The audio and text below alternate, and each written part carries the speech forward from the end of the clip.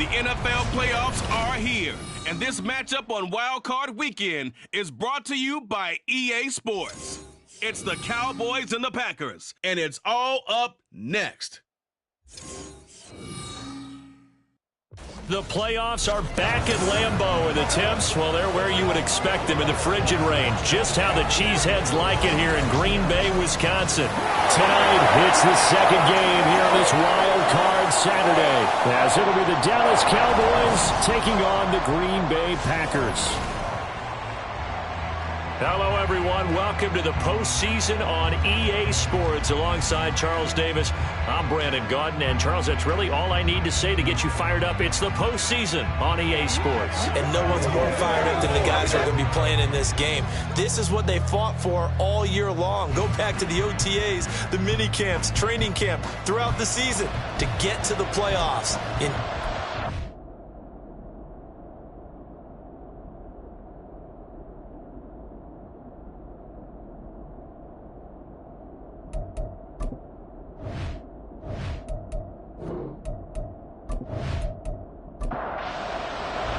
It's the second of our two games here on this Saturday as Super Wild Card Weekend continues here on EA Sports. From a couple yards deep, he'll bring it. And the decision to come out of the end zone is going to cost him 5 yards as he's taken down right at the 20. Now we'll see what the right arm of Dak Prescott has in store as the Dallas Cowboys offense sets up shop. And there's really no underestimating or downplaying the incredible regular season he had throwing the football. When you throw for over 5,000 yards, that's a monster season. He's got an offense that's certainly capable of doing damage in the postseason as well. But he also understands that defense tends to win championships in the playoffs. He wants to find a way to set that aside and advance his team. Call it officially a loss of 2 on the first play from scrimmage. Second down. Now Prescott. He's going to hit his man out of the backfield. Complete. And just in general, Charles, on a play like that, how tough is it for the defense to account for a running back essentially being a receiver downfield? It's very difficult, especially if the running back has skills like a receiver, and you're aware of that before the game even begins. So throughout your practice sessions, you're going to want to be aware of him. Where is he lining up? What can he do? What kind of damage can he do to us downfield? And who can match up with him without weakening our overall defense? You're exactly right. It's a tough task to match up to him.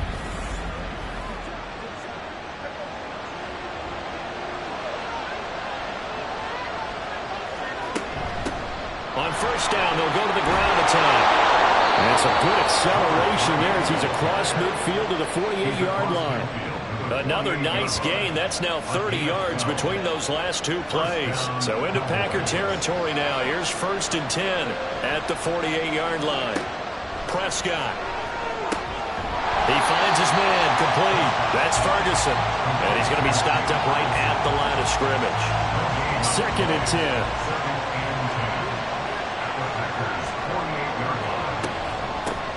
Hands it off out of the gun. Brought down, but after we saw a flashy little move, stopped short of the 40. Here comes the 7th play in this opening drive. They've moved it well, but here's 3rd down. There's Prescott. Work in the middle of the field, and he's got a man complete. And this is going to result in another first down as the tackle's made at the Packers' 28. They give him 14 yards that time and a fresh set of downs. Well, another completion right there. And again, Charles, good time in the pocket. That offensive line on this opening drive been really solid. They've been more than solid. They've really tamped down the pass rush and kept him safe in the pocket, able to look around, find his target, and deliver.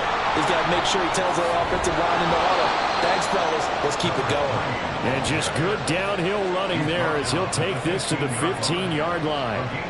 Another nice gain, 13 yards that time, and another first down.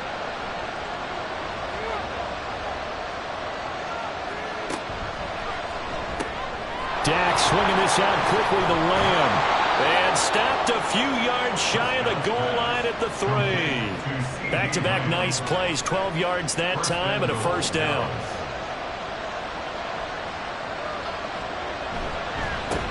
They'll try to run this one in.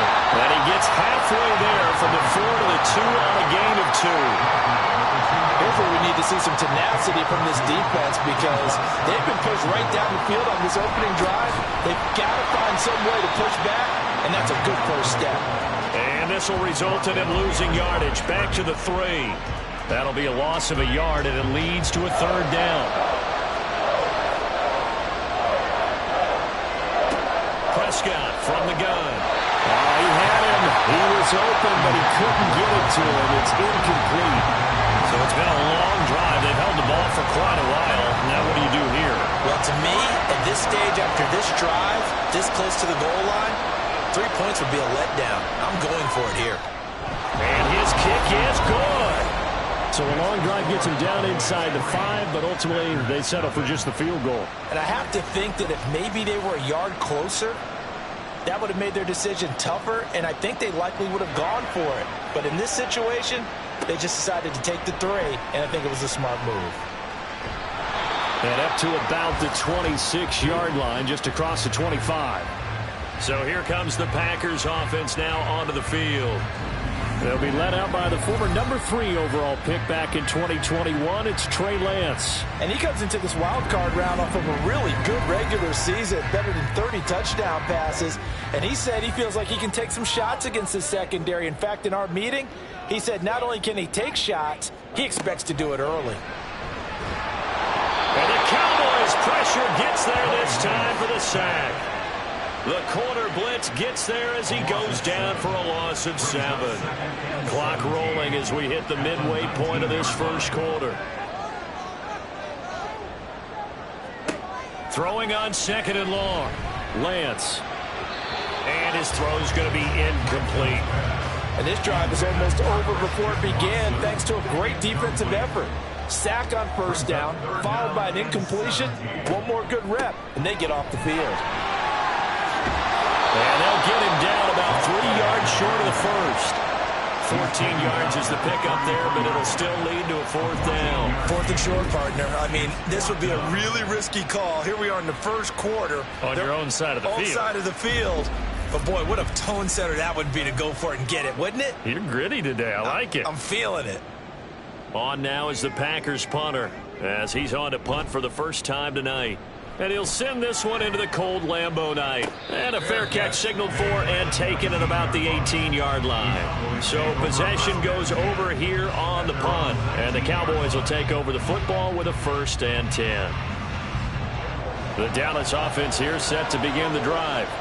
They've got a 3-0 lead and the football as they start 1st and 10. Meanwhile, Dak's throw pulled in by Jefferson.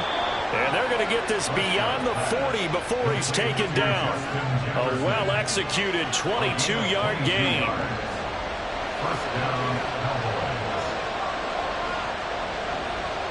Looking to throw. Prescott. And he floated one out there incomplete.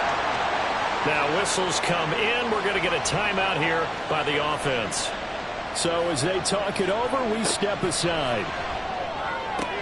Meanwhile, Prescott's throw pulled in by Lamb.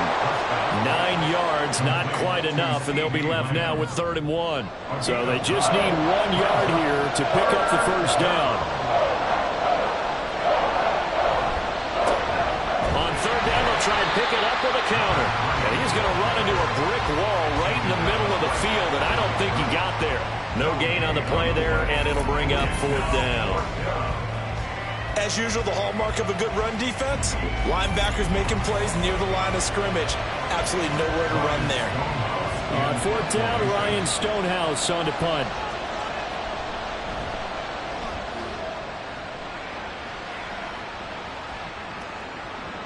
And this is going to hit the goal line and continue on into the end zone for a touchback.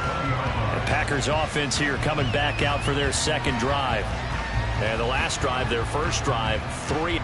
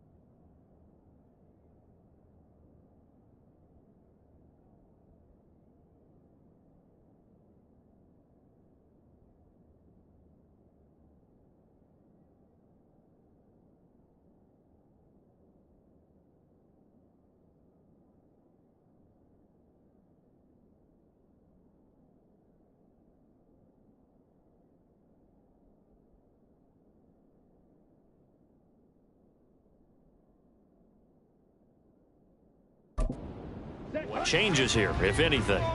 I think it's making sure the guys that you trust the most with the ball, the biggest playmakers you have, that they touch it on this possession to try and get things moving. So get it to the horses. Without a doubt, they're the ones that typically end up in the end zone. After the incompletion, here's 2nd and 10 from the 20. Play action. Now it's Lance. He'll buy some time right. And he works his way past the line of scrimmage and then slides to a hole. He'll wind up with positive yardage. It's a gain of 3, but now it's 3rd down. And Lance now to throw. Pass taken in by his big tight end. And they're going to have this across midfield and inside the 45. One heck of a 3rd down conversion. 33 yards. I'm pretty sure any quarterback will tell you it's nice to have a tight end that can stretch the field. And how about him right there, working in the heart of the defense, and they connect on a very nice play downfield, a combination of talent and toughness to go into the briar patch. On 1st down, Singleton. No, nifty juke there. Not much fun for a guy trying to tackle it. And a pretty good burst right there as he'll take this down to the 33. This gain not quite as good as the last, but still over 40 yards between the two.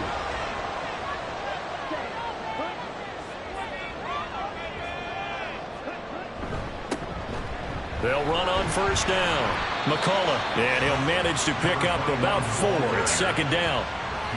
And that was a quality play to start a new set of downs. That was simply an offensive line winning the battle up front and winning it in a big way and giving their guy in the backfield a nice lane to hit. His 2nd catch in this wild card game, and it goes for a 1st down. I know exactly what's going to be said about that play from the defensive perspective. What's that? That's why I tell all you guys we need more than one tackler to... Under pressure, and he'll go down back at the 26-yard line. He couldn't get rid of it. He takes a sack for a loss of 6 to bring up 2nd down. 26-yard line.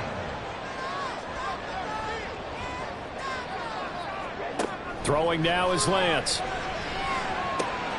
That's taken in by Watson. That'll be a gain of 16, and they'll be faced with a 3rd and inches. 16 yards on the play. It's now 3rd down.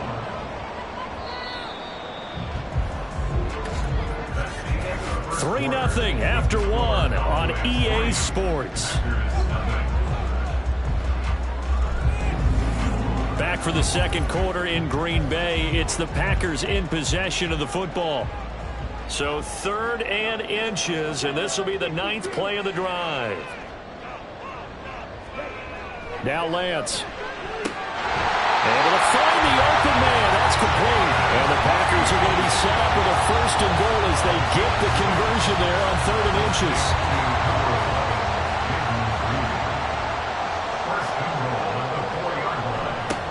They'll try and run for it on 1st and goal. And he's maybe going to get this back to the 4, but that's about all.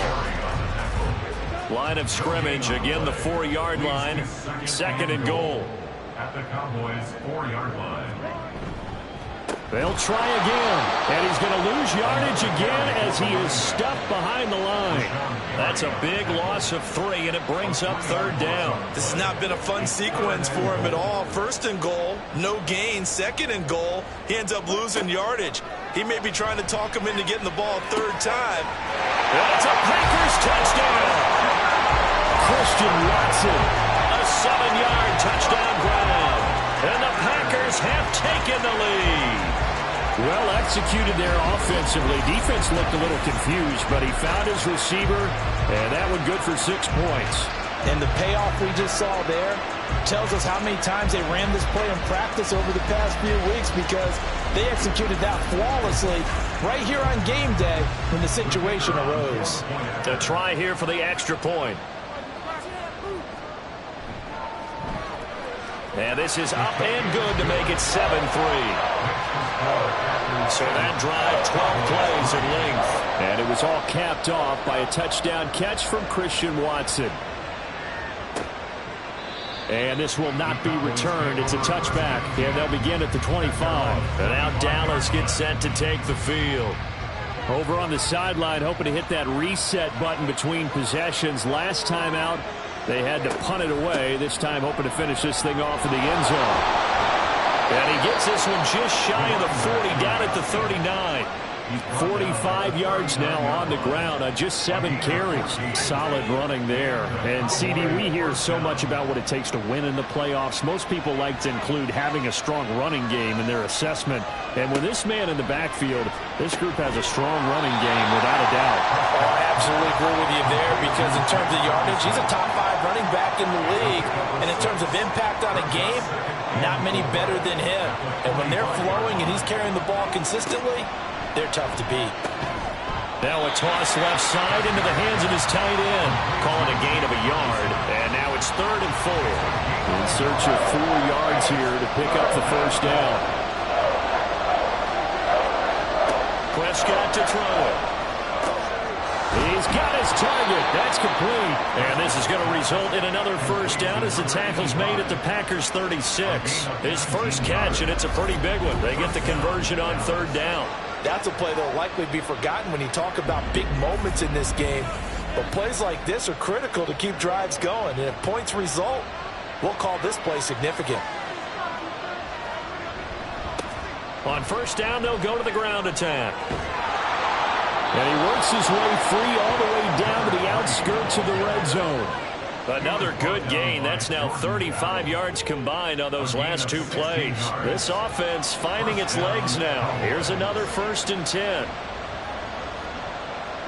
From the red zone now, Prescott. Throw left side complete. That's Ferguson. And he's only going to get a yard from the 20 to the 19. They work now on 2nd and 9.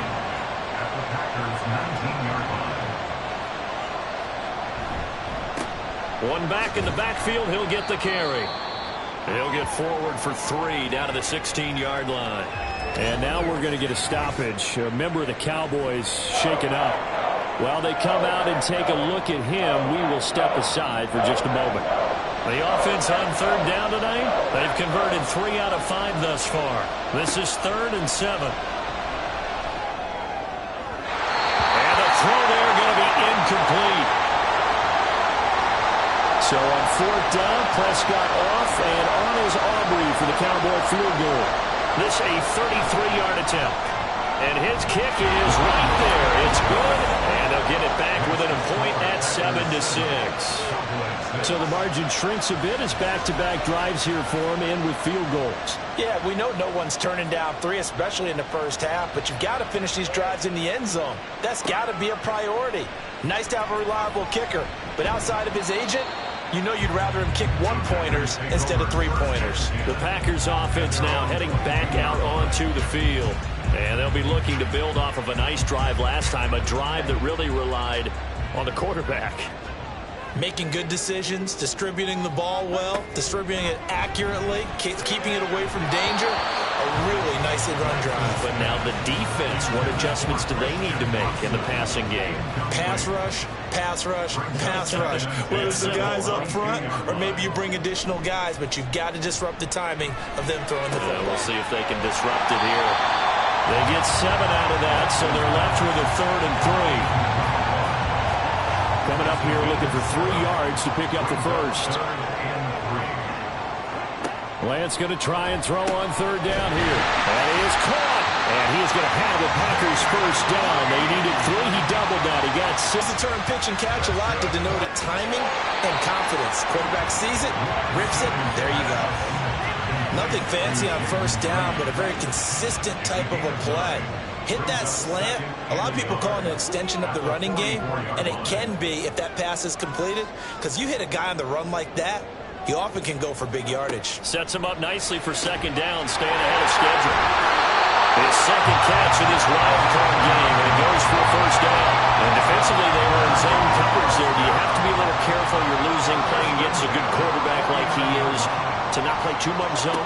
Yeah, you have to be careful about how much time you're giving up. I think it's a good point you just brought up. So maybe if you still want to play zone, you go to a zone blitz scheme. And you can drop anyone out of your defensive front. Defensive end, defensive tackle. It doesn't matter. You just exchange someone to bring more pressure towards the quarterback and still try and cover downfield. Lance Lance's throw complete to Fryermuth. 7 yards there and a first down.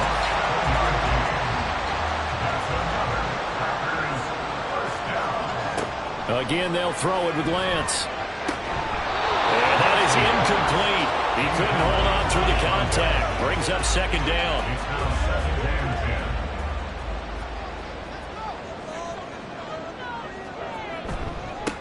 They'll try the left side. Singleton, and he is going to be stopped cold behind the line of scrimmage. 2 yards the loss, and now 3rd and 12. We'll see what they have drawn up here. A little bit behind the line. 12 yards needed to gain a first down. Now throwing on 3rd down there, but he cannot connect. This Cowboy defense looked ready for that 3rd down pass. Brings up 4th. 4th down and no hesitation from Matt LaFleur as he sends out the field goal unit. From the left hash, this will be a 52-yard attempt. And his kick is indeed good. And they bump the lead up to 4 now at 10-6. So there are 3 points in this one-possession ball game. And our ground game's been good, but they're losing here in the second quarter. Can they use that ground game maybe to work the air attack a little bit more? I think so, because now you can throw play action off of being able to run the ball effectively. And oftentimes you might want to just swing your back out of the backfield, get the ball in his hands in open space, and just don't get totally away from running it, because some of these runs now, they may pop bigger as the game goes along. Yeah, they've been good with the run so far. Prescott on first down. Looking left side, and he's got a man. That's Ferguson. And he'll be stopped right at midfield. A good gain again. That's now 31 yards combined on those last 2 plays. Back-to-back good plays have him on the move on first down. One back in the backfield. He'll get the carry. Give him 5 on the carry there, and it'll be second down. And that's exactly what you want on a first down run. Pick up 5 yards, bring up 2nd and 5. The defensive line, though, they've got to figure out a way to out-leverage the guys up front because the offensive line is winning at the point of attack. Here's a 2nd and 5. Here's Prescott. Throwing the out route incomplete. That's Carr. And now we're going to get a stoppage. A member of the Cowboys shaken up. So as the medical staff takes a look, we'll step aside.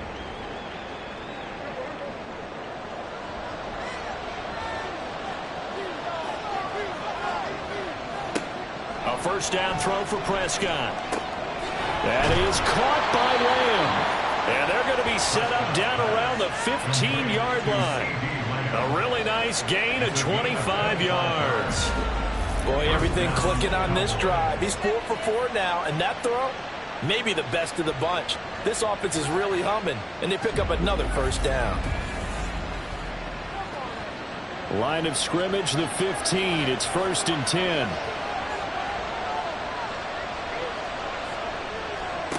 Prescott now. Throw left side is complete on the diving effort. And the Cowboys play that moves them all the way down to the 1. I think he has to be saying to himself, how did that not wind up a touchdown? Remember, you just need the tip of the ball to cross the plane. It's not going to get there, but they're going to be set up in great shape. And that is caught. Touchdown, Cowboys. Justin Jefferson from a yard out. And the Cowboys will take the lead here in the final minute of the first half. Well, that's just how they drew it up, CD. His first read was there, got it to him quickly and into the end zone. Absolutely excellent execution by all involved. And the coordinator, got to give him credit, found the perfect play call. Quarterback let it fly as soon as the target came free. And his guy made a nice catch. Just how you draw it up in practice and then execute it in the game. Aubrey good with a PAT. And that gives him a 3-point lead. And he brings us out past the 20 to the 24. The Packer offense heading back for one final first half drive. And with them trailing, there is still enough time to try to string a few plays together, maybe get into field goal range. 30 seconds remain in this first half as they come up here 1st and 10. Working from the gun, Lance. And he will go down. A Max Crosby. He's the one that got home and takes him down for a loss of 9. At the 15-yard line. So we come upon halftime here in this NFC wildcard matchup as we send you down to Orlando where Jonathan Coachman has our EA Sports halftime report. Coach. Okay, Brandon, thanks very much. The second of our 2 games here on this Super Wildcard Saturday is at halftime. We'll get it back out to you guys in just a minute. But first, let's take a look ahead to Sunday's action in the NFC. A 3-6 battle that ought to be a good one, as it's going to be the Tampa Bay Buccaneers taking on the Philadelphia Eagles. Meanwhile, in our game, just a field goal separates these two sides at the break. One will go on to the divisional round, one will go home. To find out who it is, let's get you back out to Brandon and Charles. This fielded right at the goal line. And a good return as he'll be stopped just shy of the 30-yard line. And the Packer offense ready to go to begin this third quarter. And Charles, that had to be an interesting locker room at halftime. This is a team that's had so much success this year. Haven't really had to deal with a lot of adversity at halftime, to be honest. But now here they are with their playoff lives on the line. And I think when you're alluding to that interesting locker room, you're just wondering, how are they handling that bit of adversity that they're seeing right now? Because I think this is a team that has to look to lean on the veterans at this point. We know we're better than this. We've proved it all season. Let them disseminate that confidence through the locker room. But this opening drive, it'll be an important one for them to give them a little jolt of confidence moving forward. And he slips up past the 45 before being tackled. Give him 18 on that play, and Green Bay has the first as well. Sometimes it's hard to believe, but there are times this game is about patience, isn't it? Has had the game he expected, but that run there, that may get him going. I was just going to say, maybe that gives him a little juice, because you're right, he struggled, especially in that first half. Yeah, and I know the great ones always think to themselves, just hang in there. I'm just one big carry away from busting this open. That's a good start for him. Now a 2nd and 6. 2nd and 6 at their 49-yard line.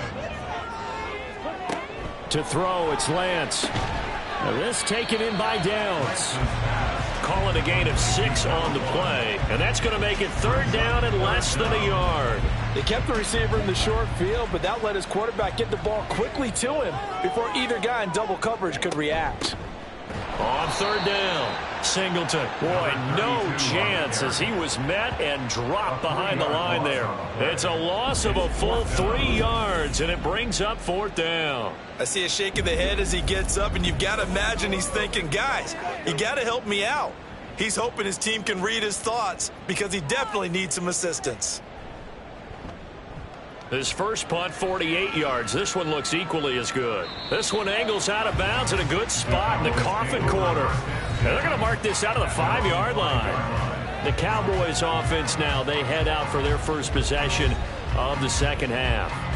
And both of these defenses have been stifling these last few drives offensively. Just not able to get anything going, so what needs to change?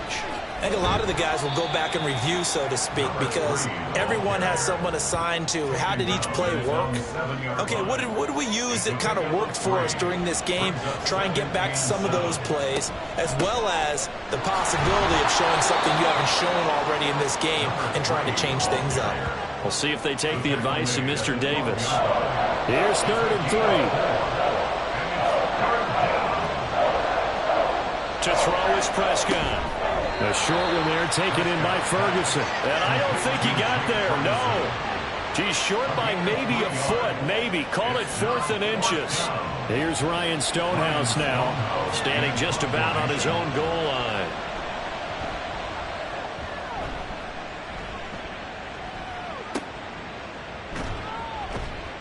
And now it looks like he's in some discomfort after being tackled at the end of that return. Hopefully, obviously nothing serious here. Medical staff, though, going to take a peek, and we'll take a break. About set to get this drive started, the Green Bay offense at the line. And our game's hit a little bit of a lull here, a little bit of a snag. Punts on back-to-back drives. And old-school coaches don't necessarily mind that. Didn't turn it over, right? Didn't create a big play for the other team. Right now what you're looking for is, can you gain an advantage in field position? And that's what both teams are seeking right now. Yeah, they'll be seeking to gain that advantage here on this drive. Automatic first down. So the yellow flag came out, and that leads to a new set of downs for this offense. 1st and 10. Here's Lance to throw it. Forced out to his left. Nice work to get 7 out of that, and it's 2nd down. You know what I like about that play? He didn't try to do too much on 1st down. He took what the defense gave him, put together a solid gain to bring up 2nd and manageable. Now they have a couple of plays to pick up just a few yards and a new set of downs. That is caught inside the 5. And out of bounds all the way down at the 3. First and goal at the 3-yard line. Lance looking to throw it. A quick throw there is incomplete. Down this close to the goal line, 1st down. Surprised that wasn't a run?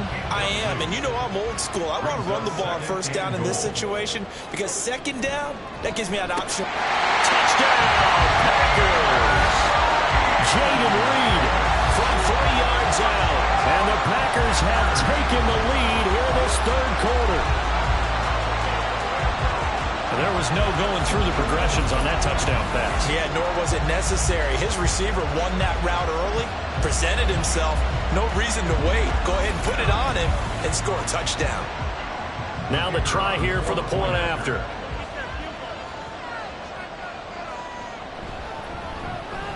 And that will make this a 4-point game. So that drive, 4 plays. And the result, a Green Bay score. And this will not be brought out. It's a touchback. The Cowboys about set to take over on offense. These guys definitely hoping for a better showing than their last appearance. They couldn't really even move the football much beyond the shadows of their own goalpost, Charles. We'll see if they can get a better, more sustained drive going here. Yeah, and every team that we ever talk to says the exact same thing. When you start a drive from that deep in your own territory, the goal is a minimum of at least 2 first downs, because even if you have to punt then, you change the field position, right? You flip the field a little bit. They didn't get that done. This time they want to string together a nice drive and help themselves out. Prescott. This one brought in by Jefferson. 9 yards, and that leaves him just short, so it'll be 3rd and less than a yard. A gain of 10 brings up 3rd and 10.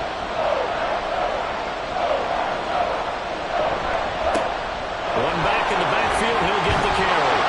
And able to get this one across the 45 before he's brought down.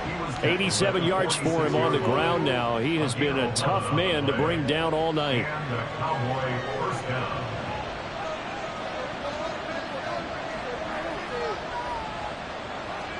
On 1st and 10, Prescott. Got his open man, it's Carr. And they're able to work this to the 25 before it's all said and done. A really good pickup of 28 yards. For a tight end, he's got good straight line speed, and on that route, he's often the guy that gets overlooked. Nice job there of finding him in stride for really good yardage.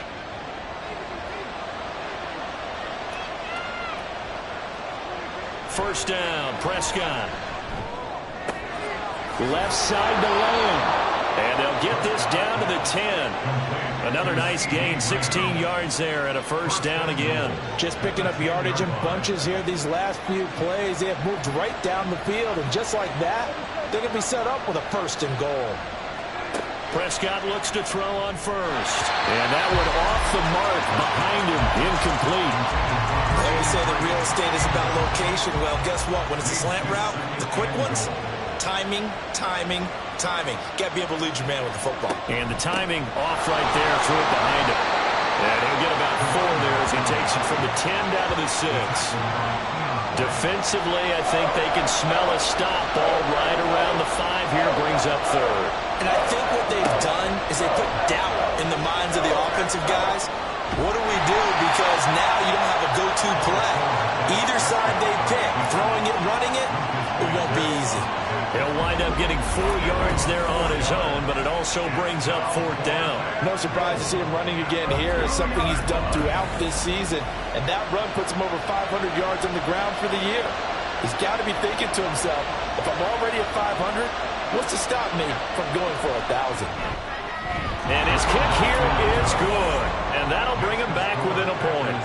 He's got 9 points on field goals now. He's made 3 of them. That gets him a bit closer, but there's no question they need to start turning some of these 3s into 6s. And for him, it's not his concern, right? He just goes out there when they call on him and goes ahead and puts points up on the board. But the offense has got to get together and figure out what's stalling their drives, so they have to keep calling on him. Green Bay's offense ready to go again. This drive here beginning probably with a pair of motivated groups. Remember, the offense scored a touchdown on their last time out, looking to repeat that in Charles's defense. They were very frustrated after giving up 6 the last time on the field. And frankly, it's just a battle of wills in a lot of ways, because you know they're both motivated, they both game plan for this drive, and they both have specific outcomes in mind. To me, it just comes down to who can execute better and which side can step up and assert its will over the other. Play action. Now it's Lance. Out route, and he connects with Freiermuth. 9 yards, not quite enough, and they'll be left now with 3rd and 1. A gain of 9 brings up 3rd and 1. Now a handoff up the middle. McCollum, and he will have the 1st down as they get into the ground at the 37. It's a gain of 4 there, and it gives him a new set of downs. Line of scrimmage, the 37 on 1st and 10.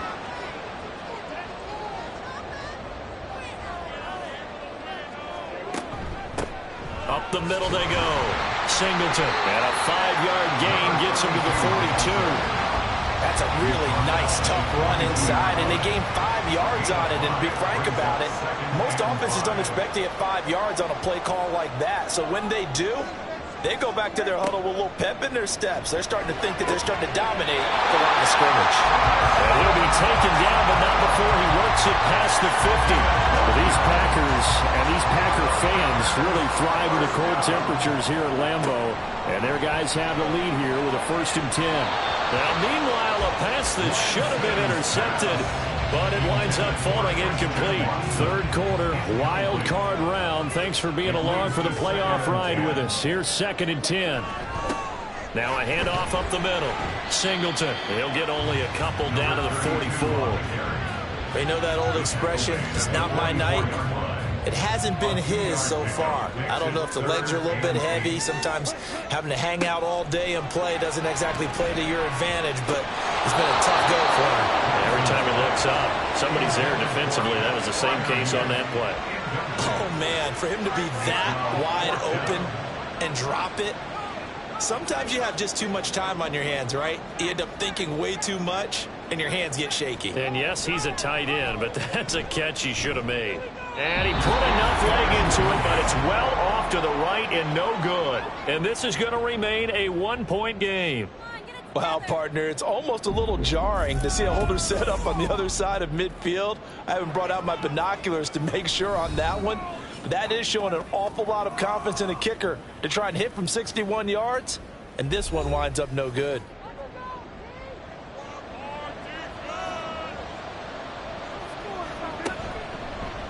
And they'll run the option to start the drive. Give him 3 on the keeper there, and it is 2nd down. Typically on the read option play, when we talk about responsibilities, we're talking about what the quarterback has to go through. How about the inside linebacker, though? His job on this play, shadow the quarterback and hold him to a short gain. Did it to perfection. And he'll go down, and that will do it for the 3rd quarter of action.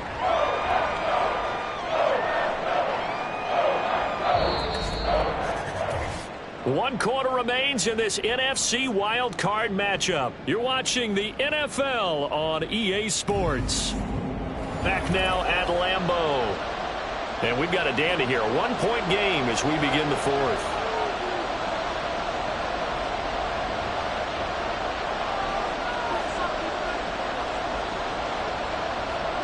On 3rd down, it's Prescott.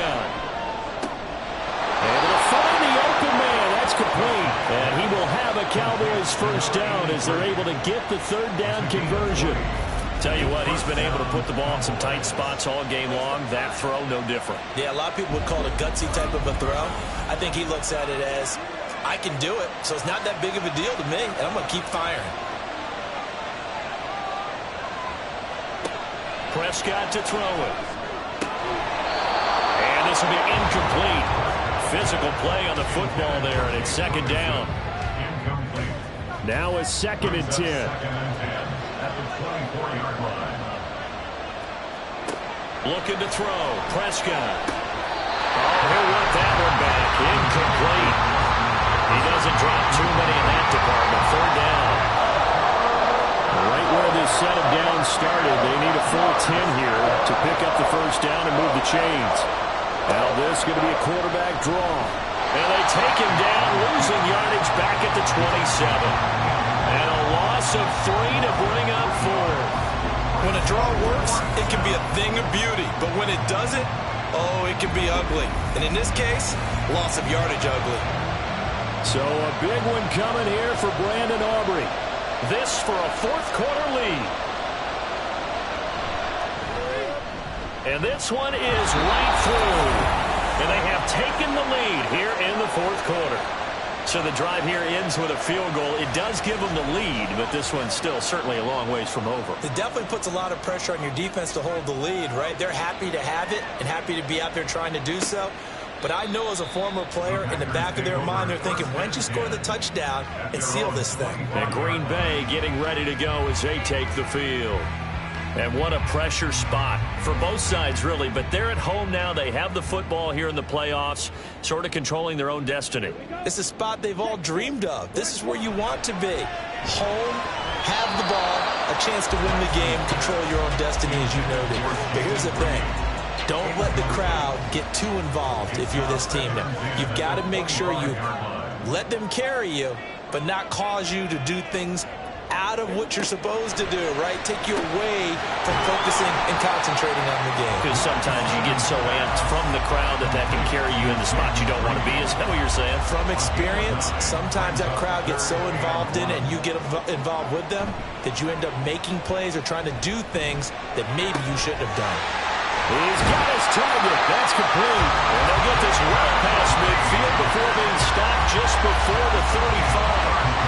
Forget the run on 3rd and 1. They shock the D and rip off a pretty big play. That could very well be a defining play in this game.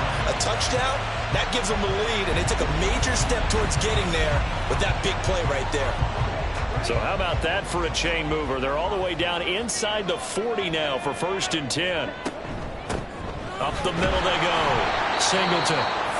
And he is swallowed up right at the line of scrimmage.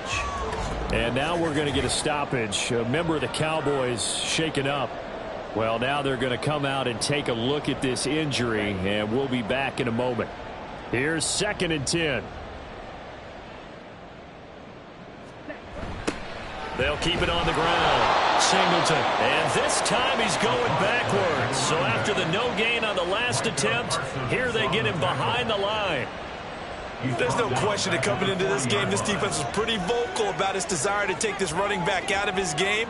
And all that pregame wolfing has turned into results. Now on 3rd and long, they'll look to throw. That is caught. Down inside the 10. Touchdown, Packers. Christian Watson. His 2nd touchdown of the night. And the Packers have moved out in front here in the 4th quarter. This has definitely been a back-and-forth affair, and now they have the lead here in the 4th quarter. Yeah, and they gave up the field goal on that last drive, as we remember, but it felt like their offense told them, don't worry about it. We got your backs. We'll come back with a touchdown of our own, and they did. Point after here coming up.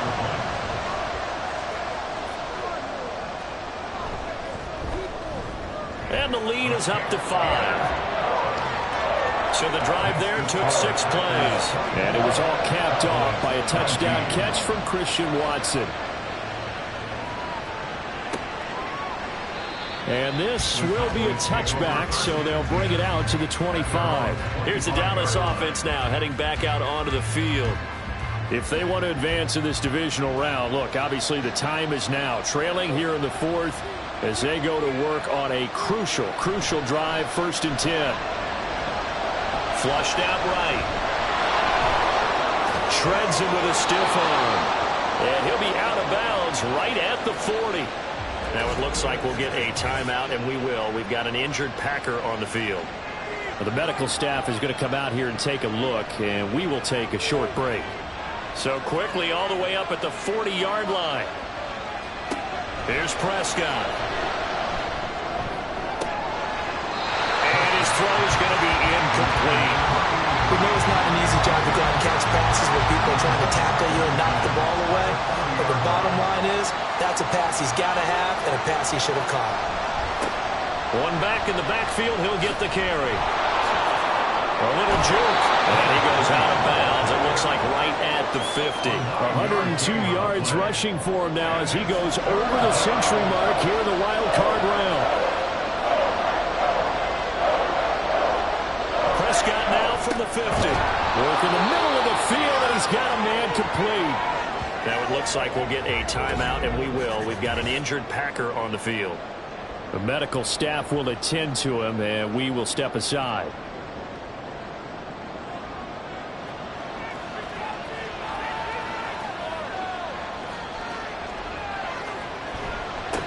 On 1st down, they'll go to the ground attack. Flashed the stick skills, but didn't get a ton from it. Stopped short of the 35. It's a 7-yard carry to set them up with a 2nd and 3. Brings up 2nd and 3.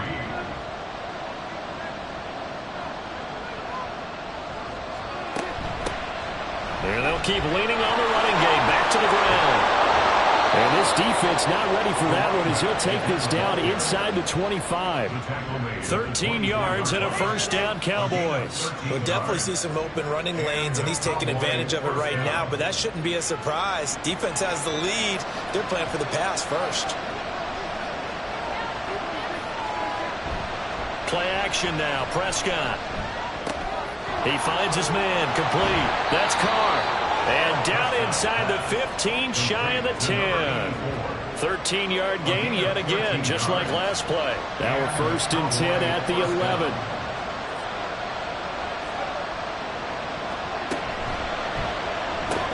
Left side, caught by Matthews.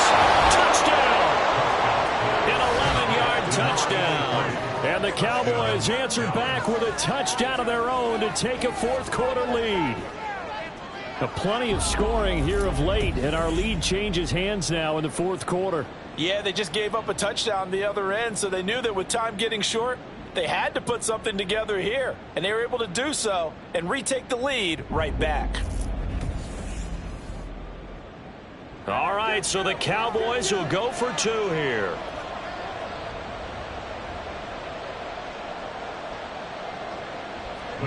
Prescott, they're going to throw for it. And no, incomplete. They can't convert. So they tried to bump the lead up to a field goal. Instead, it stays at 1 here in the 4th.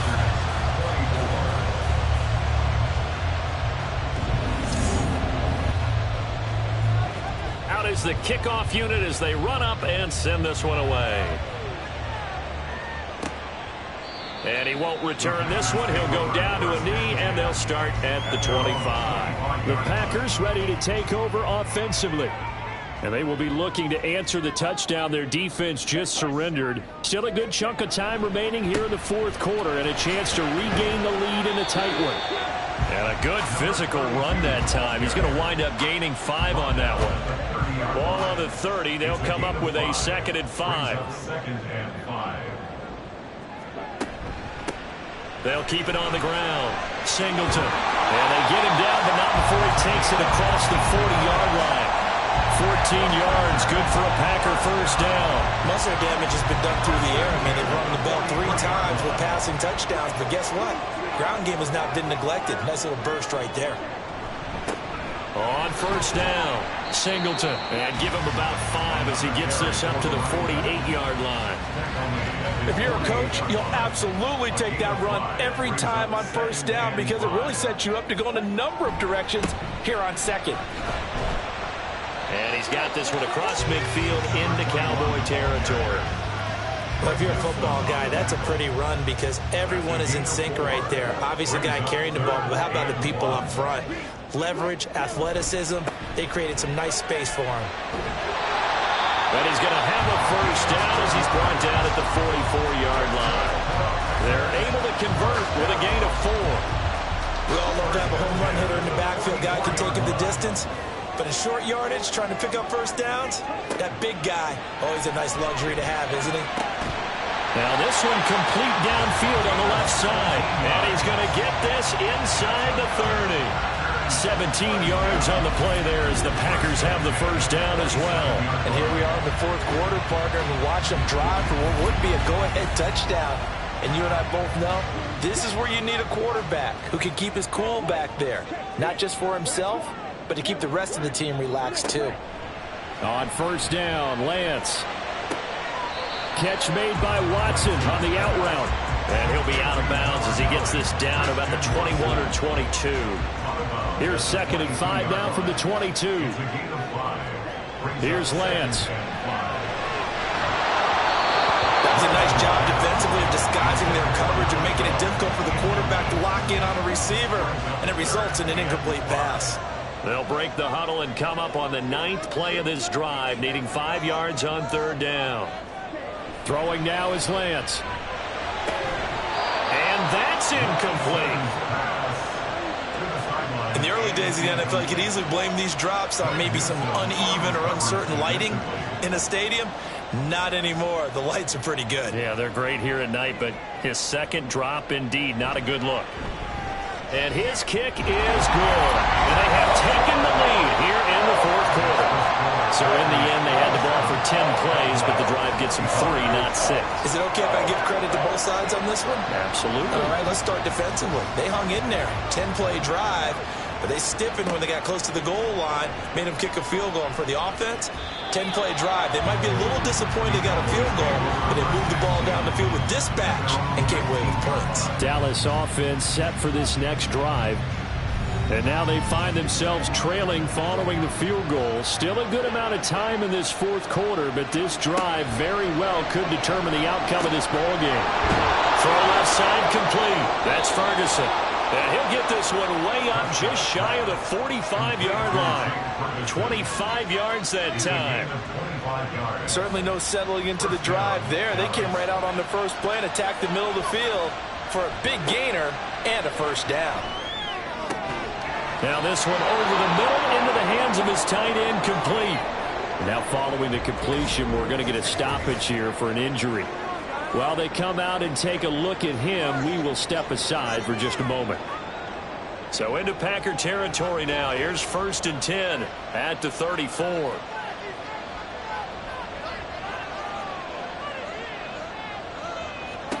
Now Prescott. That is caught by Lamb. And inside the 20 before he's brought down. 17 more yards on that one as they keep the drive rolling. Well, so far, little to no resistance by the defense on this drive alone.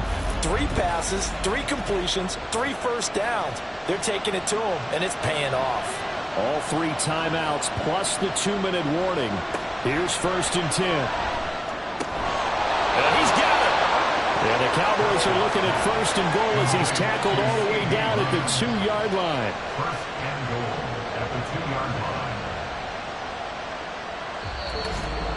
2 minutes remain, and that's our score differential as well. 2 points here in the fourth quarter. So the Cowboys in possession of the football here as we get you reset. They come up on a 1st and goal with this game still hanging in the balance. And they'll try the option on 1st and goal. And he gets halfway there down to the 1-yard line. Here's 1st and goal. That flag accepted, and it backs the offense up a little bit. Now Prescott. And he'll take it into the end zone for a Cowboy touchdown. Dak Prescott taking it in from 11 yards out. And the Cowboys have regained the lead. And touchdown and congratulations and zero relaxation ahead of them, right? Way too much time on the clock for them to start celebrating. Yeah, part one is done, but now on the sideline, you can already see them scrambling down there. They're getting those defensive guys ready. Yes, you have to get those guys ready, and you also have to talk to your special teams guys. Make sure the kickoff is exactly what you want and cover it well. The kick team out there for the Cowboys as they run up to send this one away. And he'll just take a seat, and the drive will begin at the 25-yard line. So the Packers down by 5. A minute 51 on the clock. A fourth straight defeat looming on the horizon, barring a comeback here as they've got it with a first down.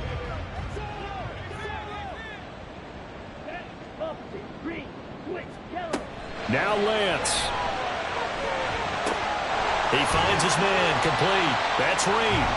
It drives some people crazy to see those short throws underneath. They gotta find a way to gash the defense downfield. Here comes second down at 5. Lance back to throw.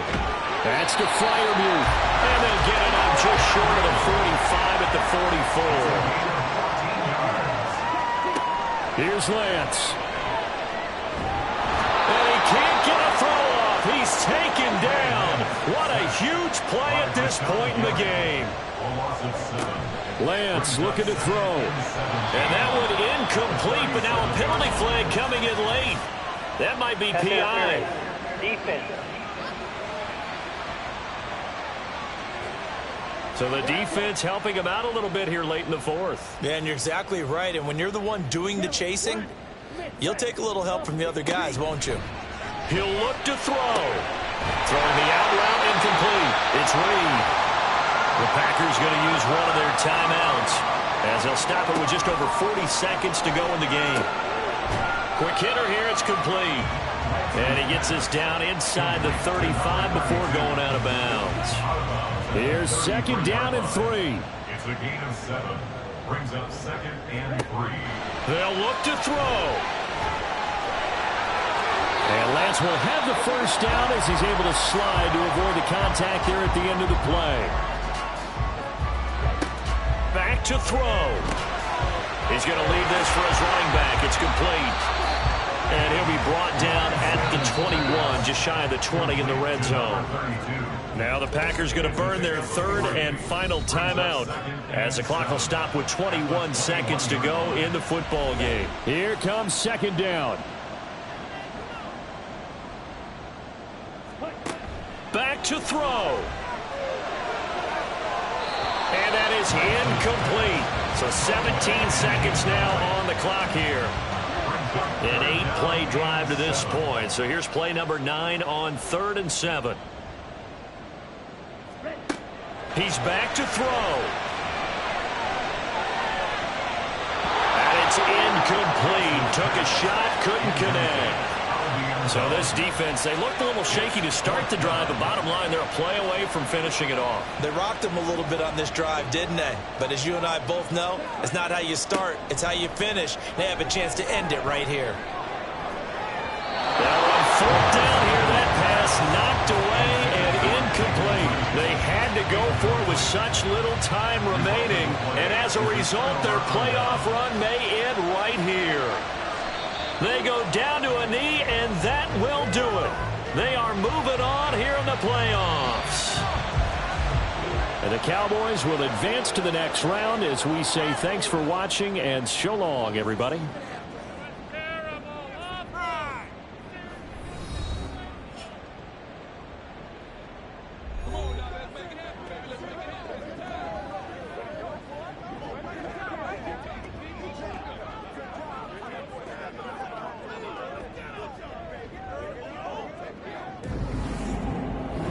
So that'll just about do it for Charles Davis. I'm Brandon Gaudin. You've been watching the NFL on EA Sports. For more, log on to easports.com. From Lambeau, good night, everybody.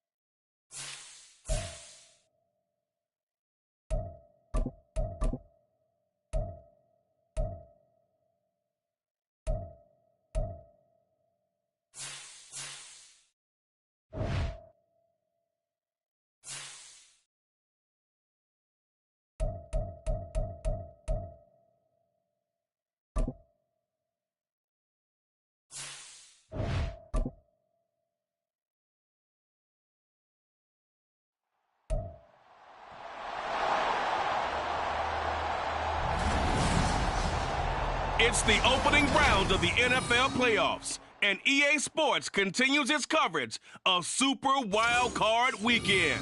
It's the Chiefs and the Dolphins, next on Madden Football. Playoff fever has immersed South Florida as we are at Hard Rock Stadium here in Miami. Coming up, we begin a triple header here on Wild Card Sunday, as it'll be the Kansas City Chiefs taking on the Miami Dolphins.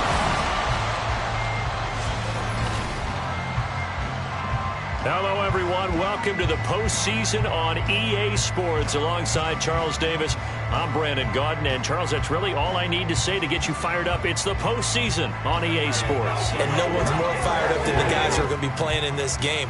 This is what they fought for all year long. Go back to the OTAs, the mini camps, training camp, throughout the season to get to the playoffs. The intensity level will be off the charts.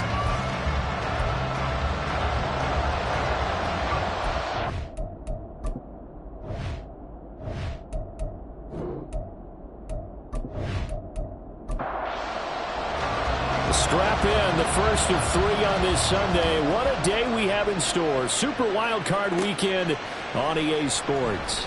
Here's McLeod from... And only able to get this to the 19, so probably should have opted for the touchback. So here are the Chiefs now coming out for their opening drive. And trotting out there, no introduction needed for this guy around the league. Now in his 7th season as a QB. Let's face it, it doesn't matter if you're a rookie free agent or a 15-year vet. Guiding a team to victory on the road in the playoffs, that's no small feat. And it's going to be really important for him to play mistake-free football. But equally important, create some big plays as well to give his team confidence that they can win. First catch of this wild card game for a 1,000-yard receiver in the regular season. He's got a first down, too.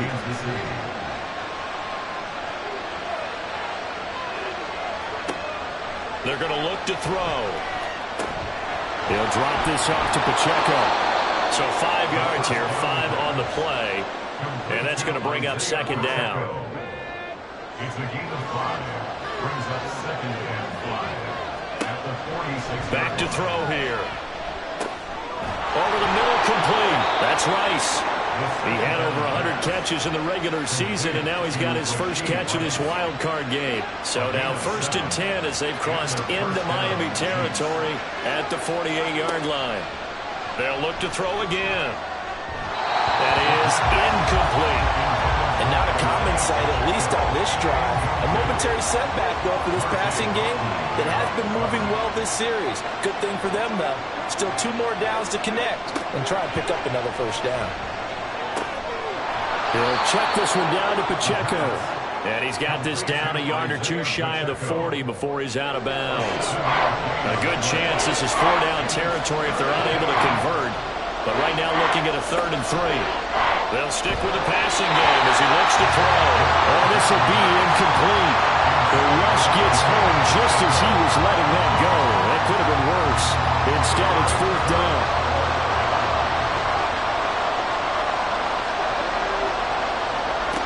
Back to throw again. Being chased out left. And he works it past the 30, almost to the 25. Opted to run for it. The decision a good one. Picking up the first, getting 14 yards on the scramble. Partner, there's a downside to everything, and the danger of man coverage is if you're locking down your target, you often turn your back to the quarterback and you don't see him. Sometimes you open up a big lane for him to hit you for big yardage, and that was an astute play by him to scramble out, see that lane, and burn them for a first down. And taking it to the 15-yard line before he's brought down. 12 more yards there and another first down. I like it, I like it, I like it. Get everyone involved in the passing game, and you know you can create those great mismatches throwing it to your guys out of the backfield. And on the first drive, that can also help establish some rhythm, right? I think so, and gets And he'll go down. Brought down at the 20-yard line. Trenton Simpson, well, he just flew in there to drop it. I know some of the talk after last week's loss was the O-line struggles. They gave up 4 sacks. He got hit here and taken down again, so that's something to monitor. It is something to monitor, but they've got to help their offensive line out. And that is caught for the touchdown, Kansas City. Isaiah Pacheco. A 20-yard touchdown. And the Chiefs will strike first here, this wild card matchup. Forget about the storylines of being intimidated in the playoffs on the road. I mean, that was pretty clinical right there. Yeah, they didn't treat it like it was a playoff game in January, did they? No. That felt much more like, hey, we're back in August, running a few drills in the practice field. They seem unaffected by what they're facing in this one. Harrison Butker is on for the extra point. And his kick is good to make it 7-0 KC. A 10-play drive that time. And it's capped off with a Kansas City touchdown. Now after the touchdown, here's Butker on to kick it away. And no effort to bring this one out. It's a touchback. So here come the Dolphins now as they get set to take over on offense. And trotting out there leading them is their fourth-year quarterback. And he was absolutely sensational throwing the football all year long, better than 40 touchdown passes. That means he made good decisions, and his team trusted him with the ball. So I can't imagine a scenario in this game where they change their philosophy. If they trusted him in the regular season, they're going to trust him now and let him turn it loose. Throwing on first down, but this one winds up to be incomplete. I think he's got to be careful not to force anything into coverage right there. There weren't really any throwing lanes, but the best part for him, he's got second and third down to fall back on. And from the 25, they work this to the 29, a gain of 4. That second down play call was not to pick up the first down. It was to accomplish what they did to get them into a manageable third down because they had incompletion on first down, so they were behind the sticks, so to speak. They needed to make up some ground, and they did. Now, meanwhile, a pass that should have been intercepted, but it winds up falling incomplete. On fourth down, A.J. Cole comes on to punt.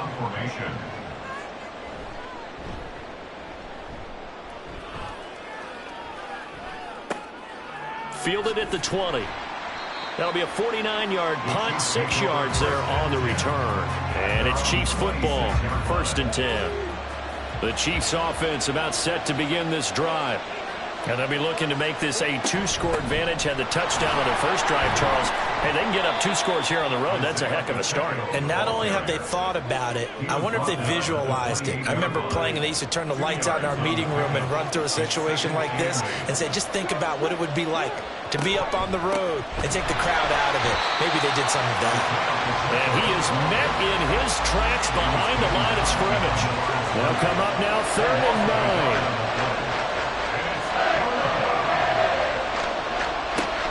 They'll look to throw. And he's just going to be short here, barely, maybe by a half a foot. It'll be 4th and inches. That looked great when he first took off because in my mind, there was room to run and he had the marker in his sight. But I certainly didn't expect him to close so quickly, and neither did he. They got to him just in time, and now that forced him to make a decision with his 4th down call. On is the punter Townsend as he gets this one away. Fielded just inside the... Now a hit and a loose football. Oh, one of the linebackers has got it. And that's what friends are for. Right.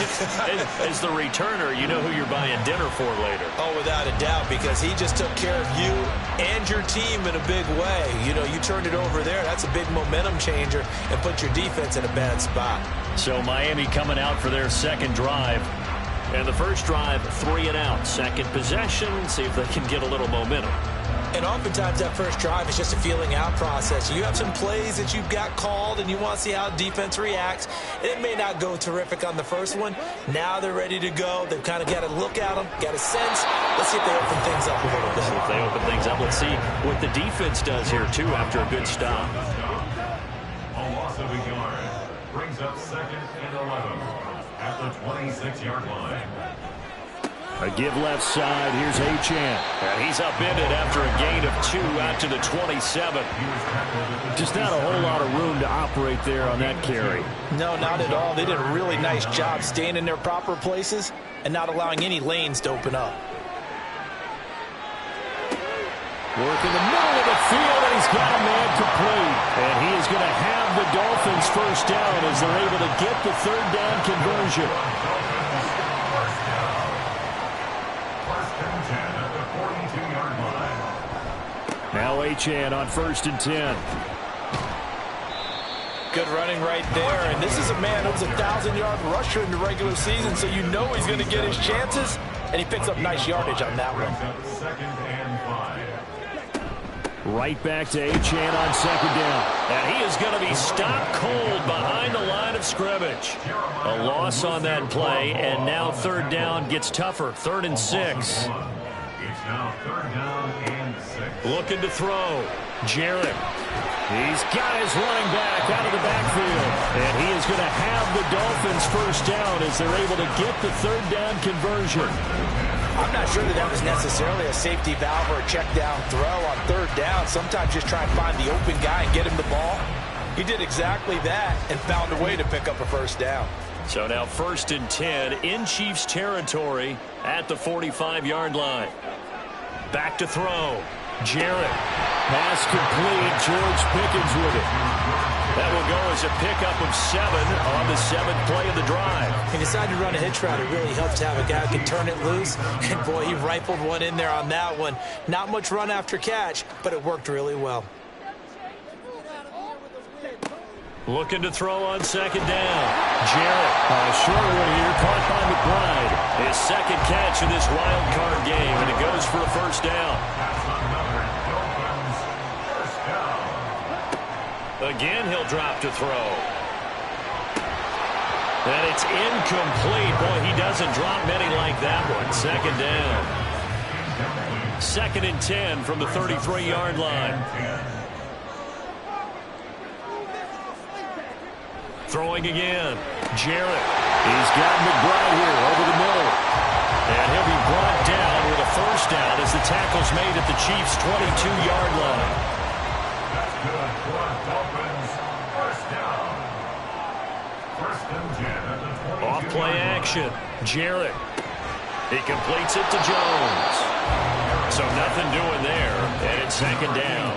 Well, that was a simple throw and catch, but even with that completion, 0 yards gained, so they're behind schedule on down and distance. I think they were hoping to get it to him. He could make a man or two miss, but that window closed quickly. Now he'll look to throw here on 2nd and 10. That's going to be caught by Waddle. And he'll get him inside the 15 down to the 14-yard line. A couple extra tight ends in the formation here as they line up 3rd and 2. Looking to throw.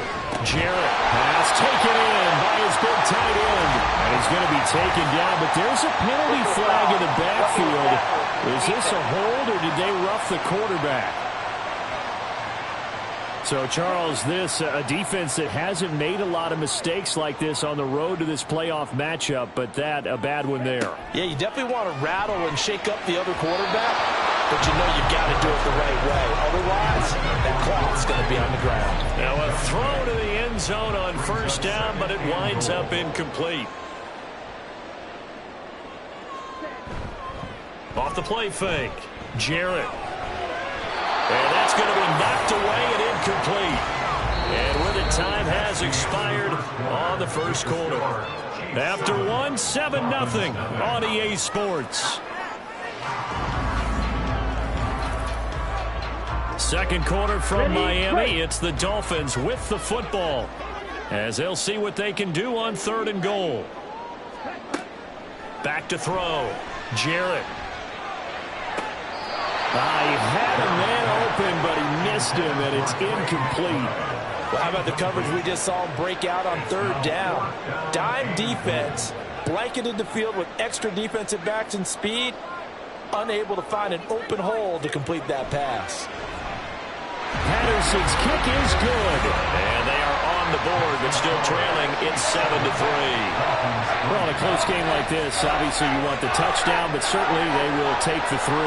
And they'll be okay with that, but let's throw a little credit to the defense as well. And I'm just glad this doesn't come down to a debate, right? Which side won, partner? Because the defense, hey, we didn't give up a touchdown. The offense, hey, we put 3 on the board. Either way you look at it, I think both sides gained something out of that drive. And Kansas City's offense now set and ready to go. Charles, a very uninspired effort the last time we saw them out there. It was a quick 3-and-out, then they punted the football. Yeah, and you never want to get stopped so soundly during a series, but what would be even worse now is letting it happen again right here. They got to get going. Here's a throw, complete right side to start things out. And he gets it here to right around the 24 before he's out of bounds. Just need a yard here, 2nd and 1. Brings up 2nd and 1.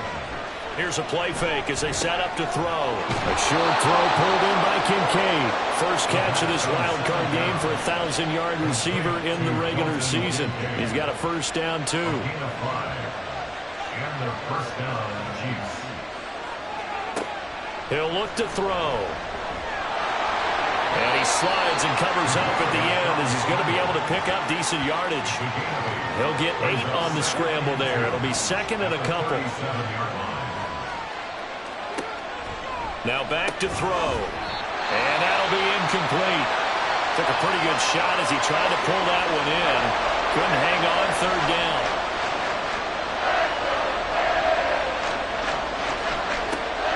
Back to throw. And that's going to be incomplete. The contact there enough to jar that ball free. And it brings up 4th down. My first thought is surprise because that's one of the better tight ends around, and I've seen him pull in balls like this before. But how about a little credit to the defense forcing that incompletion? Oh, and what a play on special teams here. This is going to be down inside the 5 all the way down at the 2-yard line. Dolphins offense returning to the field. Their drive last time, it stalled out. They were forced to take the short field goal. And the key phrase, you nailed it. Forced to, because you know coaches look at these short field goals as a last resort, right? To them, that's not how drives are supposed to end. You're supposed to put 6 on the board. That's a consolation prize. Like going to the county fair, you don't get the big stuffed animal on that one, do you? No, you don't go top shelf. That's bottom shelf material. And that won't buy him much room. Just a 1-yard gain to the 5. The Dolphins on 3rd down. They've converted 3 out of 5 thus far. This will be 3rd and 6. Eluding the pressure right. And he'll be taken down, but he does have first down yardage. Give him 7 on the tuck and run, and it'll give him a new set of downs. So a little more space to work with here from the 13 on 1st and 10. A run straight ahead with Achane. And brought down, but not before they're able to get it out to the 25. Give him 12 yards there, and the Dolphins have a first down. And this is what you want to do in the first half of a playoff game. Get the running game established. He was a big part of their run to a division title. So they're going to rely on him to carry a heavy load here in the playoffs. He rips off a nice run there. And he'll take this beyond the line of scrimmage as he slides to a hole. He'll get 5 out of the scramble. It's 2nd down. At the 29-yard line. Up the middle, Achane. And he'll take this to the 32, a gain of about 3. And hold on here, because on that last run, it looks like we have a player who was shaken up. We'll get an update when we come back to Miami. Trying to keep the drive going here. This is play number 7 on 3rd and 2. They'll run for it with Achane.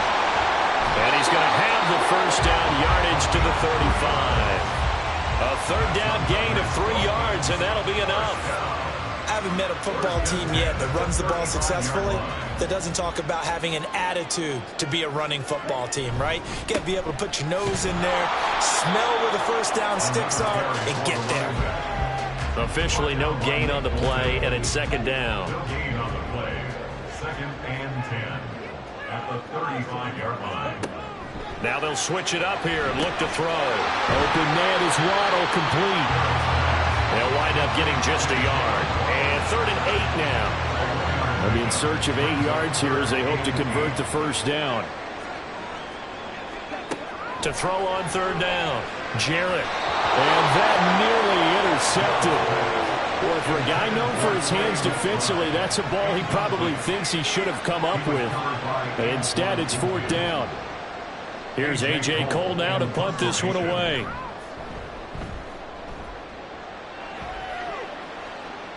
And the fair catch is taken at about the 13-yard line here. So a change of possession here on the punt.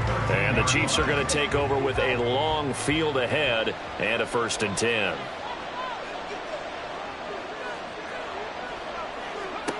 They'll come out throwing here on first down. And that one too wide and incomplete. Had the right idea there, trying to throw it to the sideline, but he led him just a little bit too much, trying to get it out to his receiver. Ends up falling to the ground, incomplete.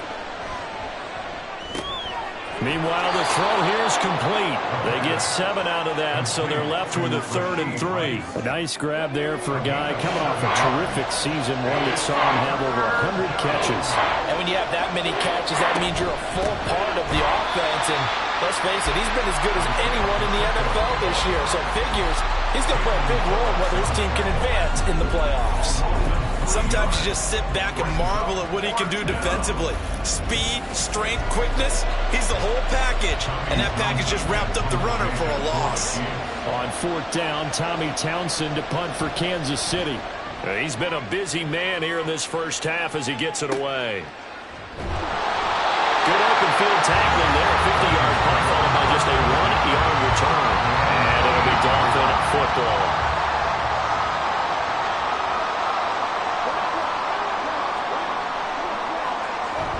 Here's Achane to start the drive.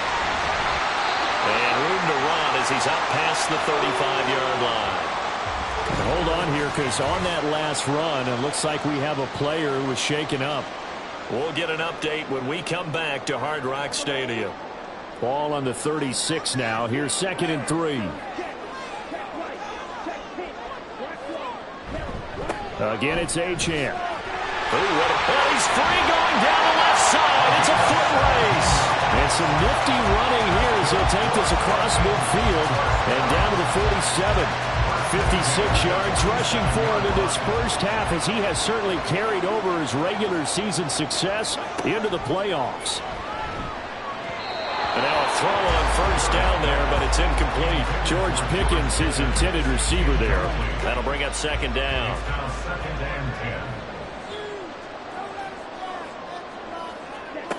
To throw again, Jarrett. That's caught downfield by Pickens. They'll head out of bounds inside the 10. Mark it down at the 9. An explosive 38-yard pickup. Big plays always wind up being a big theme as we get rolling in these playoffs, and the defenses that can avoid giving them up, but they're the teams that tend to go far. You may not eliminate those big plays, but if you can limit them, then you've got a chance to get to the ultimate game.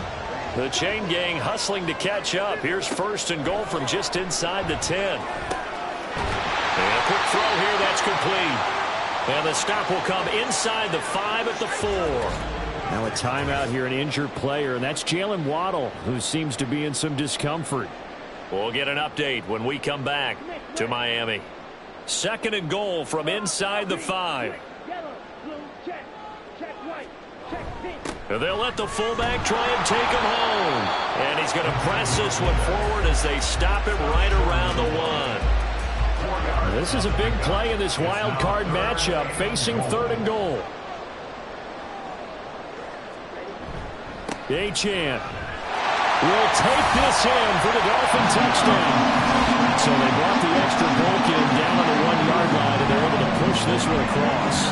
Yeah, I can just see your face right now because I know we're mind-numbing on this one. Coach Madden would love this. Power football, hat on a hat, chest to chest, driving forward, touchdown.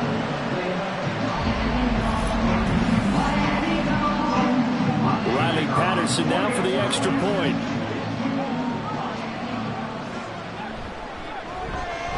And it's through, and that makes the lead 10-7. So this drive spans 7 plays. And it was Devon Achane who finished things off with a touchdown reception. And good coverage there on special teams as they'll get him down shy of the 20. The Chiefs offense set to go.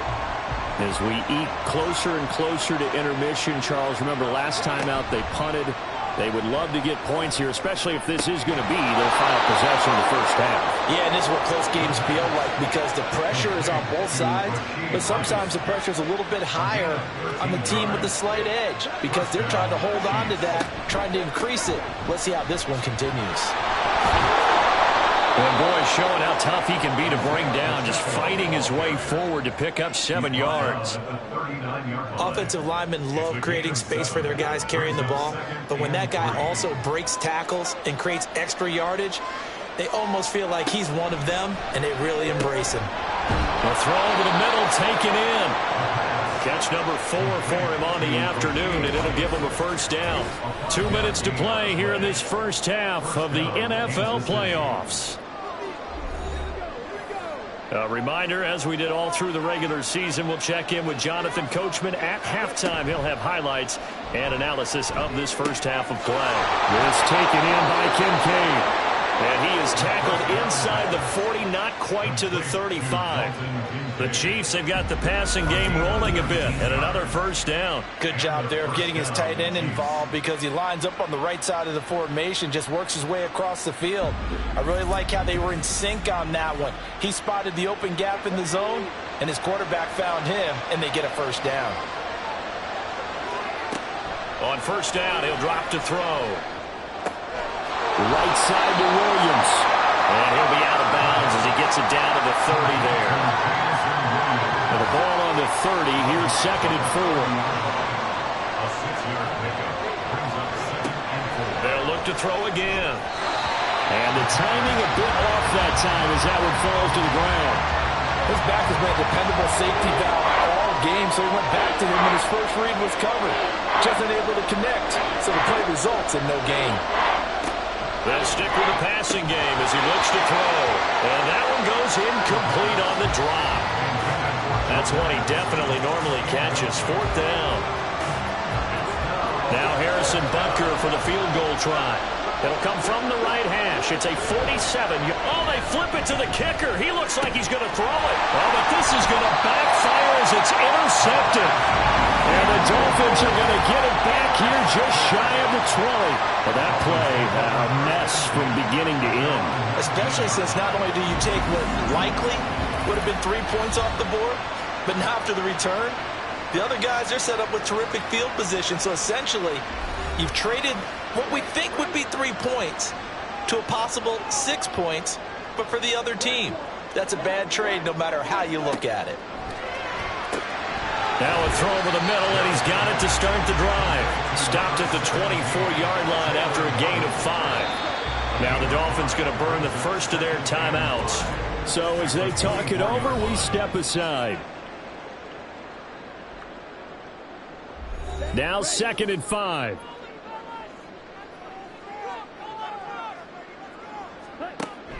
Looking to throw. Jarrett. And this one incomplete. Too much contact to hold on to that one, and it's 3rd down. They'll need 5 on this play to move the sticks. Out of the gun now on 3rd down. And he is caught. And he'll be taken down, but he does have first down yardage. That one goes for 8 yards. Would it be safe to say that as precise as routes are supposed to be run in the NFL, maybe they're not quite as precise in college ball? That's accurate, yeah. And I think we saw a college route in the NFL there. Just find the soft spot, find the dead zone, and find the first down. And that's what he just did. The Dolphins going to take their 2nd timeout as the clock will stop with just under 30 seconds to go in the first half.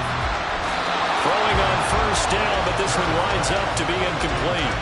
Offense was moving it a little bit, had them back on their heels, but they earned a brief pause by forcing the incompletion. That gives them a quick chance to regroup and try and mount a stand before they're back. And the Chiefs are going to get him.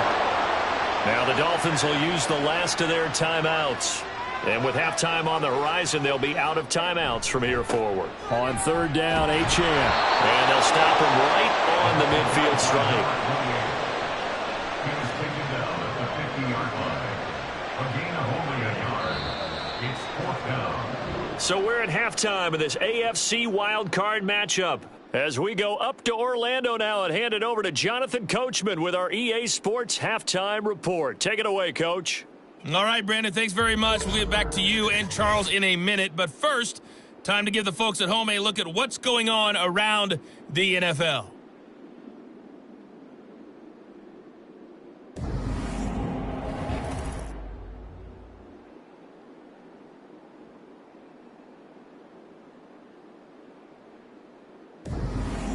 Okay, this Coach, one's been thanks as good as always. advertised. This Just one's a still field goal anyone's game separating as we these two welcome you teams. back This to is a quarter very number level 3. first half, and I'd expect to see more of the same after the break.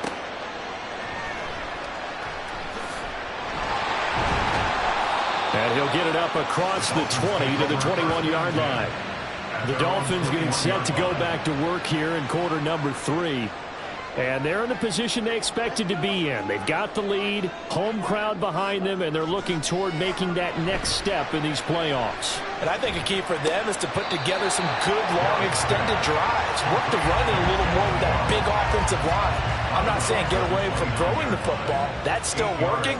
But if they run it more effectively, they may get even bigger plays in the passing game. On second down, a run by Achane. And he'll have the Dolphins first down as he's got this up to about the 34-yard line.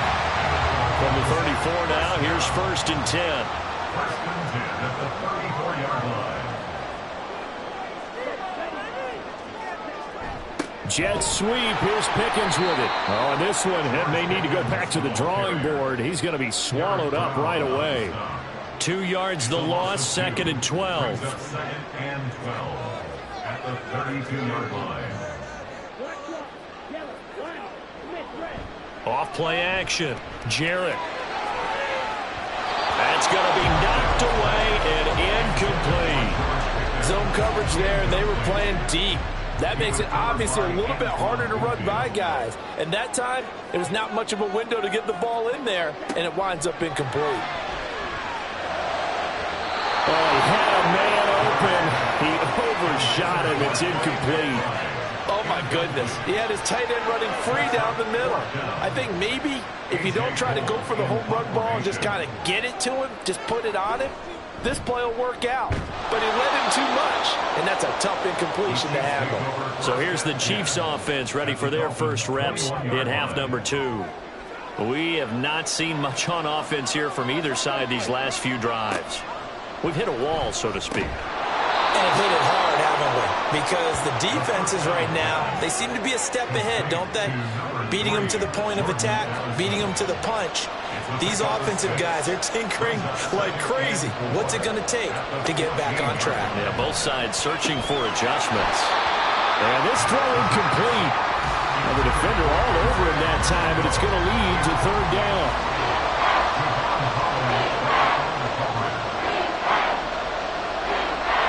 They're going to look to throw.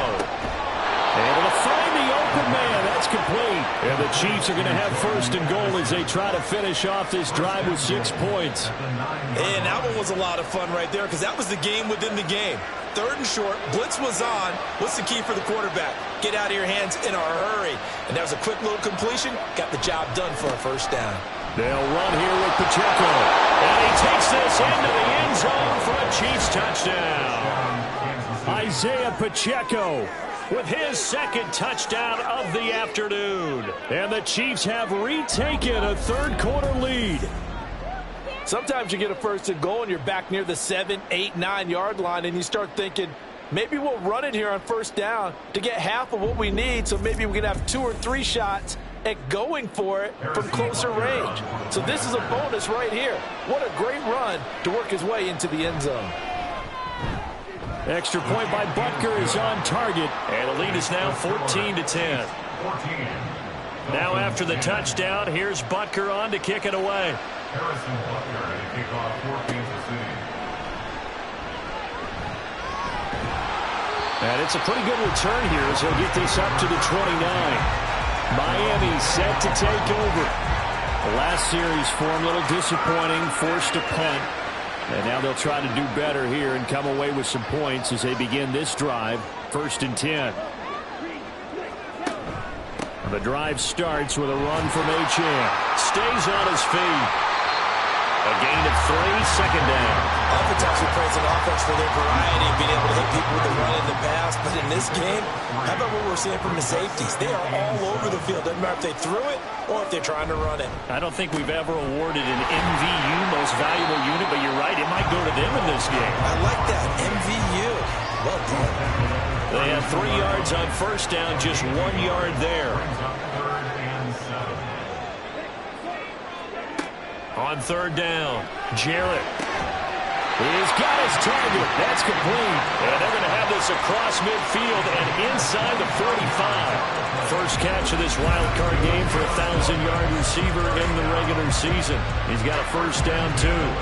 So he turned to a trusted, familiar face in that 3rd down situation. It paid off. Yeah, you go to your veteran receiver in that spot, so you can't underestimate him when he's on the field. Defensively, make sure you know where he is because he understands how to get open in key situations. And that one blown up quickly as he's going to be stopped before he could even get started. That's going to go as a loss of 4, and it'll be 2nd down. Back at the 47-yard line. Back to throw. Jarrett. And that is incomplete. A lot of force bearing down on him there. He could not hang on. It's 3rd down. They need a crafty play call here. 14 yards is what they need to try to convert this thing. Now on 3rd and long, they'll look to throw. And that almost intercepted. Oh, they would have loved to have their first pick of the game right there, but at least it does get them to 4th down. Here's A.J. Cole now as he's on to punt for Miami. Averaging 50 yards a boot so far as this one's away. And this punt sails over the sideline. And the spot, it looks to be right at the 25-yard line. And the Chiefs now getting set to go. And they'll just simply be looking to build off the confidence of the last time out where they scored a touchdown. And confidence is powerful, isn't it? When you've scored once, you feel like you can go back out there and get it done again. Doesn't matter what the defense throws at them. They feel like they're in a groove right now, and they want to get out there and show it. Yeah, hoping to stay in that groove here this go-around. 2 yards to go, 2nd down. Brings up 2nd and 2 at the 34-yard line. They'll look to throw. Throw to the right, hauled in by Addison. 2 yards, good enough for a 1st. 2 yards on the play. 1st down, Chiefs. Pacheco gets it up the gut. And he can only manage to get a couple. 2nd and 8 coming up. In the first half, he was held in check on the ground, but despite that lack of production, they still have the lead. And they've got to feel fortunate about that. If they could actually get production from their lead horse, that would help open up this offense and widen this margin, too. They try to throw on 2nd down, but this one is incomplete. This has certainly been a physical game so far. Limited scoring opportunities for both sides. And there's another chance that goes unfulfilled. On 3rd down, he'll drop to throw. And he will slide to a stop. He does have the 1st down. That one a broken play, but it ends up being a good play. The scramble goes for 20. It certainly appears that he's been able to get a read on how they've wanted to contain him in this game. He's seen some places where he can beat them in big spots, and right there, he slides in with ease for the 1st down. So now 1st and 10 as they've crossed into Miami territory at the 42-yard line. They'll drop to throw. And this will leave him a yard short. Nice pickup of 9 yards on 1st down. 2nd down and a little more than a yard here.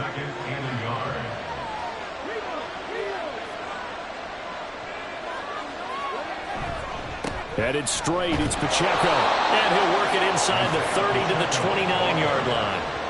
They'll get 3 as the drive continues. It's a 1st down. And the 1st down, Chiefs. looking to throw. That one caught by Rice. Stopped at the 24-yard line after a gain of 5. One thing you're hoping for when you run drag routes, you're able to hit a receiver in stride, and he can pick up a lot of yardage after the catch. But in this situation, the defense was effective, able to stop him before he could get a good head of steam going. Throwing again on second down, but this time it's incomplete. Now a shotgun snap as they look to throw. He's going to get that to his running back out of the backfield. And so close, he gets it to the 1. Out of bounds right there. They're able to convert on third down, and that sets up a 1st and goal. And that's a nice job of working his way open down in the red zone. Looked that one in and then made a beeline for the pylon. He didn't quite get there, and you wanted to give him a little extra for the effort. But instead, he sets his guys up in excellent shape with a 1st and goal. Pacheco will take this one in. It's a Chiefs touchdown. Well, nothing fancy there, Charles. You had 3 tight ends on the field. They were going to run the football. The defense knew it, but the defense couldn't stop them. And I haven't met an offensive line yet that doesn't get more satisfaction out of running the football into the end zone than pass protecting. They had determination on their side, and they got it done. Butker now to add the extra point. It's good, and it's 21-10. So that one a long 11-play drive. And it ends with a 1-yard touchdown run. And here comes a return from just beyond the goal line. And all in all, a pretty solid return. Nearly got it to the 35. They'll mark him down officially at the 34. And the officials here going to pause the game for a second. Looks like there's an injured Chief on the field. We'll get an update when we come back to Hard Rock Stadium. 1st down Miami as they get set to start the drive. See if they can put this drive in the end zone, Charles, because it's been a little bit of a rough go at times. They've had to punt the football a ton in this ball game because of stalled-out drives. So are you saying that you're kind of tired of seeing the punter run out there and do his thing during this game? Is that what you're trying to say? Well, I mean, I'm okay with it. I have a feeling that this offense, they don't want to see the punter again. And frankly, the punter doesn't want to run out there anymore himself. He would love to see his offense put together a drive and give his leg a rest. Now throwing on third down there, but he cannot connect. You get the sense that they're saying we're not playing up to what we're capable of, and we're deep enough into the game that the early jitters are long gone, that they should now have some sense of continuity and be able to make some of these plays that they have not been doing so far. And no one there to stop it. Hits at the 8, but it carries all the way into the end zone for a touchback. And now here comes Kansas City. Clock showing 90 seconds to go in the 3rd.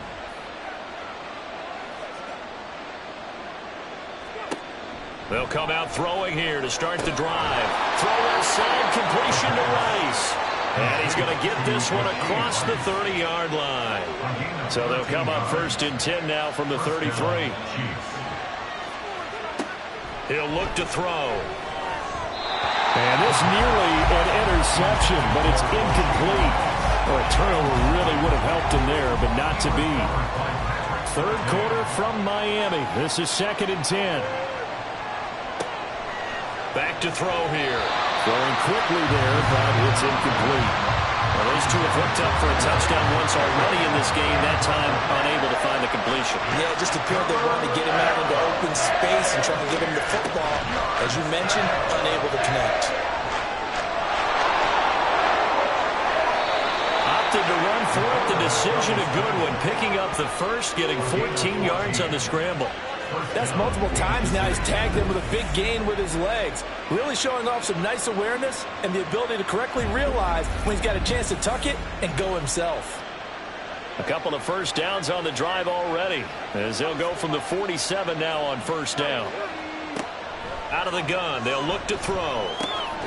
This is caught by Williams. And he's able to get this one down to the 40-yard line. Another nice gain, 13 yards that time, and another first down.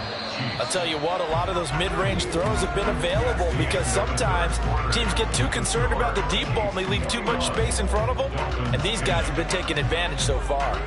Back now in Miami. It's the Chiefs with the lead and the football here as we get set for quarter number 4.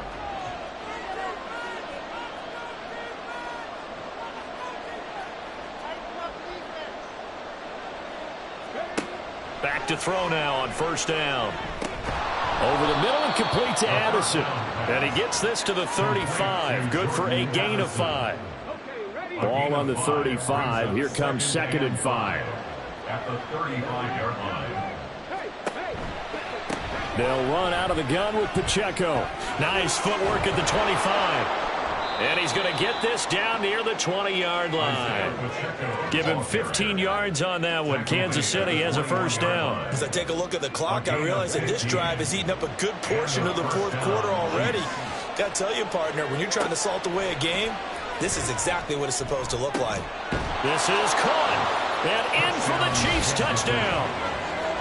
Jamison Williams from 21 yards away. And the Chiefs continue to pull the playoff surprise as they lead big here on the road. Look, we all know that sometimes we see upsets in the wild card round, but I have to tell you, in this case, I did not see that coming. I don't think anyone in the stadium saw it coming. You and I were coming in before the game. There was a couple in front of us talking about travel plans for next weekend.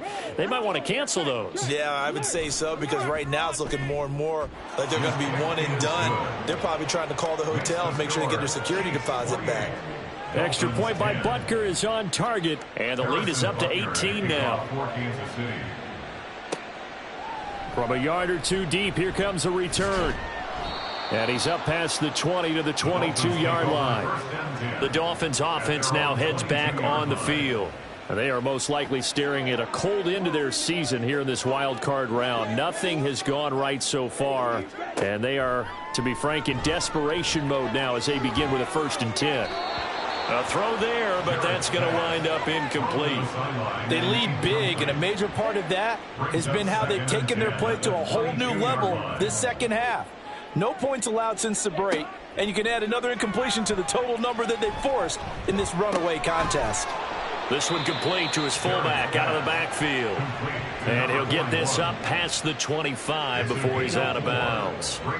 They are in need of 6 yards here if they hope to move the chains. To throw on 3rd down, Jarrett. And it's knocked away and incomplete. And they're at the point of the ball game now where they've got to take some chances.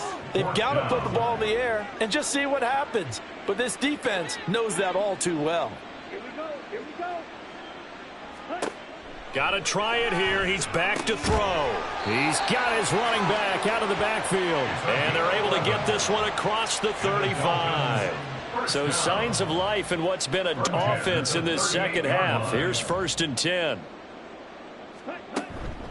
Out of the gun, here's a give to Achane. Now the result here, a pickup of 8. Leaves him with 2 to go on 2nd down. Good yardage there on 1st down. Exactly what you want. Get yourself set up to keep making 1st downs, keep the clock running. And if they're smart, you're starting to milk the clock. No hurry before you run your 2nd down play. And he'll be brought down at the 48-yard line. That'll put him at 66 receiving yards now for the game, and he's got a 1st down. 1st and 10 at the 48-yard line. From the shotgun, he'll look to throw. This one thrown underneath to Achane. 2 yards on the pickup there, and it'll be 2nd down. 2 yards on the pickup. It's 2nd and 8 at the 46-yard line. Operating from the gun, Jarrett. On the throw, led him too much that time. It's incomplete. At this point in the game, they've got to continue to try anything they can. They're still working at it, even though this one feels like a lost cause. They'll look to throw again. Oh, he had him. He was open, but he couldn't get it to him. It's incomplete. Defensively, you look at the numbers. Another incomplete passer we just saw, and they're under 200 yards passing for the game, so they've done their job on that side of the ball. Yeah, recently I was actually working a game where a quarterback had a streak of 5 straight games without a 200-yard game. And that was That's caught inside the 20. And he will have a Dolphins first down, and he'll have it by plenty, as it turns out to be a big gainer there on 4th down. No reason not to try it there, and they do indeed convert on 4th. Well, give them credit. They're going to stay and fight this out to the end. 4th down, you've got to go for it. And they not only convert, but pick up some good yardage as well. So how about this for field position after the big play? Inside the 15 now as they come up on 1st and 10. On the handoff, it's Achane. And he'll get this one down to about the 10-yard line. Give him a couple on the carry there. 2nd and 8. Gain of 2. Brings up 2nd and 8 at the 10-yard line. Achane here. They stay on the ground. And a nice pickup there. He gets about 5 down to the 4-yard line. So a decent deficit at this stage in the second half. 4-down territory? no doubt about it. There's not a chance that he hasn't looked ahead and said, okay, if we gain yardage on this play, this is what we'll do going forward. If we lose yardage, this is the play call that I'll have ready. Meanwhile, on 3rd down, they take a shot at the end zone, but it's incomplete. Well, it just seems like all game long there hasn't been a lot of sync quarterback to wide receiver on this side of the football. They haven't been on the same page, quarterback and receivers. Heck, they haven't been on the same grease board when you draw plays up. They haven't been on the same surface tablet that you look at on the sidelines. Nothing's worked for them. They've got to find a way to start matching each other's movements. So they'd converted their first 2 4th-down attempts. Not there. Now they're 2 for 3. You think maybe the offense coordinator expended a little capital on that one? You know, when you're 2 for 2, you can lobby for that 3rd one, right? Didn't get it there. Maybe now the head coach might not be so eager to go for it as we go forward. No gain on the play. It'll be 2nd down. Brings up 2nd and 10 at the 4-yard line. Now a first carry for their fullback. And they'll hit him for a loss as he's back to his 2-yard line. The 2nd down play results in a loss of 2 yards. After a play like that, there should be congratulations all the way around, I think, because if you can stop a big fullback like that, that's not easily done. Yeah, he does not go down easily. You're right, but he did there. Now the throw on 3rd down, knocked away and incomplete. How about this defense? They came up with a couple of big plays in this sequence, and none better than the one right there, forcing the incompletion and bringing up 4th down. The punt team on now is from their end zone. They get it away. Good coverage there holds him to just a 2-yard return following a punt of 44.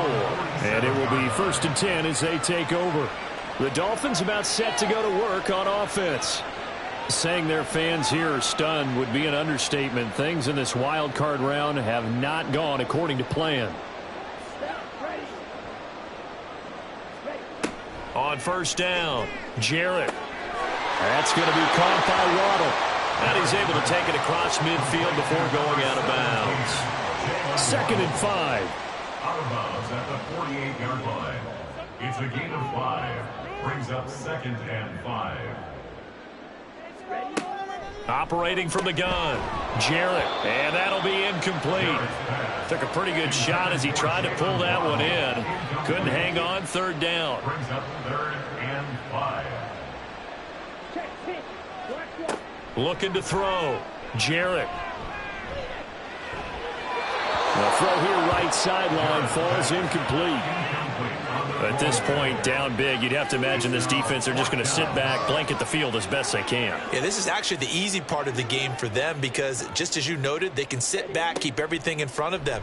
But they've blanketed the field the entire game using a variety. Down the numbers. There he goes. And all the way in for a Miami touchdown. DK Metcalf, 48 yards. And the Dolphins have got it back to a 2-score game here in the 4th. So a little bit of a letdown there defensively. I mean, look, you're still 2 scores to the good, CD, but things may be a little more uncomfortable than they had hoped. Yeah, if you kept them out of the end zone there, this game's over. You've locked the door on them. Instead, it's still open a little bit, and they've got a puncher's chance.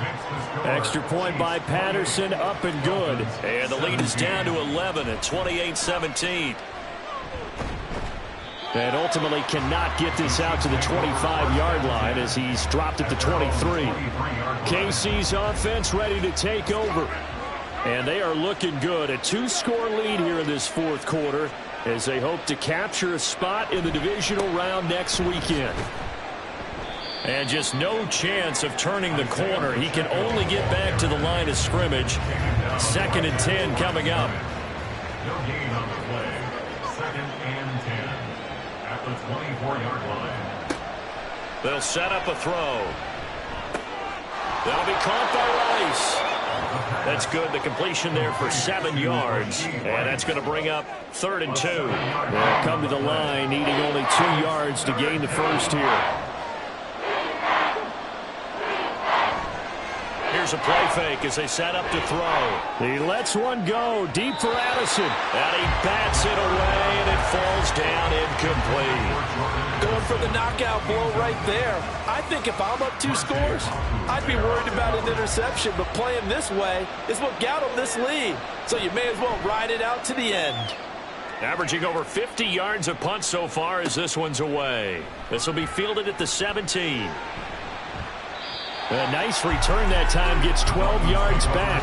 And out will come the offense as they take over.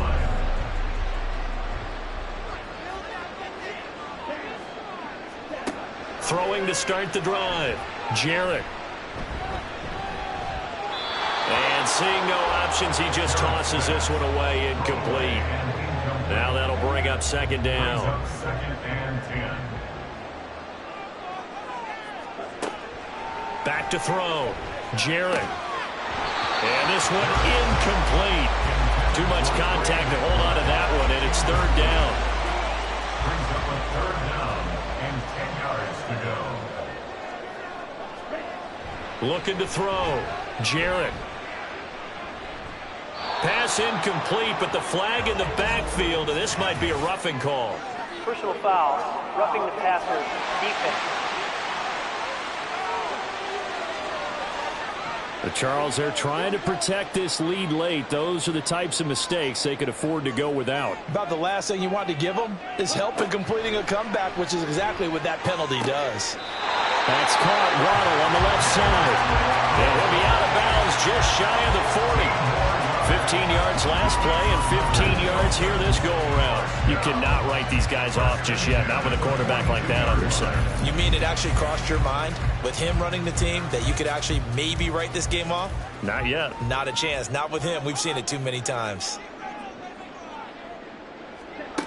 They'll stick with the passing game as he looks to throw. Here's one deep for Pickens. And this is incomplete.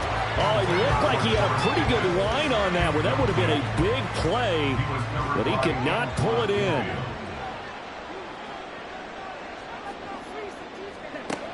Back to throw again. Quick hitter to Jalen Waddle. And they'll be inside the 35 now at the 34-yard line. And quickly they get to the line. Again, he'll drop to throw. He had a man open, but he missed him, and it's incomplete. That is certainly one way to frustrate a quarterback. Run those extra defenders on the field. Dime package, lots of speed, no space to fit in the football. Patterson's kick is good. That'll make this an 8-point game.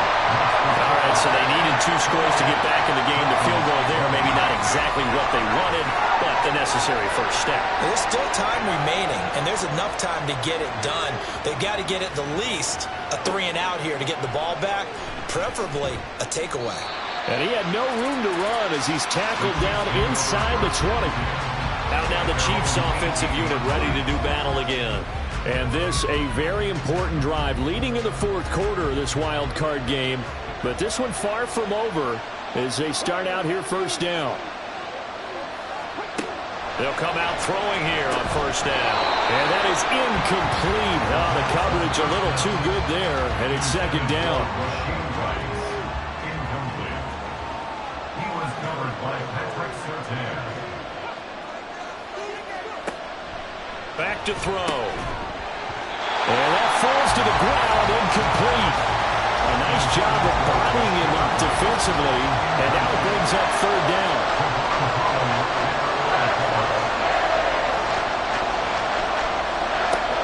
Now back to throw. Able to find the open man. That's complete. And he will have have a Chiefs first down as they're able to get the third down conversion. First down, Kansas City.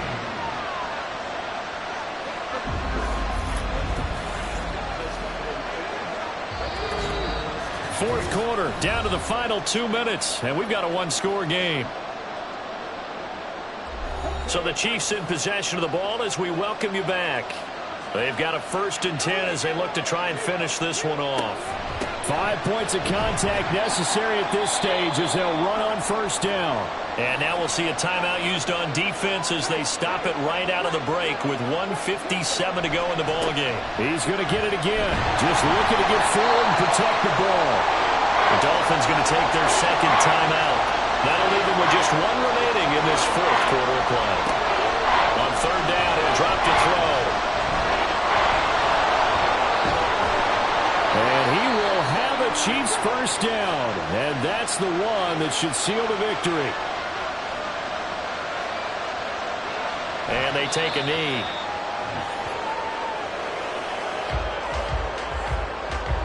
Second and 11.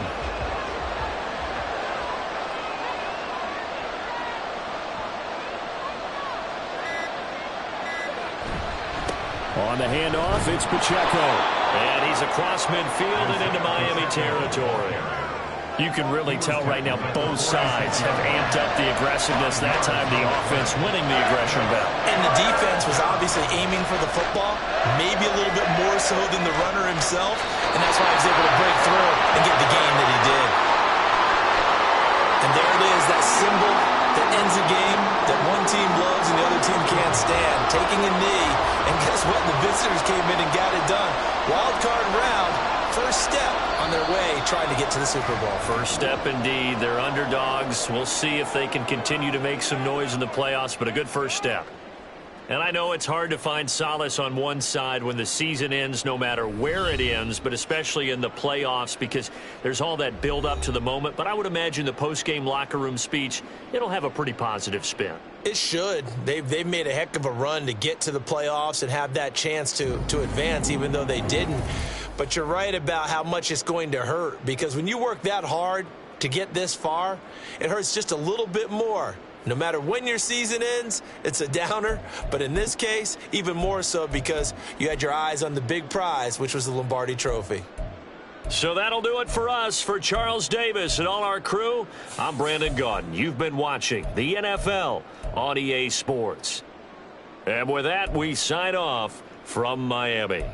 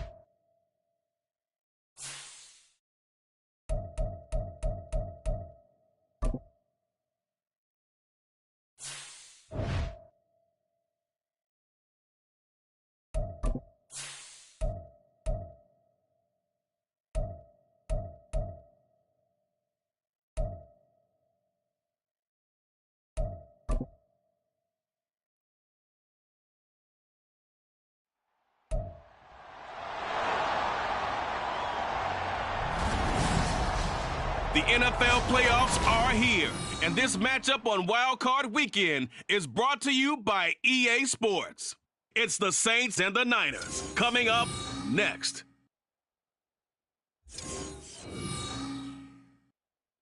It was a frequent sight in the 80s and 90s, and it's continued on till today. Playoff football in the Bay Area as we welcome you to Levi's Stadium in Santa Clara. Straight ahead, it's Wild Card Weekend, and we've got a great one in store. As it'll be the New Orleans Saints taking on the San Francisco 49ers.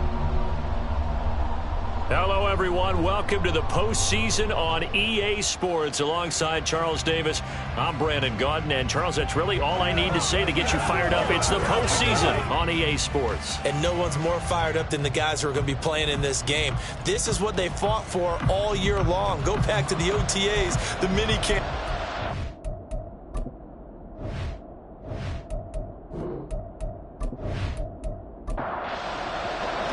It's that most wonderful time of the year, the NFL playoffs, as we're underway on EA Sports. No run back here, so they'll bring it out to the 25. So here's the first drive now for the 49ers. And a glance here at the southpaw, who will be calling the plays under center. And he comes into these playoffs bringing a team that's been battle-tested, won the division, and earned the home playoff game here in round one. But every year they know that a division champ, it feels like, gets beat. They don't want to be that team. They have to avoid the overconfidence and make sure they play the same way they played during the regular season, mistake-free and with passion. Now a timeout here, at least for the moment. Looks like one of the Saints is injured, shaken up on that last play. So as the medical staff takes a look, we'll step aside. Here's 2nd and 7 now from the 28. Sticking with Walker on 2nd down. And he'll be out of bounds across the 30-yard line.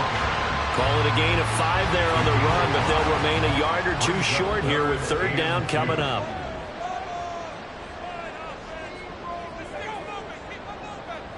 In motion, right one of the tight ends. They'll try for the first with Walker. And he's able to take this one up to the 35-yard line. A 3-yard gain and enough for the first down. Didn't get it by much, but bottom line got the first down. Avoiding that 3 and out, how vital is that on the first drive?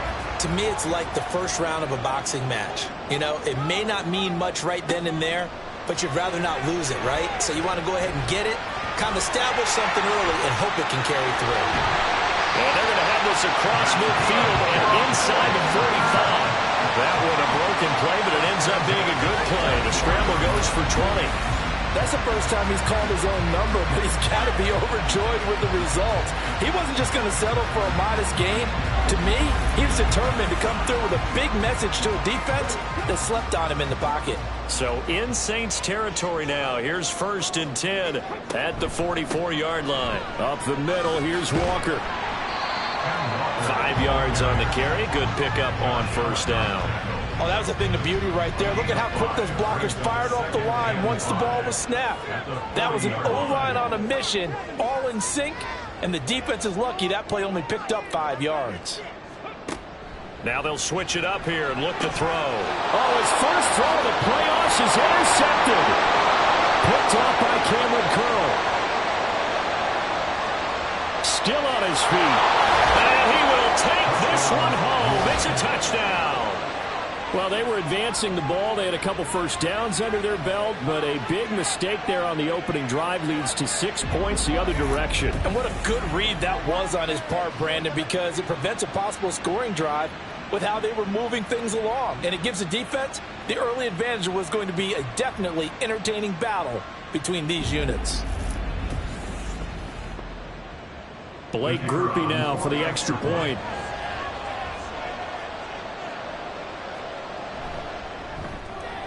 And it's good as the Saints have a 7-0 lead. So the defense creating some points, not only getting the interception, but then returning it to the end zone for the pick 6. So they throw the pick 6. They'll get another shot at it now as this one's in the air.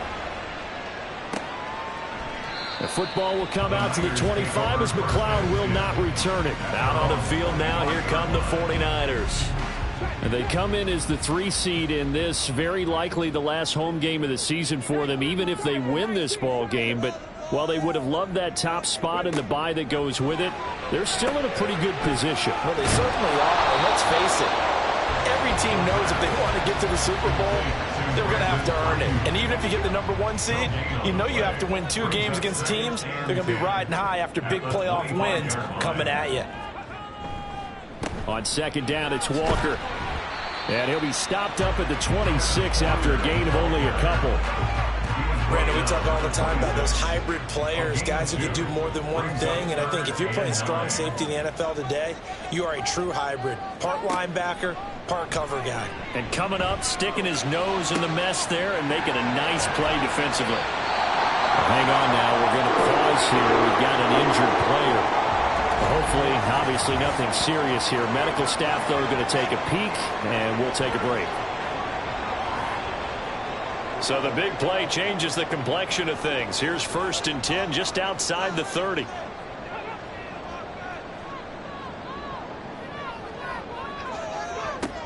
They're going to look to throw.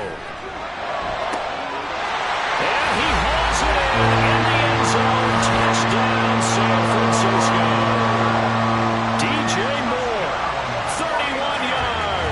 And the 49ers are an extra point away now from tying this ball game. you know he can be explosive, and he's ultra explosive there on the fly route. And you know how many times we've talked to coaches and we've had quoted back to us, well, you know something? When you execute really well, it doesn't matter if they know it's coming or not.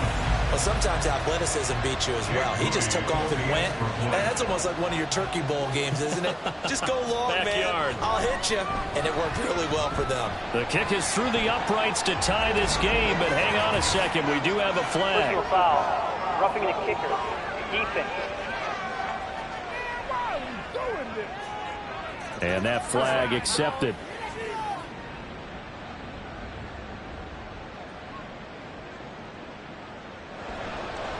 So I'll leave it at 7 now as they kick it away. And they will not get a chance to return this one as it's through the end zone for a touchback. And here come the Saints for their opening drive. And they'll be led out by their 6-year quarterback. And we can talk all we want about football being a team game and leaning on different parts and aspects in order to get it done. And that's entirely true during the regular season. Some weeks it's the defense, the special teams, running the football. But in the playoffs, all the pressure reverts to the quarterback, and he has to play well and play at a really high level in order for his team to win.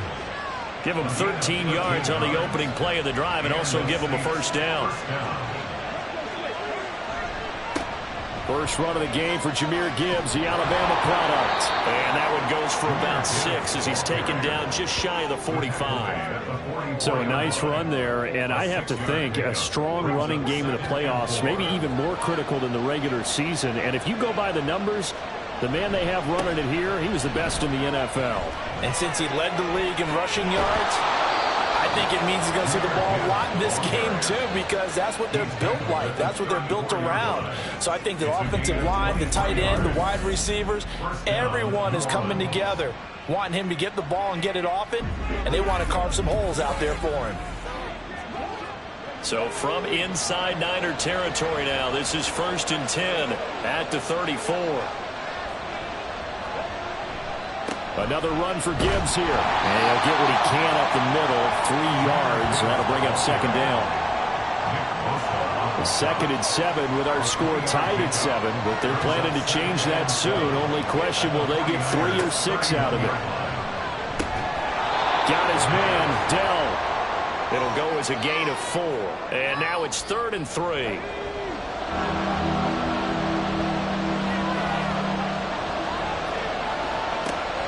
They'll look to throw. And he is caught. And he is going to have a Saints first down by a couple of yards as they're able to convert here on 3rd and 3. Solid opening drive so far, Charles. They've moved this football into field goal range, but you know that they want to cap this off with 6 and not 3. Absolutely. As one of the better coaches in the league always tells me, on offense, I want their body blows all game long and finish it with uppercuts. Well, here are the body blows right now. He's hoping one uppercut will take care of the end of this drive. They'll get just a yard on the scramble in 2nd down.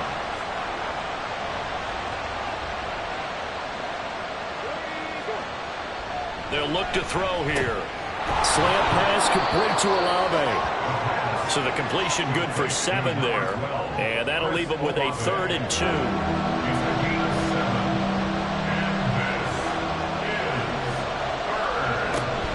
Gibbs will try and pick it up. And he is into the end zone. Touchdown, New Orleans. Jahmyr Gibbs. A 13-yard touchdown run. And the Saints have taken the lead. Well, first quarter, maybe too early to talk about statement drives, Charles, but that sure seemed like a statement drive right there. Well, if we're going to talk about statement drives, I think what they're saying is we're going to establish the run. They gave it to him early and often on this drive, and he wound up taking it into the end zone. Groupie able to add the PAT. And that makes the score 14-7. The ball upright on the tee, and the Saints kick team booms it away. The football will come out to the 25 as McLeod will not return it. And San Francisco gets set to go here. A lot of time for this unit to game plan on the sideline after that drive that they watched the other side just score. But remember, last time they were out, they scored as well. We'll see if they can seize that momentum right back. And they haven't had a lot of time to cool off from reaching the end zone the last time. So have they been able to keep themselves mentally sharp and into this game, even though they haven't been on the field? And you and I both know, one big play, though, gets them right back up to that level. Now left side, a completion to his tight end. His second catch of this wild card game, and it goes for a first down. That was a route run, not just with dexterity, but with intelligence. Found the hole in the zone, made sure the quarterback saw him, and was able to make the sure catch and flip the down marker back to 1. And able to get this one all the way up to about the 46-yard line. And we're going to stop play here, at least momentarily. It looks like there is a 49er who's in some discomfort. Well, now they're going to come out and take a look at this injury, and we'll be back in a moment.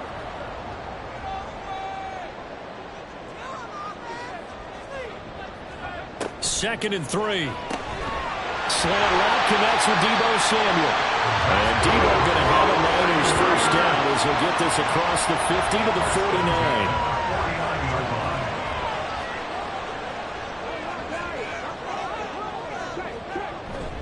Straight ahead, Walker. And he edges forward, but only gets a pair of yards out of it. And it's second down. I do know from experience that when you slow down someone's running game, you're now doing the dictating on defense. And guess what? Now you're getting ready to tee off on their quarterback because they have to throw it all the time. But you still have to be alert for the draws and other plays of that nature to make sure you don't get hurt. They try to throw on second down, but this one is incomplete. 7th play of the drive, forthcoming on 3rd and 8. He'll look to throw. Work in the middle of the field, and he's got a man complete. And this is going to be another first down as the tackle's made at the Saints' 31-yard line. A sizable 16-yard chunk there. The drive continues. I don't care how many times we see it. I still get a kick out of watching quarterbacks and receivers do the pass tree in pregame warm-up. But I always remember that when we go to practices, we see that after practices as well. They really tune it up, don't they? They tune it up. They know why they do it for these situations. First down. And they build that trust, and that's why they're able to find him in this type of a situation. From the 25, here's a second down and 4. They'll set up to throw. And he overshot him there. It's out of bounds, incomplete. They decided the opportunity was there and launched a deep ball, but he was unable to get away from the defender, couldn't create space, couldn't uncover the end of the route, and that one winds up incomplete.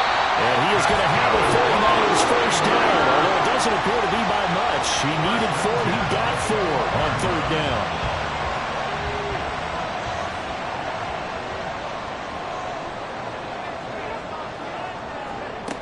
They'll look to throw again. Back to Deebo Samuel for consecutive catches. And down inside the 15, shy of the 10. Back-to-back receptions for him, and it's another first down. They'll bring a tight end in motion left. Through one quarter, 14-7 our score. The 49ers with the football here to begin the second quarter. Now a 1st and 10 at the 11 as they've got it as we resume action. They'll look to throw here on first down. And it's complete. In the end zone, touchdown 49ers. An 11-yard touchdown. And the 49ers are within an extra point of tying up this ball game. And he is a reliable target. They like to get him involved. They got him involved there for the score. And they should. He's a very good player. Remember, they can use him in certain positions, so many different spots, and he usually comes through for them. Now Moody for the PAT.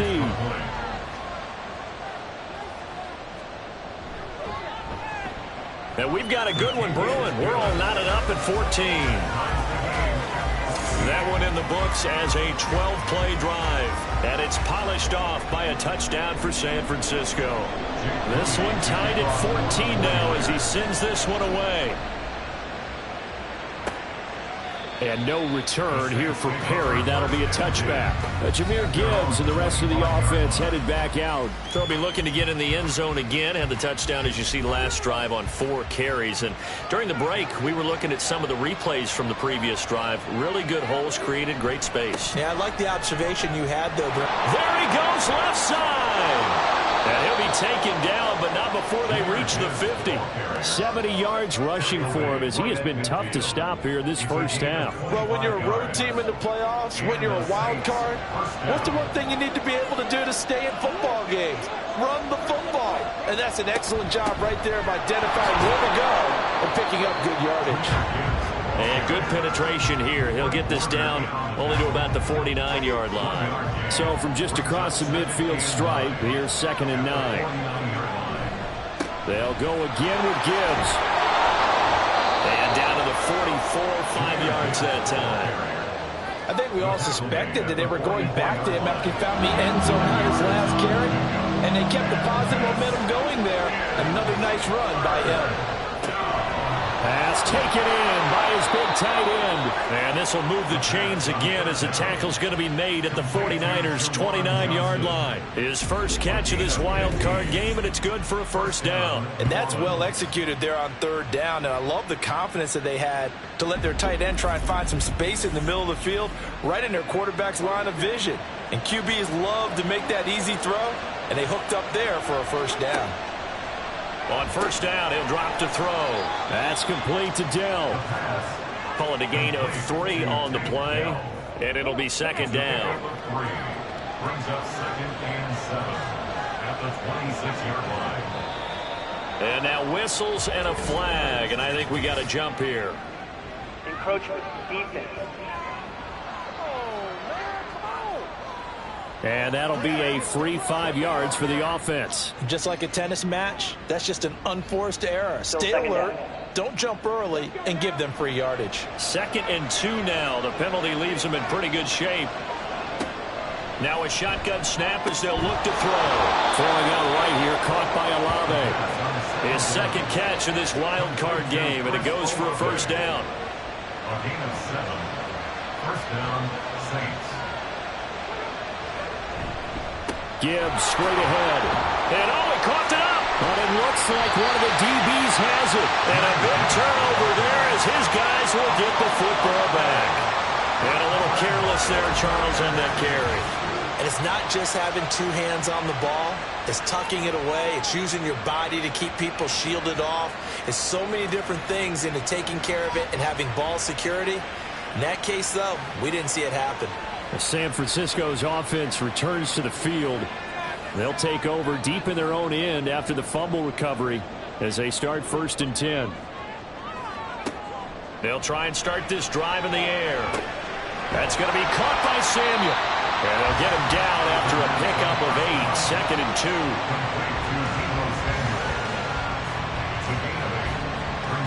Now a 2nd and 2. At the 15-yard line.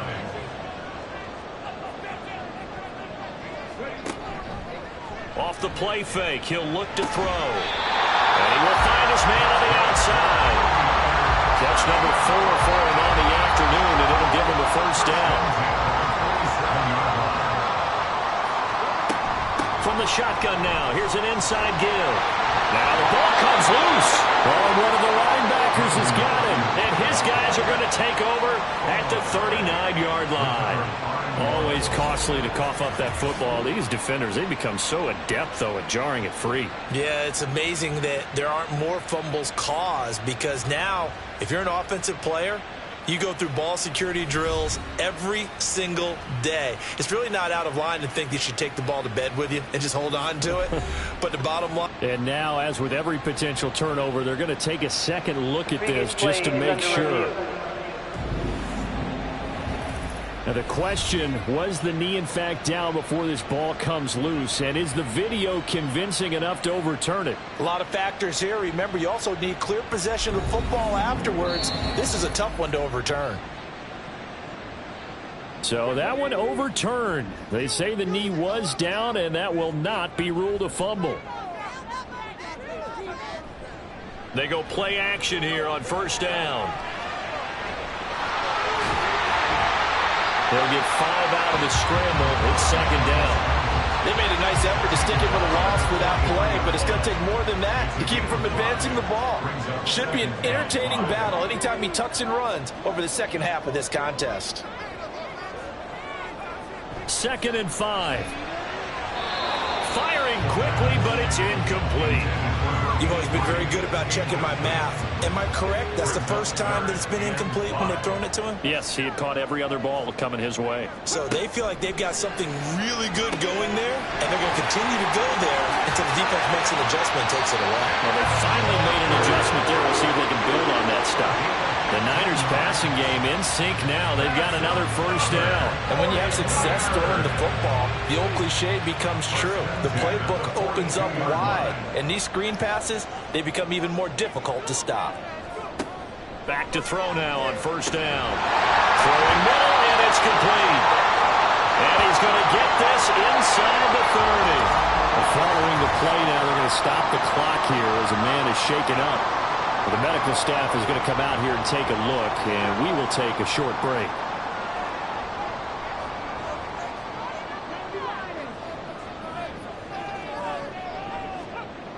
They'll stick with the passing game as he looks to throw. And he's going to get a solid gain of 9 before being brought down. 2nd and right at a yard. A gain of 9 brings up 2nd and 1 at the 19-yard line. Again, he'll drop to throw. And this one's incomplete. A lot of times it's that first read that you have. Maybe you get it in pre-snap, and he locked in on his target, but he was covered quite well, and that one's incomplete. On 3rd down, here's Walker. And he won't be close to a first down as he runs into a wall right around the line of scrimmage. Call it no gain there, and it leads to a 4th down.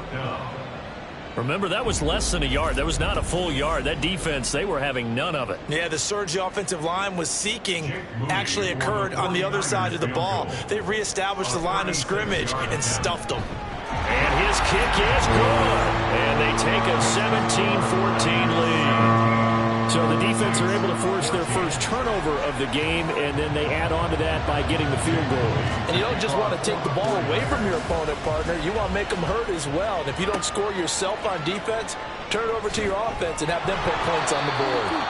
And some good special teams coverage as they bring him down just outside of the 15. And now the Saints get set to trot out there.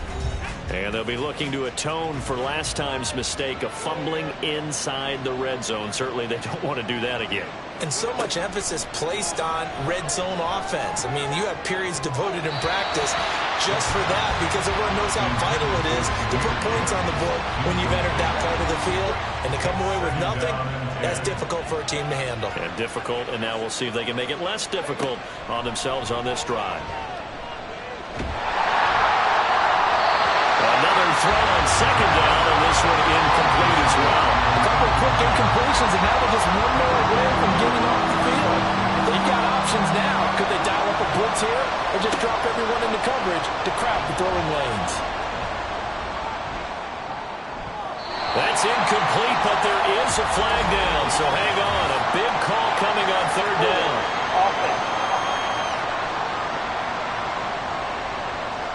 So instead of giving them another 3rd down, they'll decline it, brings up 4. Now that's smart football right there. You don't even have to really spend a lot of time considering it. Just know that you're probably going to get the ball back. Good job declining that penalty. So possession goes over here on the punt. And the Niners will go on offense. 1st and 10. San Francisco set to go on offense once more.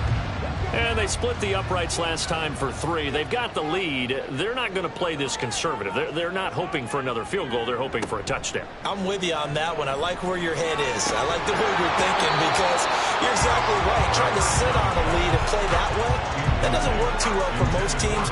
Run your offense. Run what you do best. Exactly. Put it all the way down and try to increase your lead in a big way. And the best way to do it, touchdowns. Up the middle they run. It's Walker. And it's a good acceleration there as he's across midfield to the 48-yard line. 41 yards on the ground for him now on 9 carries. And in a situation like this, you're in the second half with the lead, trying to get to the division round. They're going to let him do his thing on the ground, and that's a great run there to pick up a first down. He's got a man. It's his fullback. And he's got this down a yard or two shy of the 40 before he's out of bounds. From the 42-yard line, here's a 2nd and 4. Brings up 2nd and 4. They'll drop to throw. Oh, he'll want that one back. Incomplete. He doesn't drop too many in that department. 3rd down.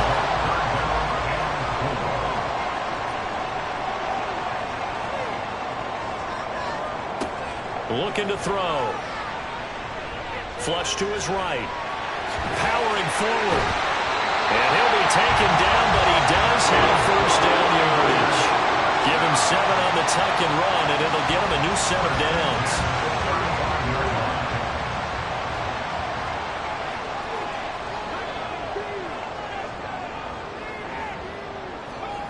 They'll look to throw now on first down. Open man is Samuel, complete. And he's got this down almost to the 20 before he's dropped. First down, San Francisco, the pickup, 14 yards. Good strong throw and catch right there. And so far in this game, the alleys have been open for them to get completions, and they're taking advantage of it.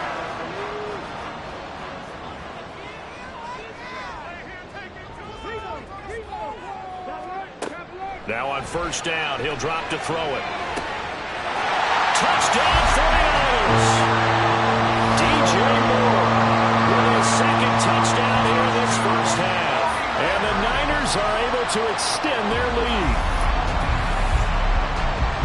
What a first half he is compiling here. He's already over 100 yards receiving and now 2 touchdowns, CD. Brandon, you know I don't like to play the game where you start projecting when you're at a certain point. Well, let's face it, he's off to a tremendous start. So 200 yards, 4 touchdowns. I don't think anything's out of the question right now. He's blowing up coverages. You've got to double him every snap. Otherwise, he's going to defeat you on almost every play. Moody good with the extra point. And his guys will take a 10-point lead. So here's Moody back out there now to send this one away. From a couple yards deep, he'll bring it out of the end zone. Out onto the field comes New Orleans. They're down now 24-14. Work to do as they come up on a 1st and 10.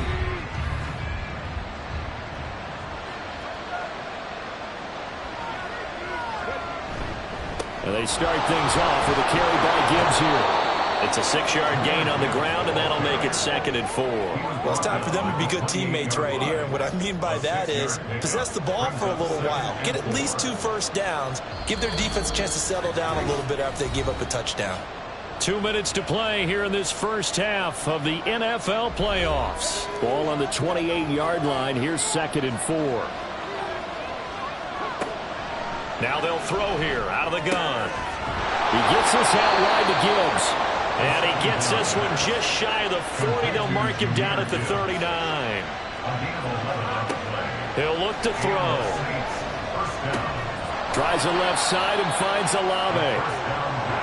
The Saints in the hurry up here. Clock continuing to roll. Here's 2nd and 8. Looking left side, and he's got a man. That's Gibbs. And he'll get it into enemy territory just across midfield at the 49. Back to throw again. That's caught inside the 20. Touchdown, New Orleans. A.T. Perry. 49 yards. And the Saints get a late score here in the final minute of the first half. I think everyone in the league talks about finishing, don't they? Doesn't matter whether it's a quarter, a half, a game, a series, whatever. But they're finishing the first half in fine style, putting that one in the end zone. They did, and they didn't leave much time on the clock either. Well done. Groupie for the extra point.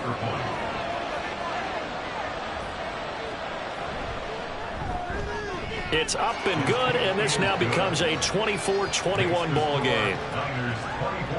The drive summary that time, 5 plays. And it ends with a touchdown for New Orleans. Taken at the goal line. And he'll be tackled just shy of the 25. There's DJ Moore as he and the rest of the offense head back out there. We're in the second quarter. He already has 2 touchdowns. We know how good he is. That's well documented. How do you contain him? We know he's a nightmare. So in this situation, I would go ahead and double him, maybe even have a third person in the area, and try and dissuade them from throwing him the football. Make someone else beat me for a while, because I don't know that their talents are his, because when he gets his hands on the ball, he breaks down my entire D. Someone else, they may not make the same type of a play. Well, we know his talents are very good. This one goes underneath to Walker.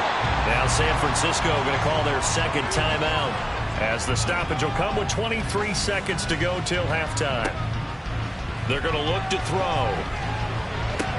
Finding Moore on the out route for the completion. And he gets it down a yard or 2 shy of the 30 before he's out of bounds. From the 31, here comes second and a yard. Now back to throw. And this is caught. And he doesn't quite make it, taking it within an eyelash. Dropped at the 1. Give him 30 yards there. And with just 4 seconds left in this first half, a timeout call. 18-yard attempt.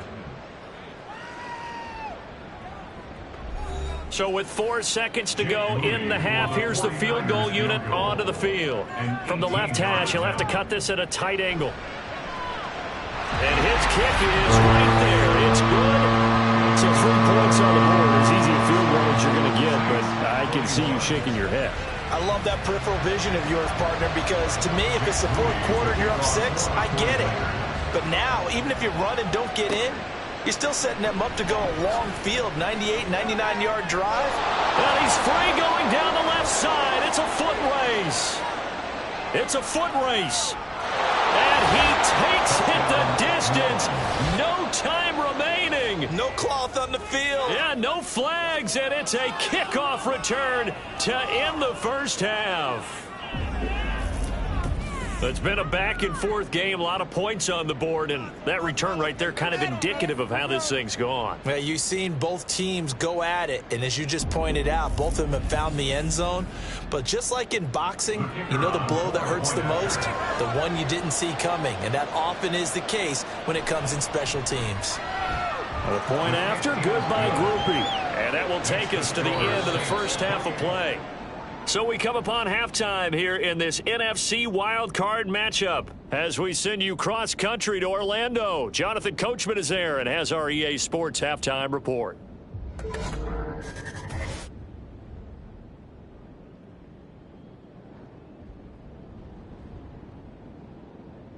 But first, time to look ahead to Sunday's action here in the NFC. A 4-5 battle that ought to be a tight one, as it's going to be the Tampa Bay Buccaneers taking on the Philadelphia Eagles. In the first half, it was the Alabama man, Jahmyr Gibbs, who had it cooking. He had a touchdown run that helped get his guys this halftime lead. This one's been all you could hope for as an NFL fan. Just a 1-point game here at halftime. This has been as much fun as you could hope for, with both these teams in it to win it. All right, Coach, thanks. Yeah, both teams likely to make some changes in what's been a closely fought battle to this point. One of these two teams about to play their final half of the season as we're back at it in this NFC wildcard bout. And only able to get this to the 19, so probably should have opted for the touchback. Out come the Saints now. They'll go on offense first here to begin the third quarter. And they've been the better of the two teams through 2 quarters of play, much to the chagrin of this home crowd. Yeah, this score is a surprise to a lot of folks at home, although not to my dad. He predicted the visitors would win. And maybe to the folks in the stadium, but you know who is not a surprise to, partner? This team with the football. They were very confident coming in.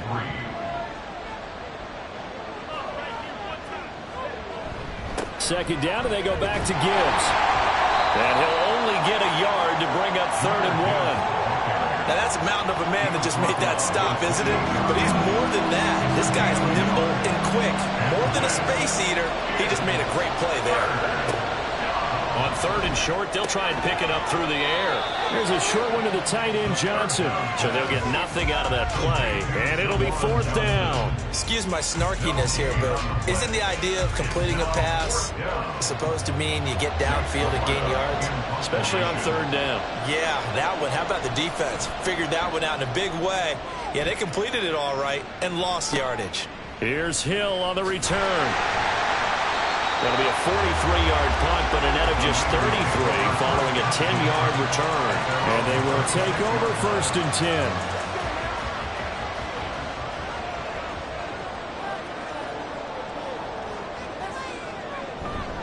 They'll run with Walker to begin the drive.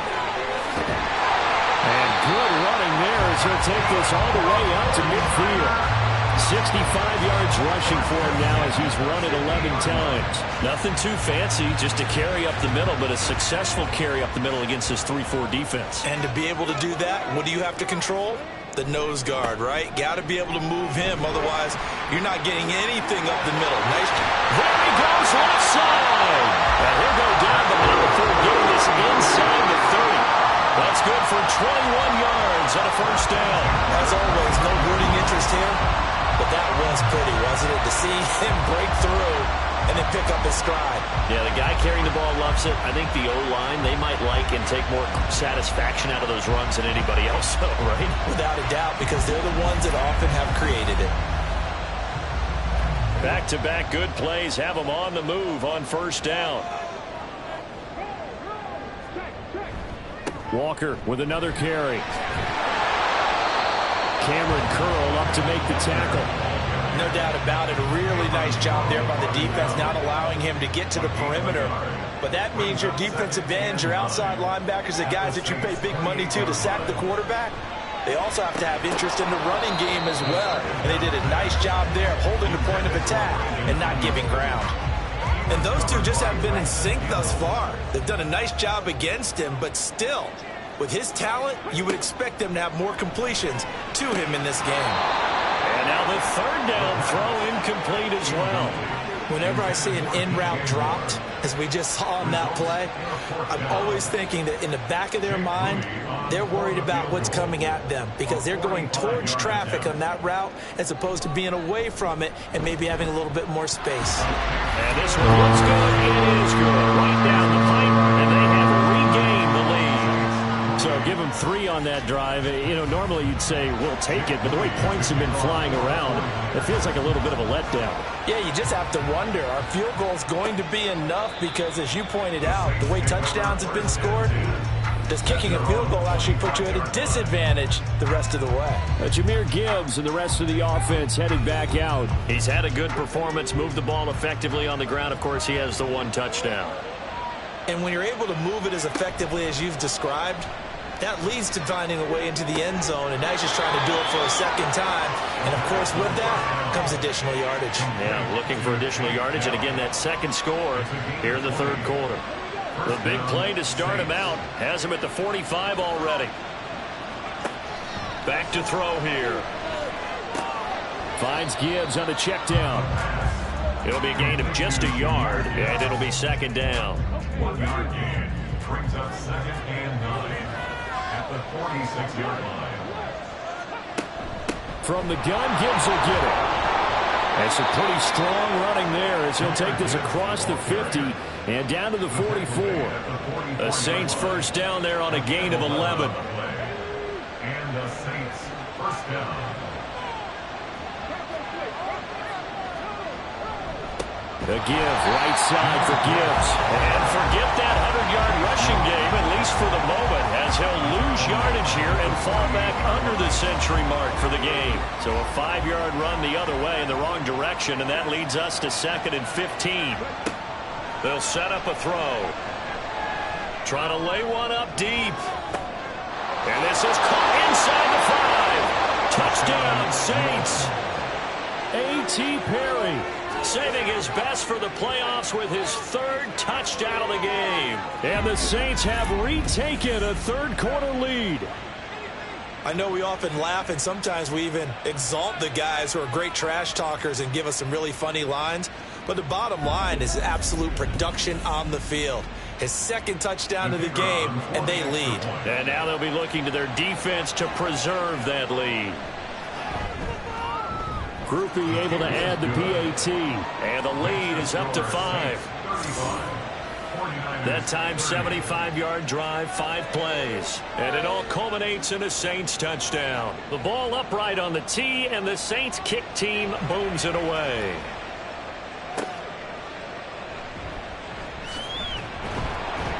And he won't get this to the 20-yard line as he's down at the 19. And San Francisco gets set to go here. And after the field goal last time, we'll see what they can get here. At least they got points out of the last drive, Charles. I never met an offensive coach that didn't want to drive to end with a kick. Most of them want it to end with a PAT, right? In this case, a field goal, they'll take it way better than the alternative, which is a punt. Yeah, but you've met fan bases that wanted that. They weren't happy with that field goal. I haven't met a fan base yet that wants to drive to end with a kick, other than the extra point. That's it.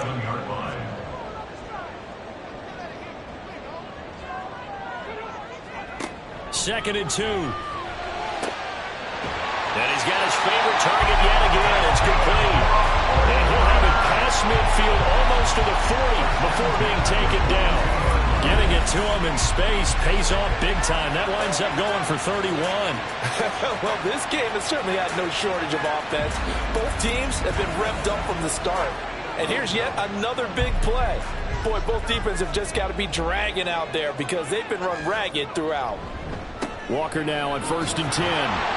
And very little there. He might have gotten a yard.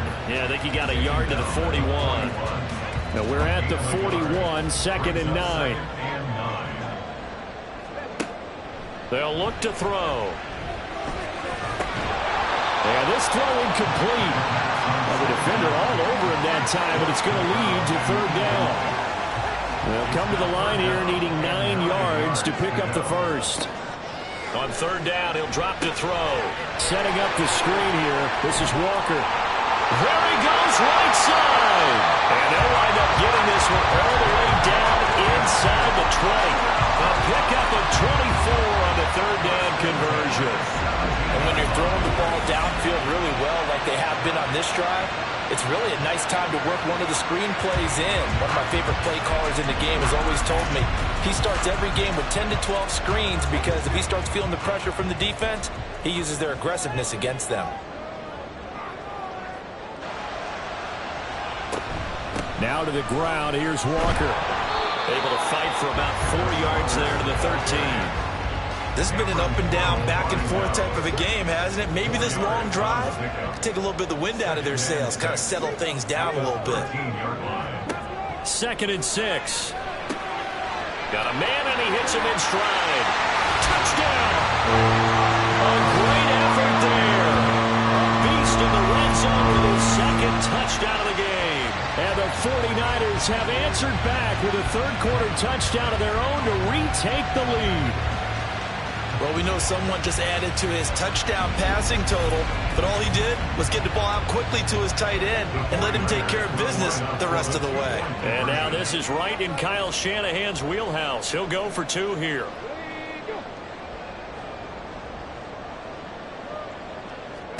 They'll look to throw, and he's got it. The try for 2 is successful, and it pushes the lead up to a field goal. So that effort gives him a 3-point cushion and guarantees that a field goal going forward won't beat them. Yeah, that's really good strategy because that's all you care about. Not getting beat at this stage, at least give your team a fighting chance.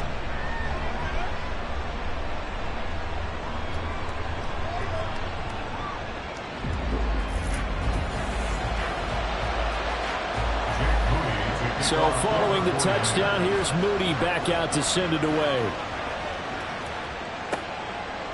And here comes a return from just beyond the goal line. And they can't bring him down. And ultimately, he stopped right where he would have been if he had simply gone down to a knee at the 25. But Jahmyr Gibbs and the rest of the offense headed back out. He's up over 100 yards, and he'll be looking to get in the end zone again. Has a tremendous nose for it, doesn't he? The ability to pile up yardage and find the end zone, that's the combination you want in your runner. That's a combination any coach wants, and we'll see if he can find that end zone once more. This will be stopped about 2 yards shy of the marker. 8-yard gain, 2nd and 2. From the 34-yard line, here's 2nd and 2. Straight ahead with Gibbs here. And this defense able to plug him up there as he'll get a yard to the 35. Here's 3rd and a few inches. Counter play. Here's Gibbs. And he will have a first down here at about the 40. At 5 yards on the play there, the drive will continue. Well, someone's been having a good game so far, and you know something? A lot of it's been power running. They decided to turn him loose again on 3rd down, didn't they? They did indeed. He delivered the tough yards. And maybe a measure of revenge there. He's had his way in this one, but this time they get him behind the line. 2 yards the loss, 2nd and 12.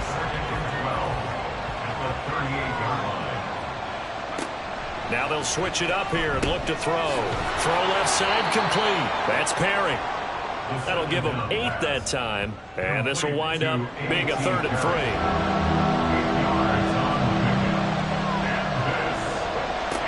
Back to throw.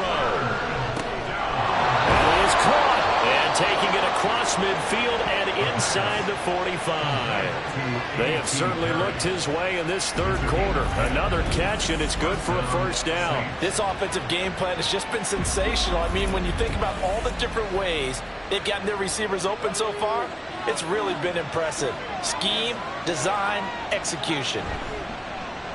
They go play action here on first down. Got a man, it's Mayer. He'll get this one down near the 20-yard line, just shy of the 20. A good pickup there, a 22.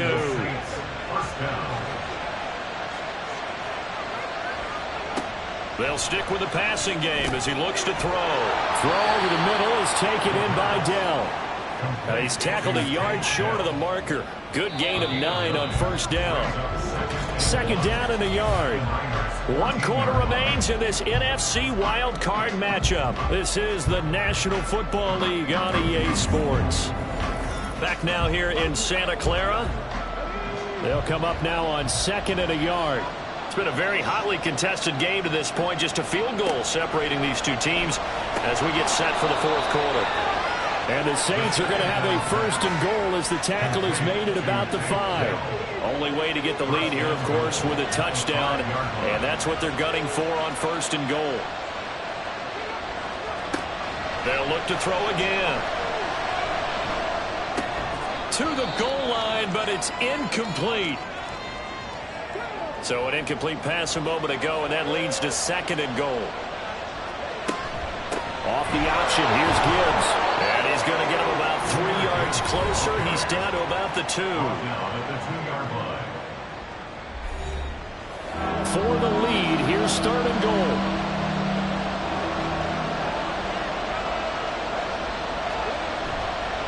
The play action fake. They'll look to throw. And he is going to go down. Back at the 11-yard line. Finally hauled down for the first time this game. Multiple defenders in there to drop him. Even keeping the back end for extra protection on 3rd down, they still couldn't prevent the sack. Now it's 4th and long thanks to a terrific individual effort on defense. So here we go. Maybe the biggest kick of the game forthcoming. From the right hash here. Should be an easy one. And his kick is indeed good. And in the 4th quarter, this game is tied. I tell you, the life of a kicker. He has not been called on the entire game. He's over there by the net, but they send him out here in the 4th quarter and say, hey, go tie the game, will you? And guess what? He comes through. I just don't know how they do it. I really don't. These cats are a different breed from you and me. That's a pressure kick, but that one was never in doubt. The Niners set to take over on offense. When you talk to these guys in training camp, these are the moments they say they live for. You're in a playoff game. It's tied, 4th quarter. Time for somebody to step up. And can you execute under pressure? Because the pressure is intense right now. No one wants to be responsible for making the error that costs their team. But at the same time, who's going to be responsible for making the play that gives the advantage to your team? Who's going to break out? Just what you said. On 2nd down, it's Walker. A nice little juke. And they'll get it up just short of the 45 at the 44. 111 yards rushing for him now as he has been tremendous all day long. Boy, where would these guys be without his performance on the ground? That puts him over 100 yards now for the afternoon, and I tell you, he seems to be getting stronger as the day goes along. And a powerful stiff arm that frees him. And he'll be taken down, but not before he gets into enemy territory. 10 more there and another first down. We use the word relentless a lot with guys who are aggressive on the field. In this case, it really fits, doesn't it? How about his ability to break tackles and his feet never stop moving? Now on first down, he'll drop to throw it. It's a short one here, complete to his tight end. That'll go for a gain of 7, and that'll make it second down. Nice rhythm throw there on first down. He located his tight end, made it a nice easy pitch and catch. Hoping he could break a tackle or two. Wasn't able to do that there, but still good yardage. Out of the gun, Walker with it. And they'll be inside the 35 now at the 34-yard line. A gain of 5, good enough for the first down. First and 10 at the 34-yard line.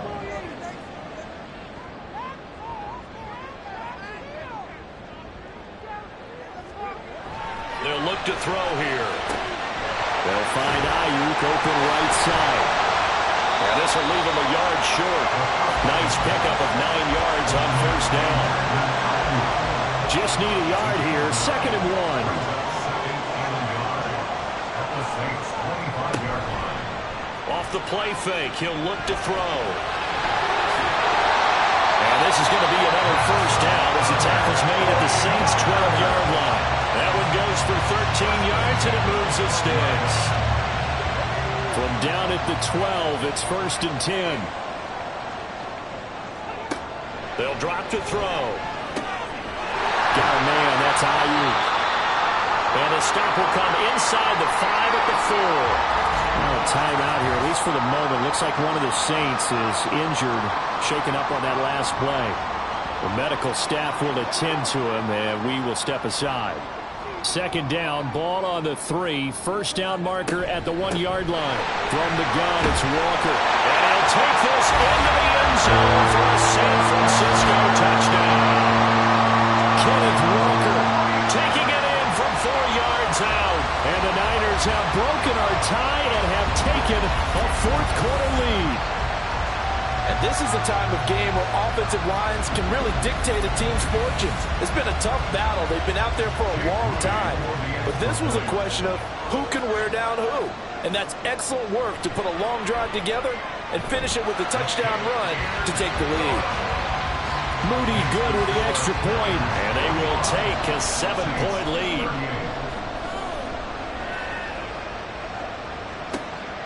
From a yard or two deep, here comes a return. And he returns this to the 22. But Jahmyr Gibbs and the rest of the offense headed back out. He's been a good workhorse. I know we use the word workhorse a lot, but he's been a good workhorse for him in this one. No doubt about it, and there's nothing wrong with that. That's what you're looking for if you're a back, because that means everything's coming together for you. Big guys up front have created space. You've run through it. You've probably got some help even from the wide receivers who want to catch passes as opposed to block, but they're helping out too. Yeah, everyone's pitching in. He's had a good game.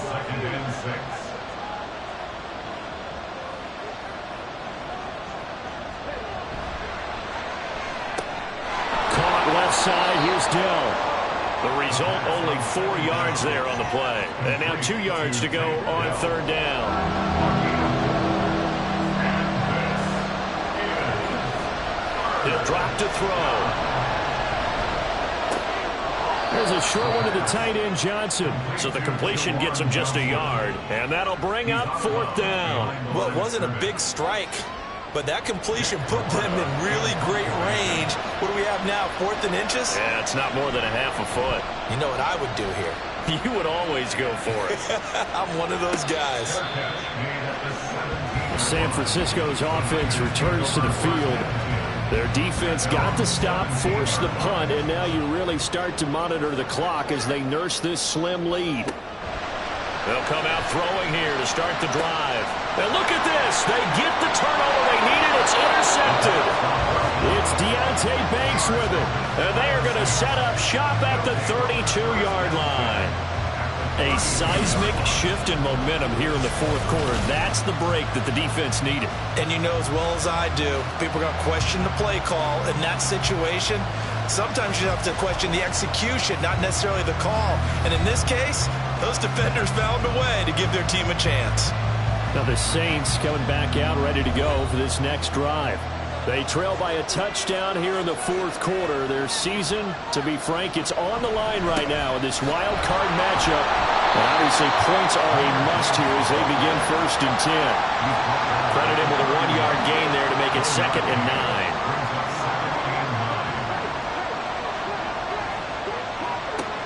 9. Looking to throw. He completes it to Olave. And they'll work it inside the 15-yard line before it's all said and done. Give them 18 there, and the Saints have a 1st down.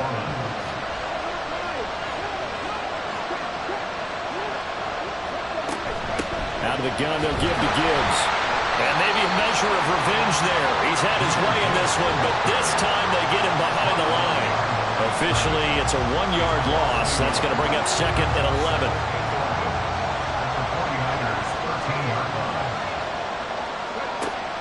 He'll look to throw. And he's got his man in stride, complete. That'll leave him with a 3rd and 2 coming up. They got 8 yards there.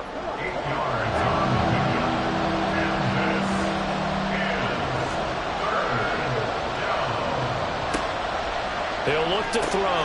Touchdown, Saints. A.T. Perry. A 5-yard touchdown. And the Saints are an extra point away from tying this game here in the 4th. We are set up for a fantastic finish now. A 4th quarter touchdown here. We're an extra point away from a tie football game. And I know they're thinking about possibly going for 2, but I'd go ahead and kick this one and just get it back to level. Here's Groupie for the PAT.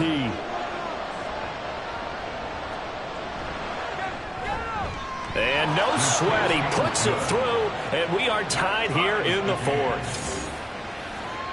5 plays there on that drive, and it ends with a touchdown for New Orleans. Both these teams fighting for their playoff lives, all tied 4th quarter as the kick is away here. Here's McLeod from his end zone.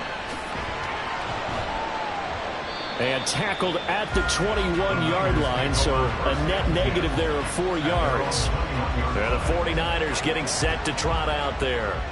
And it's all on the line now, all even in this wild card matchup. Maybe their most important drive of the season coming up right now here, 1st and 10. So the completion good for 6 yards, and it's 2nd down. It's a pickup of 6. Brings up 2nd and 4. At the 27-yard line. Up the middle, here's Walker. And they work this well upfield across the 45. That burst good for 20 and a 1st down. Another good run for him. What else is new? That'll put him right at 150 yards for the game. So he's really made his presence felt in this one. All 3 timeouts plus the 2-minute warning. Here's 1st and 10. And going right back to Walker. Shifts by him. And they'll work this down to the 40-yard line. Tackled there. Getting down to the good stuff. All tied with 2 minutes remaining on EA Sports. So it's 49er football here as we get you reset. Here's 1st and 10. They've got it 1st and 10 as they search for a go-ahead score. Straight ahead, Walker. And a little room to maneuver there. He gets it down to about the 39. Well, sometimes you just have to give credit to the defense. Great job there at the point of attack, holding up. They won their battles at the line of scrimmage, left him no space to try and run. A really nice job swarming to the ball carrier. But now he appears to be in some pain. While they come out and take a look at him, we will step aside for just a moment. Here now, 3rd down.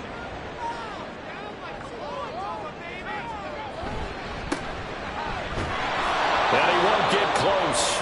Only a yard, 4th and 3. The Saints going to call the first of their timeouts as he'll get it with just over 90 seconds to go in the ballgame.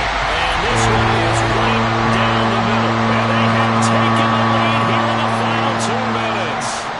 Big kick right there to give them the lead in the fourth, but there is still time left for a final drive. Did they score too soon? Post-game will tell us, right? Depending on what happens on this drive, that's how we'll analyze it.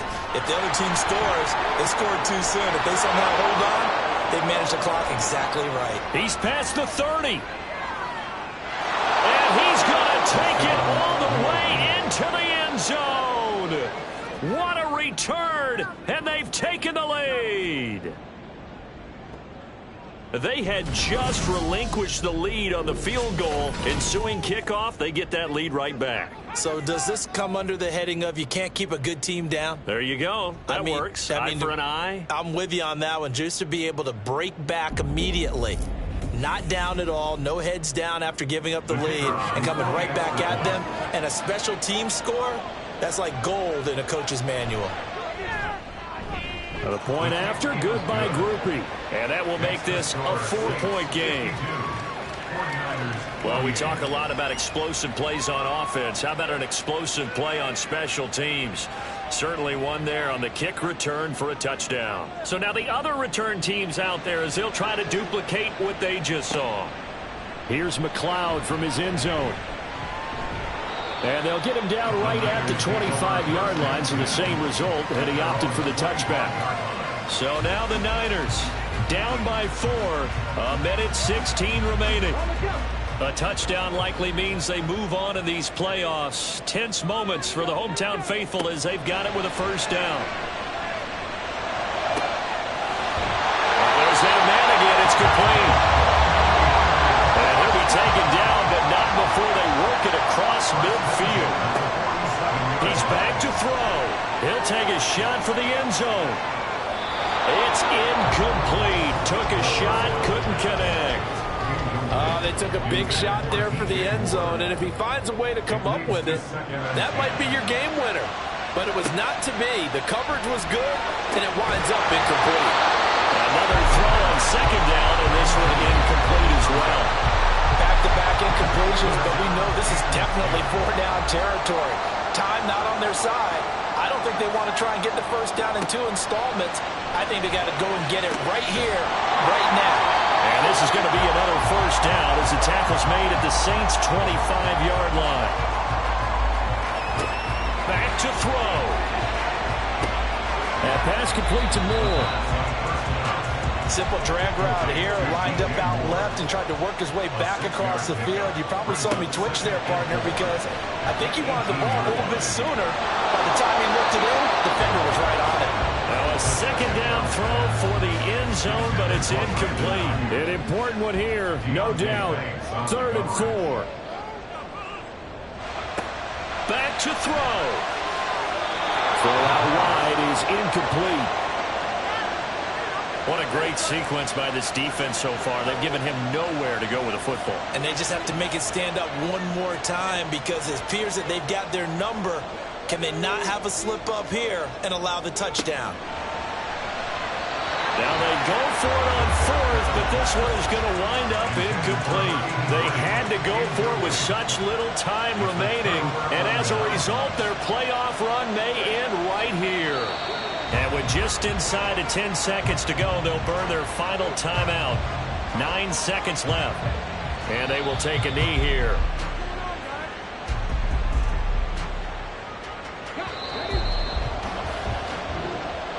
And Charles, on the losing side of things, you know, they didn't come in here as the favorite to these playoffs, but they came in with a lot of hope and anticipation. Tough to have that all snuffed out so quickly.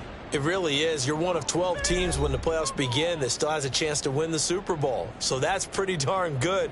And as you often talk about, a lot of hope when the playoffs start. Well, that ended for them. But when they look back, they'll have a lot to be proud of and see if they turn the page towards the next season.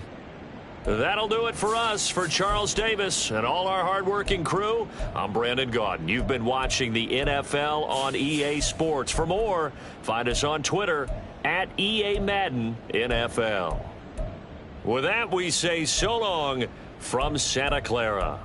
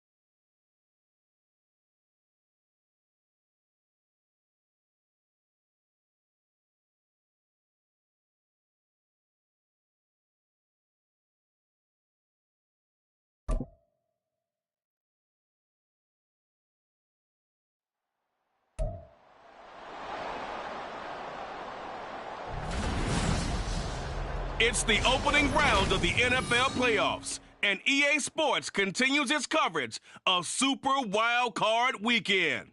It's the Steelers and the Chargers under the lights on Sunday night. Night beginning to fall over Southern California, but the lights are shining bright here at the spectacular SoFi Stadium in metropolitan Los Angeles. Tonight we wrap up a great Sunday here in Super Wild Card Weekend, as it'll be the Pittsburgh Steelers taking on the LA Chargers. Hello, everyone. Welcome to the postseason on EA Sports. Alongside Charles Davis, I'm Brandon Gaudin. And, Charles, that's really all I need to say to get you fired up. It's the postseason on EA Sports. And no one's more fired up than the guys who are going to be playing in this game. This is what they fought for all year long. Go back to the OTAs, the mini camps, training camp, throughout the season to get to the playoffs.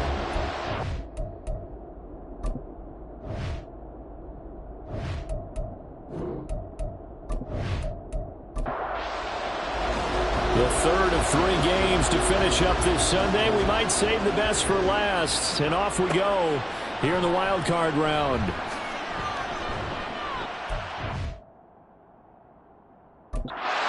Quite make it to the 25. So the Steelers offense getting set for their first drive. And they will be led out by their 6'3" quarterback. And he comes off of a really good regular season with over 4,000 yards passing. And now in the playoffs, people always ask the question, do you continue to play the way you played in the regular season? Do you turn it loose? Or do you tone it down a little bit? I think you've got to be smart. But make sure you show the defense something they haven't seen before. And he's taken down, but able to slip across the 35. First catch of this wild card game for a 1,000-yard receiver in the regular season. He's got a first down, too.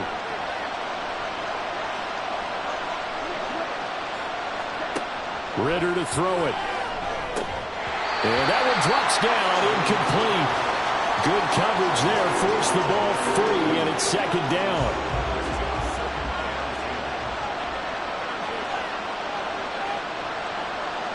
They'll send a receiver in motion to the right. They'll fake it on the jet sweep, and instead a handoff up the middle. And he's going to be stopped up quickly here. Just a yard up to the 39. Here's 3rd and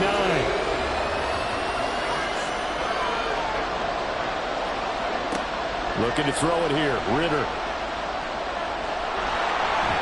And he'll be taken down, but he does have first down yardage.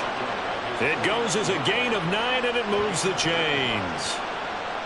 2 first downs have him up near midfield now on 1st and 10.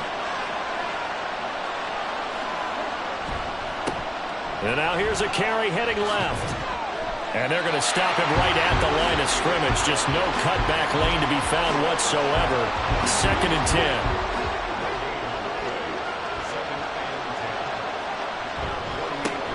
And they'll give him another shot here on the ground. And he's down right around midfield after a gain of 2, maybe 3. Typically, we think it's the strong safeties that are better tacklers, especially closer to the line of scrimmage amidst traffic. But in this case, how about the free safety coming up and making the big-time play? Ritter slides down, and he has enough for the first. A strong pickup of 11 keeps their drive alive. Certainly not a positive sign if you're the D coordinator and you see your guys give up that space so early in the game. third down, that's when the clamps are supposed to come out. But his ability to create things with his legs makes things difficult. And now a throw on first down there, but it's incomplete. Well, they've been back on their heels a little bit here in this drive, but a chance to exhale just a little bit there with incompletion on first down. Now they have to gear up, try and get 2 more stops, and escape this drive.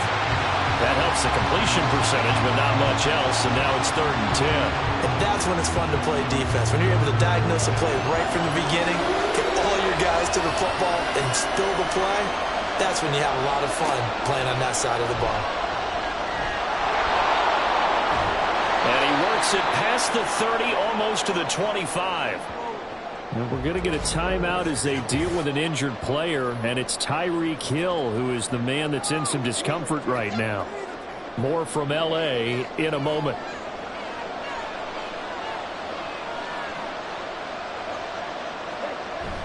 Ritter off to play fake. Rush coming, and he's taken down. It'll be a loss of 7 on the sack, and it brings up 2nd. Defensively on the previous play, they gave up a pretty good chunk of yardage, but right there, they got a good portion of it right back. And if we just flip it around from the offensive perspective, took a nice step forward, and how about a couple of leaps backwards after that play? They've got to figure out a big call coming up here to try and gain that yardage back. 13th play now on the opening drive. Will this be the lucky one? It's 3rd and goal. Ritter. It's a short one here, complete to the tight end. It'll be a gain of 5, and that's going to make it 4th down. He wasn't the primary target, but I think it was almost like a check-down situation, wasn't it? Yeah, hoping he can break some tackles, a big tight end, but he couldn't do it. Yeah, get it to that big frame and hope he can scatter some bodies, unable to get it done. And this is right down the middle as he puts it through. Not a touchdown, obviously, but playoffs, you're on the road. At least you put something on the board. I would agree with that totally. You're not exactly sending a message to the opposition, but you are letting them know that you came to play.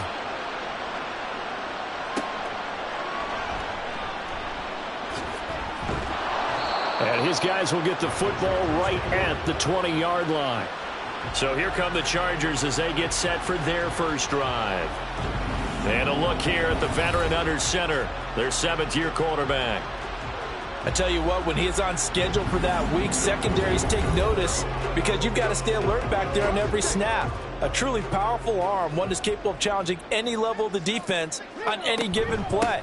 That's why so many scouts preach arm talent when preparing for the NFL draft.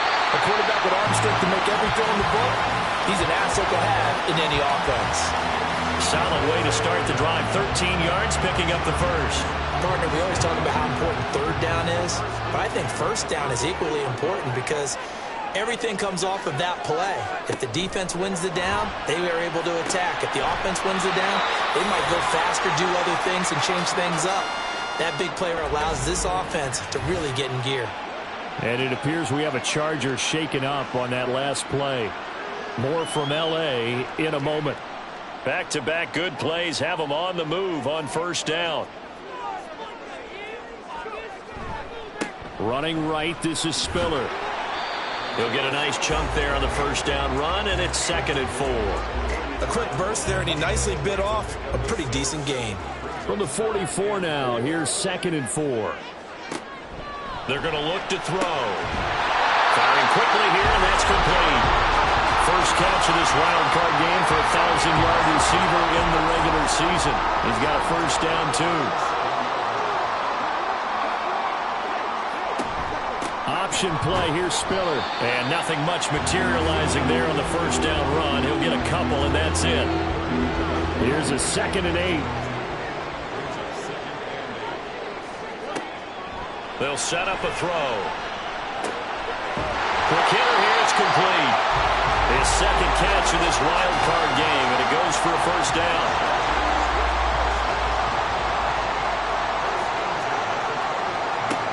Back to throw here. That's going to be caught. And they are able to stop it, but he does take it all the way to the 2. 23 yards on the play. They clearly wanted to come out, Charles, and be aggressive throwing the football, and they've been pretty efficient along with that aggressiveness. He's now 4 of 4 on this opening drive. Yeah, and that's led to a fresh set of downs. I like what he's doing back there. You can tell he's at ease. Feels And he is into the end zone. Touchdown, Los Angeles. Isaiah Spiller taking it in from 2 yards out. And the Chargers have answered that early field goal to take a first-quarter lead. And that caps off what was really a balanced opening drive for them, Charles. They work in the rushing game and the aerial attack, and they end it with a touchdown. Strong in so many ways, wasn't it, partner? Their ability to throw it and run it and accomplish their goal, they've got to like the way that they started this ball game. Extra point up and good by Dicker, and that makes it a 7-3 lead.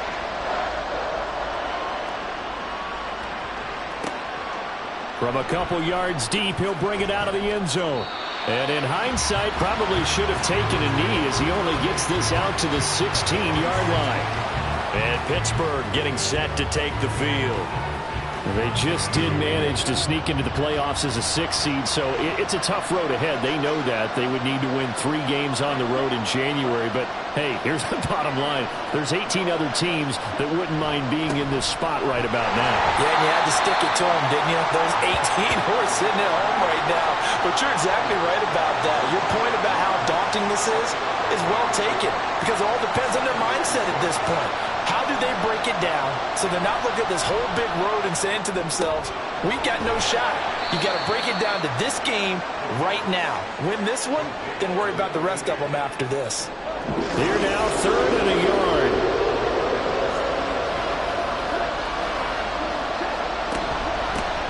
From the gun, he'll hand this off. And he gets it to the 32, good enough for a first down. It's an 8-yard pickup and leads to a new set of downs. From the 32 now, here's 1st and 10. I don't know about you, but that almost felt like old-time football there. 3rd and 2 is not necessarily just a hunting down anymore. A lot of times they want to throw the ball. They went back to the roots and powered forward and got the first down. Well, now hang on here because he appears to be shaken up. More from L.A. in a moment. Couple of first downs to kick off the drive. Here's 1st and 10 up at the 46. And he'll lose yardage on the play back at the 45-yard line. Now it looks like we're going to get a stoppage here. An injured Steeler on that last play. More from L.A. in a moment. So after the loss of a yard, they'll look to push forward here on 2nd down and 11. Ritter now looking to throw it this time. Pryor has it complete. And he's able to take it across midfield before going out of bounds. Here's the 7th play of this drive. This is 3rd and 4. Ritter from the gun. Work in the middle of the field, and he's got a man complete. And he will have a Steelers first down as they're able to get the 3rd down conversion. We've seen quite a bit of the short passing game here early on first quarter, haven't we? We have, and I think it works a couple of ways for this team because, number one, you throw the short game until they stop it. And if they're not going to stop it, you keep throwing it, and occasionally you'll break a tackle and turn into a bigger gain. Also, if they start to creep up, start to pressure receivers, now you go over the top, take it deep, and now you get some of those big shots downfield. They'll wind up getting 7 on the play, and that'll bring up 2nd down.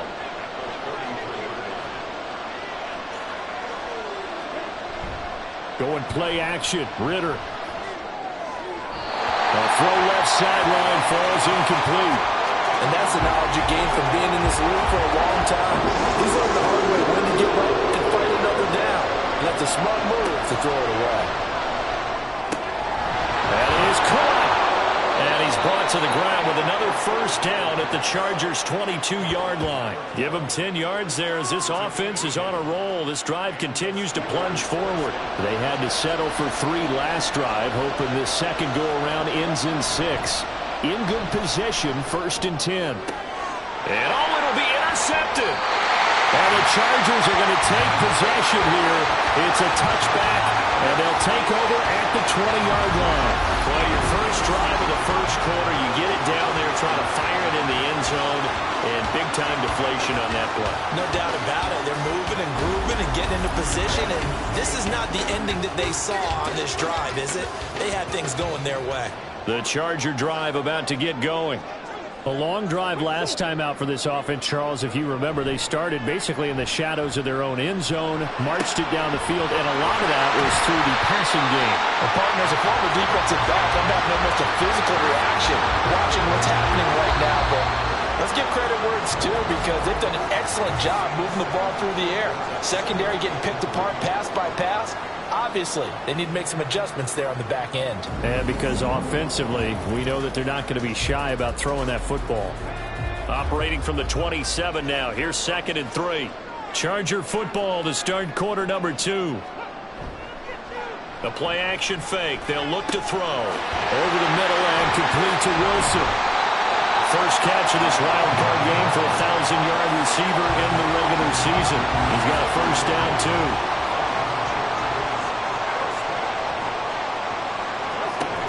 From the gun, a run by Spiller. Try to find a lane, but instead he'll get back to the line of scrimmage and no more.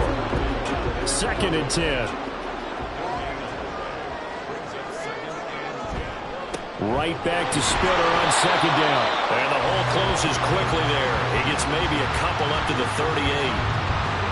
Here now a 3rd down and 8.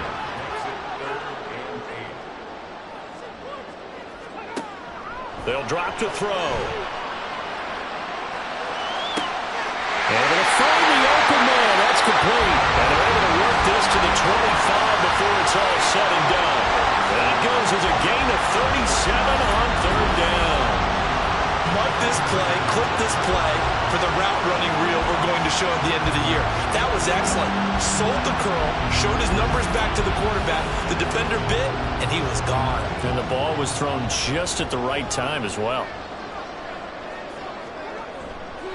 Now a play fake here on 1st down. Going right back to Wilson. But he's down inside the 5 at the 4 before he's out of bounds. Back-to-back receptions for him, and it's another first down.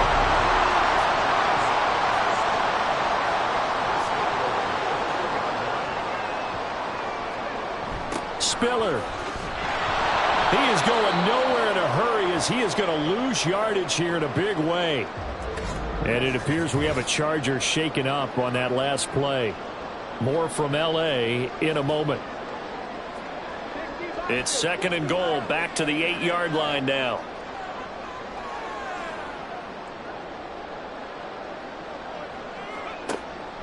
Back to throw. And that'll be incomplete. So it looked like maybe his 3rd or his 4th read on his progression. Just trying to find his outlet man that time. Ends up leading him just a bit too much. They'll look to throw on 3rd and goal. And this is caught. He's got it. Touchdown, L.A. Garrett Wilson from 8 yards out. And they're able to add on to their advantage. That's why you've got your star out there. Throw the ball to him. They did. That's simply saying we don't care what coverage you put out there. He's so good.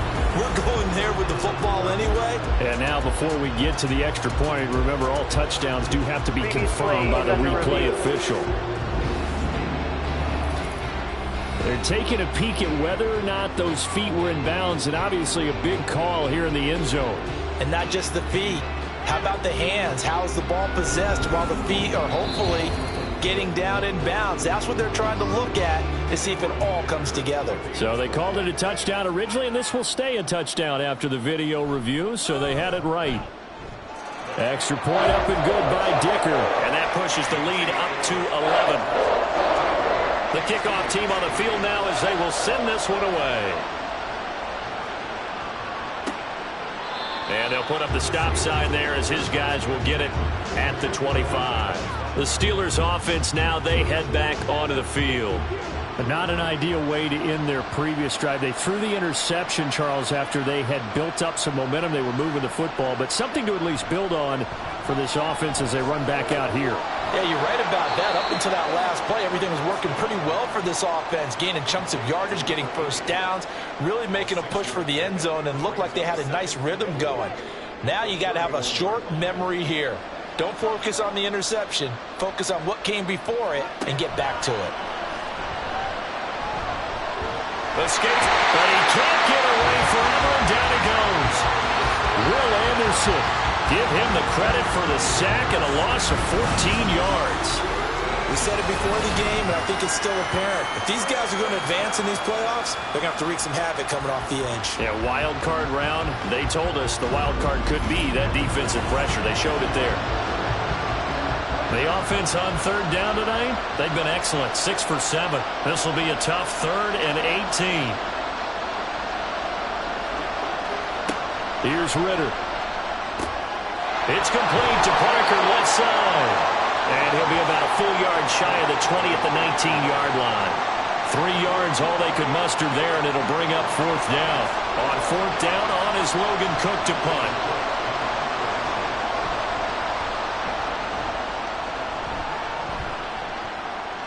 Fair catch signaled for and taken just shy of the 30-yard line. Now this offense and Garrett Wilson headed back out. Last drive, the touchdown, 4 catches. Really good. He was. They were not good on the other side trying to stop him. What do they need to do? Well, this is where the entire staff has to get involved because we always focus on the defensive coordinator. But he needs help from other people with their eyes and their expertise, and he needs to listen to them. And sometimes you just can't afford to wait on a drive and say, okay, let's get to the sidelines and start over. You need to find a way in the middle of that drive to start taking away what's hurting you. Yeah, in-series adjustments, and how do you do that? Well, what you do is you listen to what everyone else is telling you, what they're seeing, the patterns that are developing, and maybe you just start running extra bodies to take away that particular player.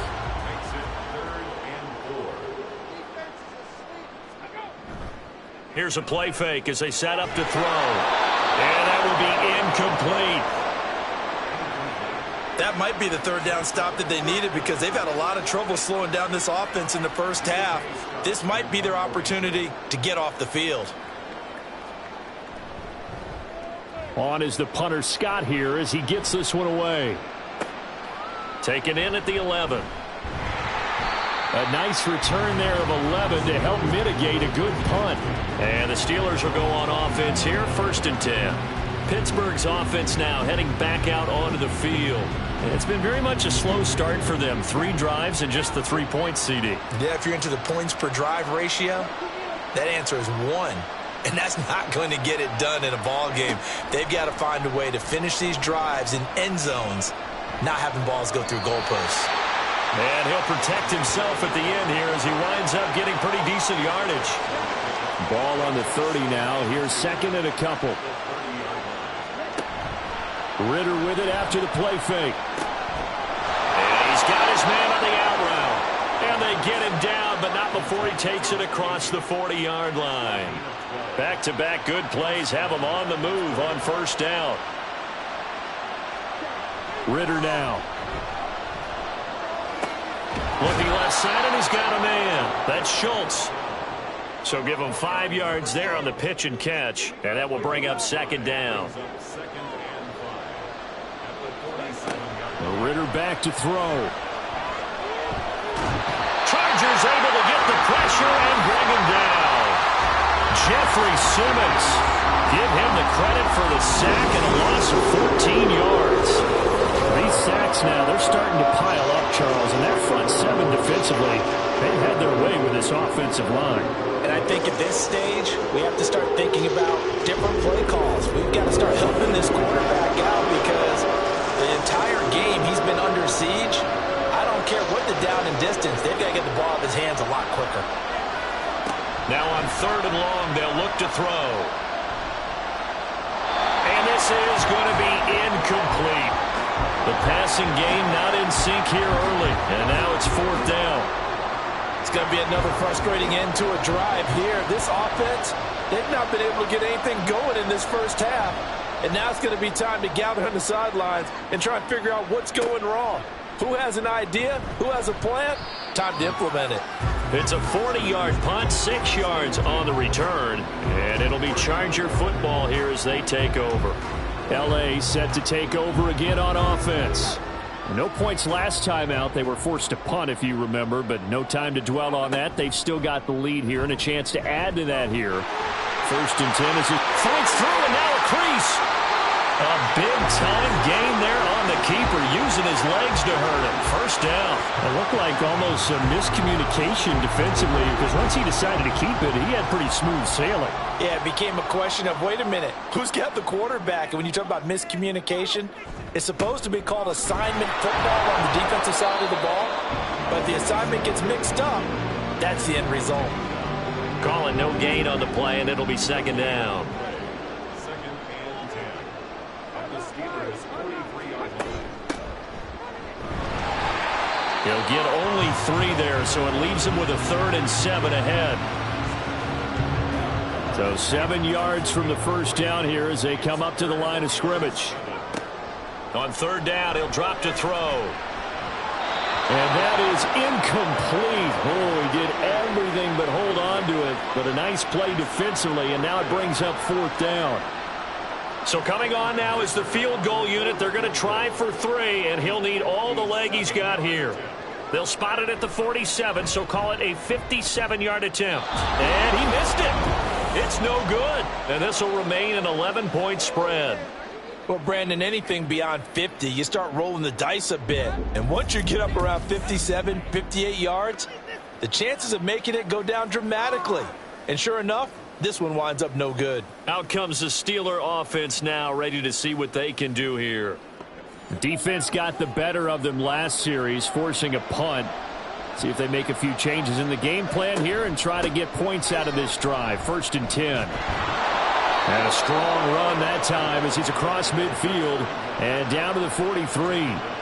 10 yards there to start the drive, and just enough by about the length of the football for a first down.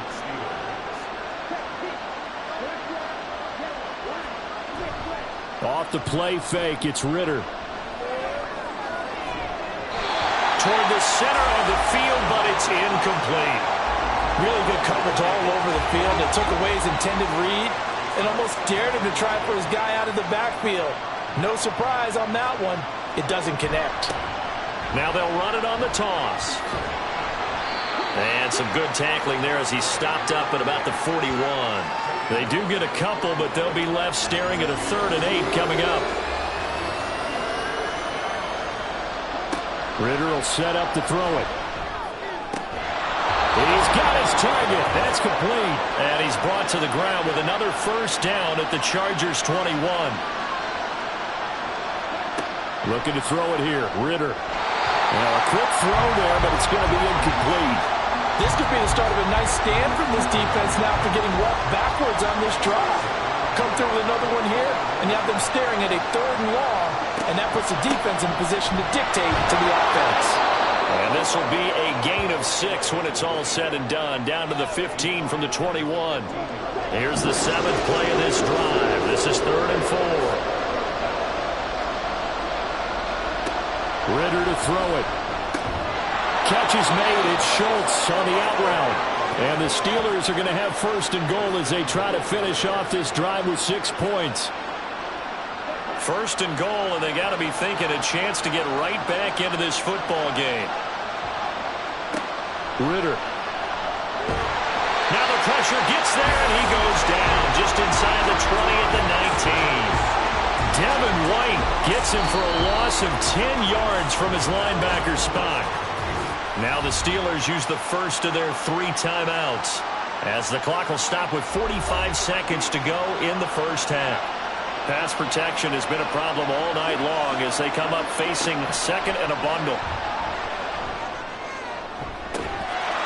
And caught in the end zone. Touchdown, Steelers.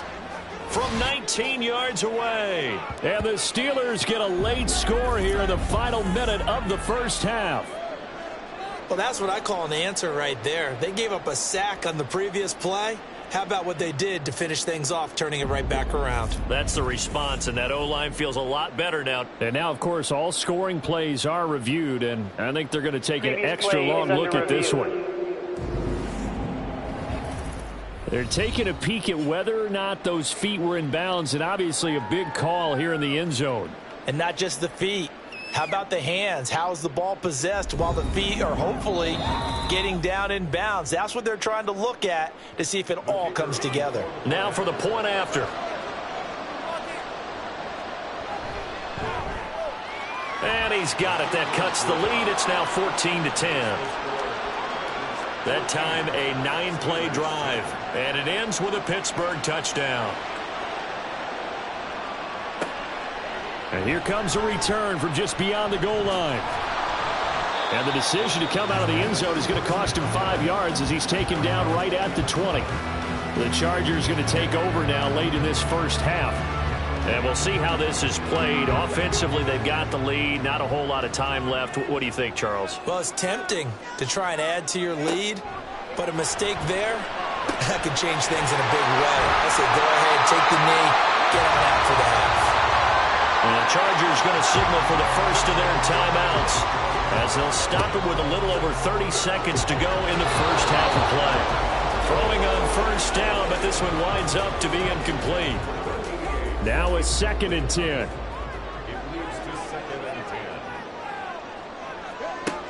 From the midfield stripe, they'll look to throw. Got a man, and he hits him in stride. Now the Chargers will use the second of their timeouts as they'll stop the clock with 24 seconds to go in this first half. Pressure comes, and the Steelers take him down. And this is a quarterback who's already had success on the ground in this first half, but this time they're able to hem him in. And it's always different when you rush a mobile quarterback as opposed to a guy you know will be right back in the pocket. In this case, you got to make sure the inside pressure and the outside pressure match, and maybe even a second wave to make sure if he squirts free, you've got someone to tackle him. All right, Brandon, thanks very much. This, the last of our 3 games on this Sunday. One more to follow tomorrow night as we wrap up a very exciting 3 days of Super Wild Card Weekend. We'll get started down at Hard Rock Stadium in Miami, where it was the visiting Chiefs who come in and get the victory on the road. The Dolphins were able to rest a few of their starters, and as a result, they fall for just the second time all year and finish the regular season at 15-2. Okay, this has certainly been a fun one to watch so far. We knew this was going to be a battle, but we have not been disappointed. This is the kind of game that could wind up hinging on which side can play mistake-free football the rest of the way. And able to get this across the 20, but not much further as he's dropped it to 23-yard line. The Chargers getting ready to go here to start this third quarter. And Charles, they've got the lead. Put your coaching hat on here now. What's the game plan for the second half? I think getting the running game going a little bit more, because I thought in the first half they didn't get it moving the way that they would like. They had success throwing it, but I think these first couple of drives, they'll want to get those running backs going and give them more opportunities, and I will guarantee you that those guys were lobbying for them in the locker room at halftime. They'll be brought down on the 30-yard line after a gain of 6. Let's not quibble about the gain there on second down. That was a positive play because that was a take-what-you-can-get situation. Got out to the tight end. Now it gives them a much better opportunity to convert on third down. And he's going to be taken down here still a couple yards short of the first. They'll wind up getting just a yard out of it. And that's going to bring up a 4th down. Here's J.K. Scott now as he'll punt it away for the second time.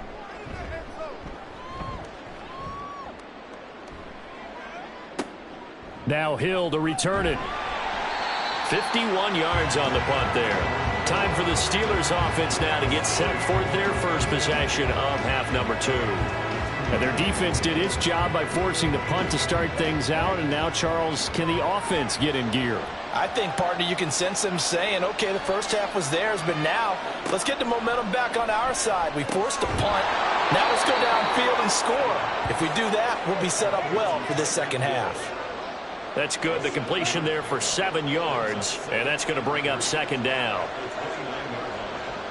They'll bring a receiver in motion left. He's going to get it on the jet sweep. A short gain here, maybe a yard to the 29. Let's just make this one succinct. Nice job there. All 11 guys on defense diagnosing the jet sweep and putting it down. On third down, they're going to run for it here. And he gets it to the 34. Good enough for the first. 4 yards on the pickup. Good enough to extend the drive. From the 34 now, here's 1st and 10. And they'll keep leaning on the running game. Back to the ground. And he is met in his tracks behind the line of scrimmage. 2 yards the loss, 2nd and 12. With his size, he's a tough man to bring down, but they do a nice job there stopping his progress and not allowing him to get back to the line of scrimmage. Ritter now looking to throw it this time. They'll get this into the hands of Hill, complete.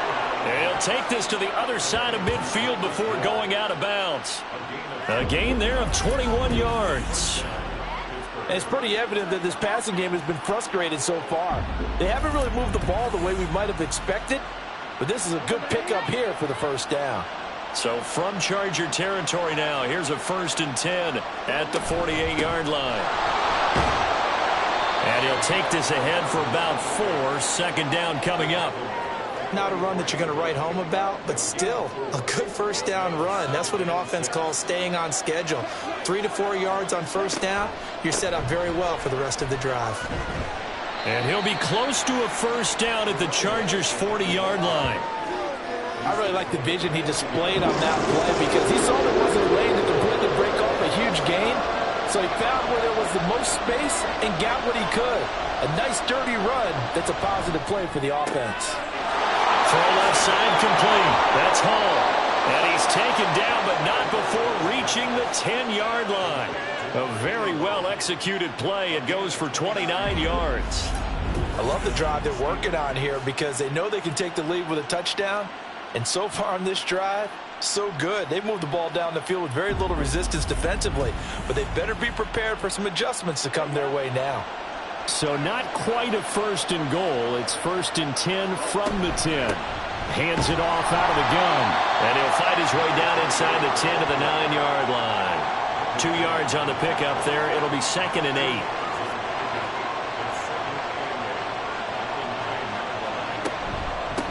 And here's a handoff out of the gun. And he will maneuver his way down to about the 7. Just a 1-yard pickup on the play. And they're going to face a 3rd down. Back to throw, Ritter. Oh,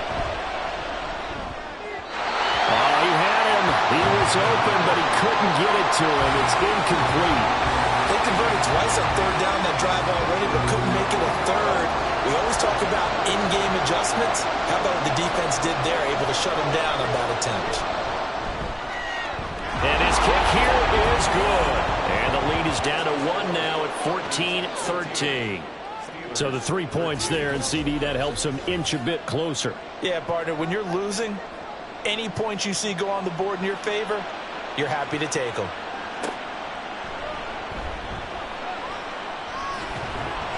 And he'll take it a yard or so past the 20, call it the 21. Here's the Los Angeles offense as they get set to take possession.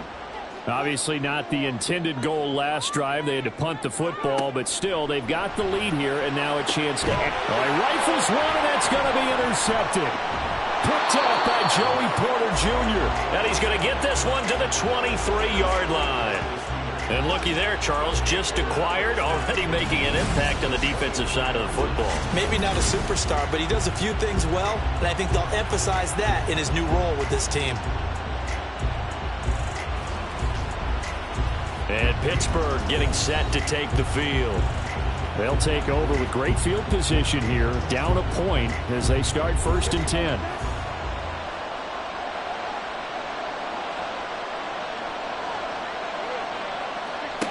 Ritter on 1st and 10. And that's going to be incomplete. I think we can all understand what they're thinking right now. They take over the ball in field goal range after the turnover, so they've got that in their hip pocket.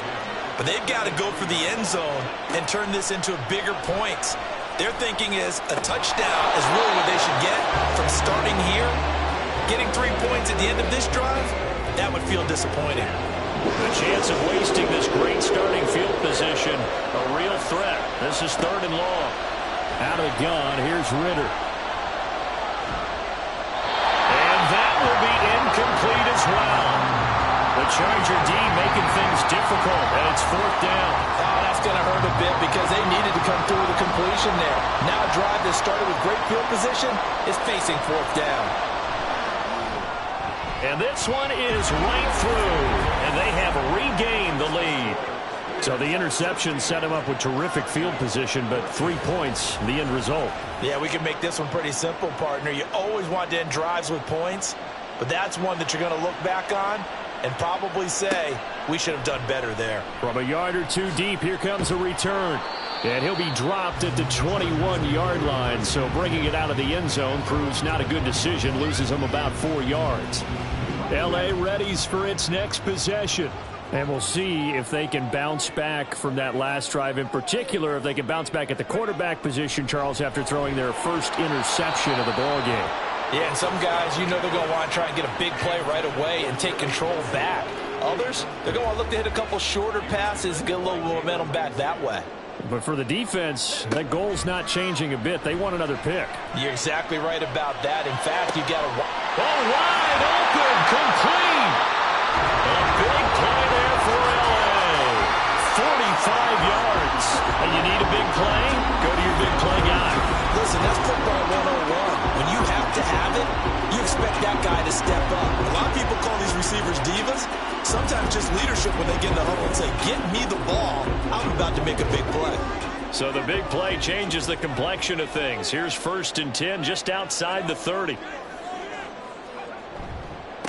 Give running right is Spiller. And he works his way free all the way down to the outskirts of the red zone. Another nice gain, 13 yards that time, and another first down. First downs have not come easy, and neither have runs like this throughout this game. Absolutely not. He finally felt like, whoa, a sigh of relief. We got something going in the running game. Now left side, a completion to his tight end. So the completion good for 7 there. And it's 2nd down. Brings up 2nd and 3 at the 14-yard line. Straight ahead, it's Spiller. And he takes it in for a Charger touchdown. Isaiah Spiller with his 2nd touchdown of the night. And the Chargers have retaken a 3rd-quarter lead. He's given him a little jolt, just gave him the lead there, but 2 TDs now in the game. And that jolt puts them in the lead. What a terrific job by him. He is carrying the ball and simply saying, I want to win. And now he's hoping his defense has that mentality as they try to hang on to that lead. Extra point up and good by Dicker. And the lead is up to 5. So that drive spanned 5 plays. And it was Isaiah Spiller capping things off with a touchdown run. From a couple yards deep, he'll bring it out of the end zone. And no alley to be found. The coverage was solid, and he's dropped at the 18. The Steeler offense set to regain possession. And last time able to get 3. It's not what they wanted. They wanted 6, but they got at least something. They mustered something out of the drive. They'll take it.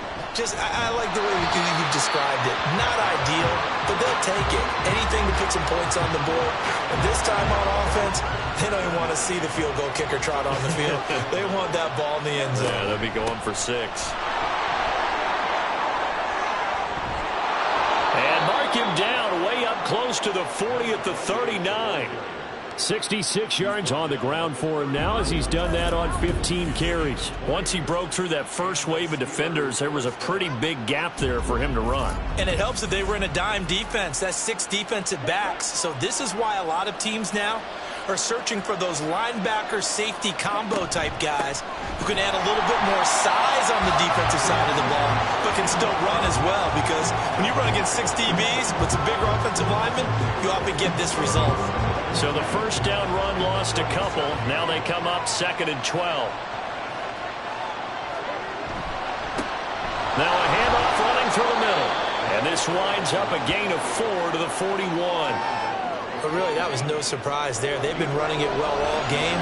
And I know goals change all the time, but any team will take that type of run each and every time. Flushed out right. And he'll work it across midfield inside the 45. A nice job there on the escape and scramble. A first down, a 16-yard gain. Fast, slow, it doesn't matter. If you give a quarterback enough room to escape, he can hit you for a big gain. You've got to give him a little more focus moving forward. And a good job of finding the open space to run as he's down close to the 30 here. Back-to-back nice plays, 12 yards that time and a first down.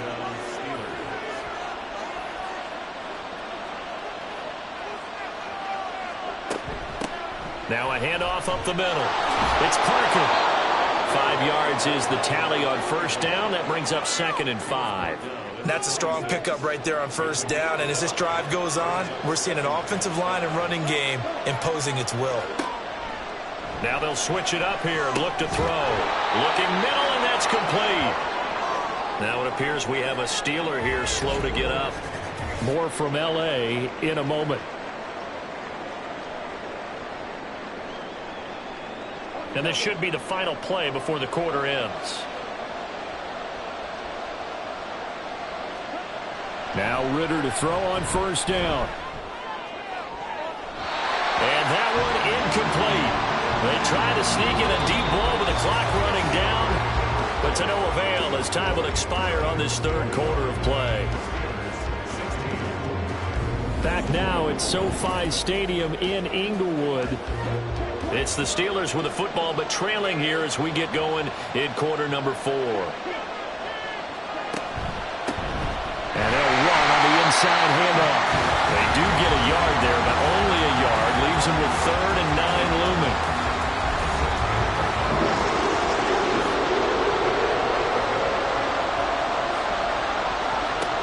Working from the gun, Ritter. Over the middle, complete into the hands of Trimble. And he'll be brought down shy of the first down marker at the 11.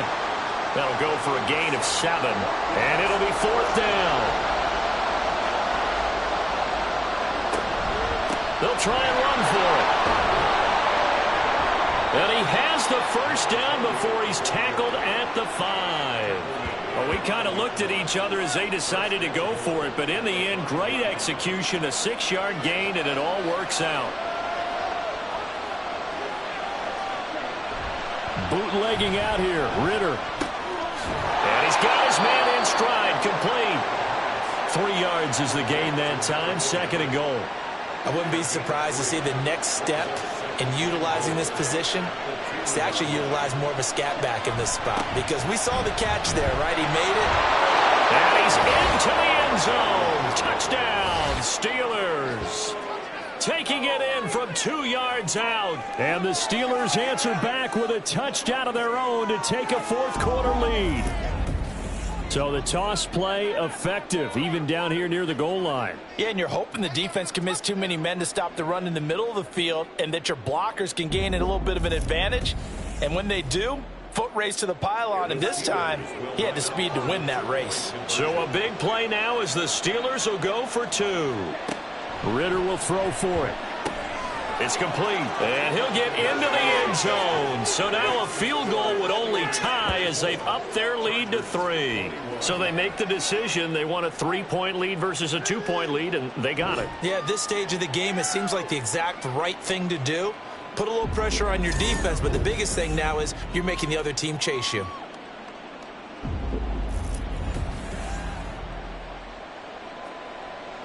After the touchdown, Cook now to kick this one away. And this will not be returned. It'll come out to the 25. So out come the Chargers. And what a pressure spot for both sides, really. But they're at home now. They have the football here in the playoffs, sort of controlling their own destiny. It's a spot they've all dreamed of. This is where you want to be. Home, have the ball, a chance to win the game, control your own destiny, as you noted. But here's the thing. Don't let the crowd get too involved if you're this team now. You've got to make sure you let them carry you, but not cause you to do things out of what you're supposed to do, right? Take you away from focusing and concentrating on the game. Because sometimes you get so amped from the crowd that can carry you into spots you don't want to be. Is that what you're saying? From experience, sometimes that crowd gets so involved in it and you get involved with them that you end up making plays or trying to do things that maybe you shouldn't have done. He finds his man, complete. That's Gonzalez. His second catch of this wild card game, and it goes for a first down. Well, this offense hasn't been at their best here. They've made some mistakes. They've been frustrated. They've been largely shut down. But then you look up and say, wait a second, this is a one-score game. So they're still very much in this, and they're on the move here with a first down. On 1st and 10 is Spiller. Now he is going to be stopped cold behind the line of scrimmage. He'll lose a yard there, and it's 2nd and 11. That was well played there defensively. 2 tight ends in the formation, which essentially gave him 7 blockers up front. Hard to imagine with all that size and beef that they could let a tackler through. But that's... And he's going to have to eat this one as down he goes. Keanu Benton, the one who got in to bury him. Tremendous read and reaction by the defensive tackle. And frankly, partner, it's not that often the DTs have that type of easy access back to the quarterback. Never bought the play-action fade. Now they go screen. It's complete. And he gets this up across the 35 before he's out of bounds. 5 yards, not enough. And it'll be 4th down. And that's a play that's not uncommon on 3rd and long because the offense is just hoping that somehow they can get a guy in space and follow some blockers downfield. Does a pretty nice job there getting a few yards, but he ends up getting stopped before he can get the first down. And that one hits at the 7, but bounds into the end zone, and that'll be a touchback. And Pittsburgh getting set to take the field. Well, certainly they'd rather have the scenario they had last time. Now, Charles, remember, they had the short field. They took it in the end zone. Now this is going to have to be a longer, more sustained drive if they want to get points. Yeah, a little bit more of a quick strike opportunity last time by where they were on the field, and you're exactly right about that. But now, backed up a little bit. What's that old expression we love to use? Time to matriculate the ball down the field and try and do it again. Up at the 29 now, they'll head to the line, 2nd and a yard.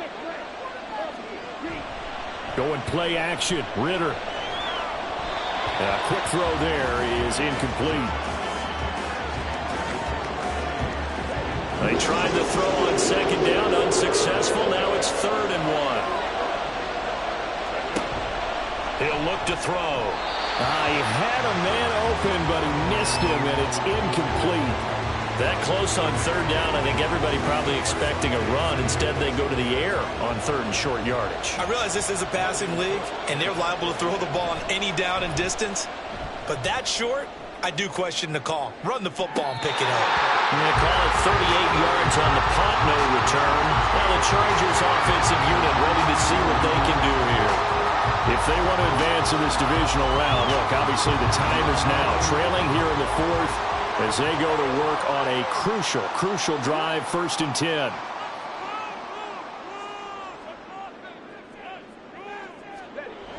They'll come out throwing here to start the drive. He finds his man, complete. It's Gonzalez. And the result here, a pickup of 8.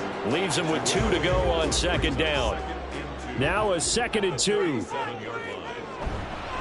They run behind center with Spiller. And he'll be taken down at the 46-yard line. 56 yards rushing for him now with a couple of touchdown runs to boot. 2nd and 2 is prime time for a little bit of a gamble, isn't it? Open up the playbook, go play action, toss that bad boy deep. But in this situation, go ahead and give it to your back. Let him pick up a first down. Keep the sticks moving. And they'll get him down as he's inside the 40. Give him 15 yards on that one and a Charger first down. You can see the time and effort and thought that they put into their passing game because it was evident right there. It looks like a simple pitch and catch, but you and I both know that they have planned for this and worked hard to make it happen. They'll look to throw here on 1st down. Got a man, and he hits him in stride. And he's taken down inside the 30. Now following the completion, we're going to get a stoppage here for an injury. More from L.A. in a moment.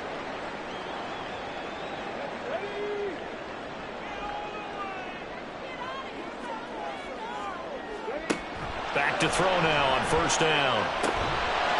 Got a man over the middle, and it's complete. A well-executed 22-yard gain. Boy, how about the speed with which this offense can get down the field? It's taken them no time at all to get down here, and now they're set up with a 1st and goal. Again, he'll drop to throw. And this one too low. Okay, I'm not quite sure how to judge that one. Maybe he didn't have enough legs underneath him. Mechanics might have been off. Maybe some fatigue. That one came up short. Yeah, 4th quarter. Maybe you do start to watch as the arm. That's going to be caught by Gonzalez for a Charger touchdown. It's a 6-yard touchdown pass. And the Chargers have taken a fourth-quarter lead. And all about timing there on that short slant, Charles. Exactly right. That was timed up so well. The route, the throw, touchdown.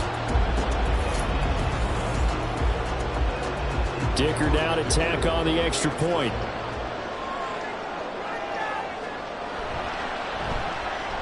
And that will make this a 4-point game. So that drives 7 plays in length. And it ends with the Chargers getting into the end zone. And this will be a touchback, so they'll bring it out to the 25.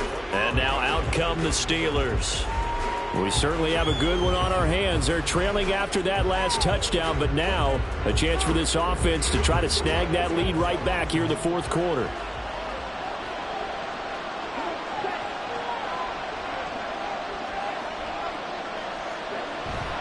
They'll start on the ground here on first down. That's to about the 28. Second down coming up.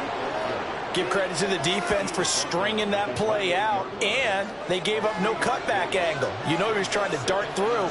No place for him to go. A nice job there, only giving up a 3-yard gain.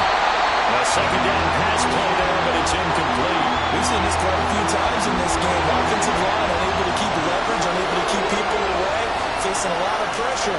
Fortunate just to get rid of it. One of the reasons they're down is that inability, though, to stop the pressure. We saw another example of it there. And now the third down throw incomplete as well.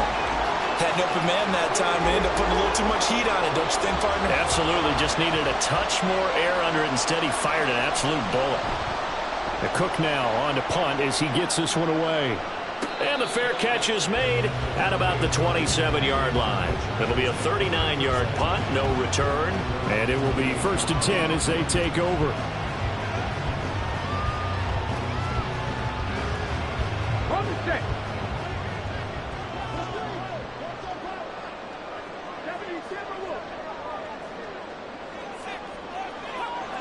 They'll try and start this drive in the air. Throwing for the out route, he finds Wilson. And they'll get it up just short of the 45 at the 44. 15 yards is the pickup there, and the drive starting very nicely. First down. Well, how about this aggressive approach? Got the lead, fourth quarter, continuing to throw the football. Are you thinking about Super Bowl 51? Atlanta had the lead against New England, and they ended up giving it up? I was going to say, don't say it, but you did say it. I did, didn't I? Yeah, anybody watching in Atlanta, our apologies. On first down, he'll drop to throw. And the Steeler pressure too much here. He's going to go down. It'll be a loss of 7 on the sack, and it brings up second. Brings up 2nd and 17 at the 36-yard line.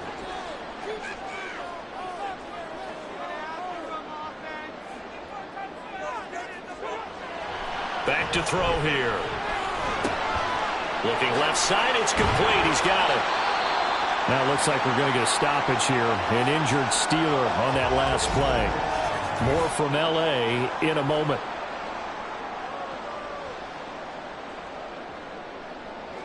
As big of a play as we've had in this one so far. This is 3rd and 3. He'll drop to throw.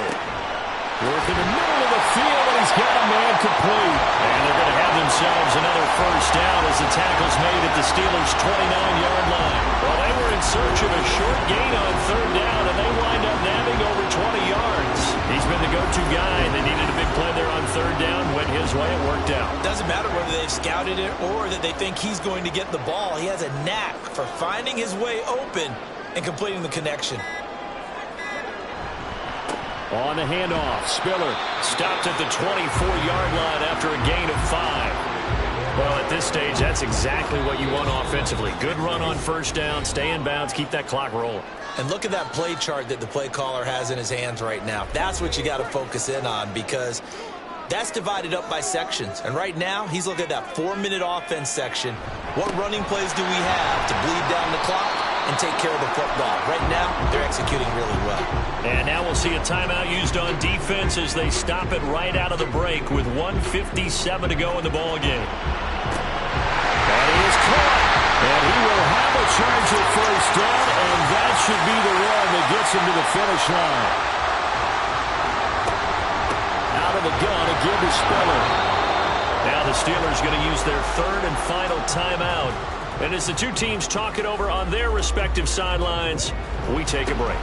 Another run on second down, trying to cover up. And he'll get this one down to about the 10-yard line. Third down and 6.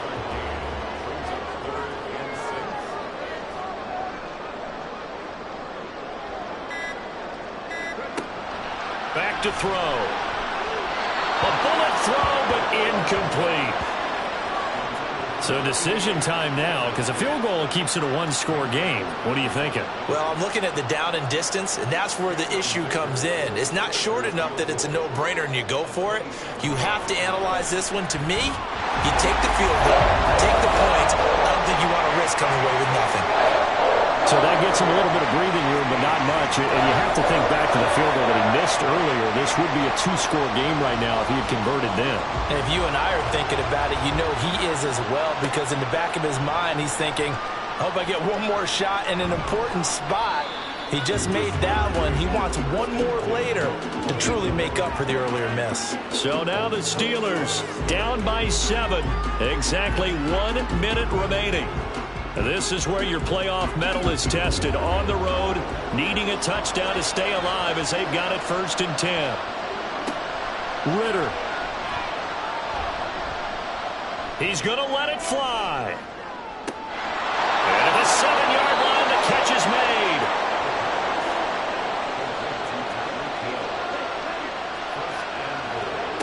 Here's Ritter.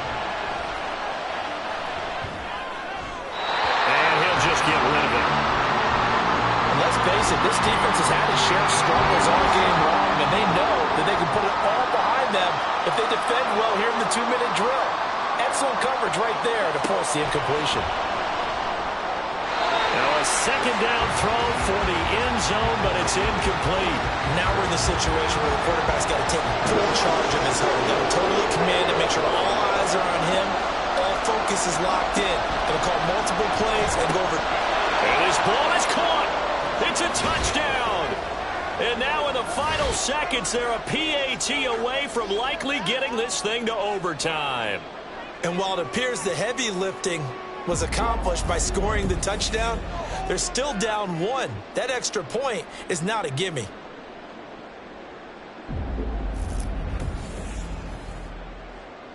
Out comes the kicking team here for the extra point. The Chargers going to signal for the first of their timeouts. That'll leave them with 2 remaining. We'll be back after this.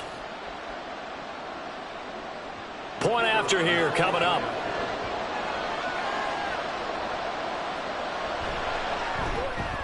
And we may very well be headed to overtime. The drive summary, 4 plays, 75 yards. And the touchdown and PAT mean we are tied here in the final minute of play. Both these teams fighting for their playoff lives. All tied, 4th quarter as the kick is away here. And a good return as he'll be stopped just shy of the 30-yard line. They'll come up 1st and 10 here. They'll look to throw here. Short pass caught by the tight end Gentry. And the clock will now stop as a timeout is called with 5 seconds left. 2nd and 3. And he fends him off. And he'll bring it up here to right at the 40-yard line. Final whistle blows, and we need some extra time here to decide who will be the victor. 60 minutes, just not enough some days to decide who's going to win the game.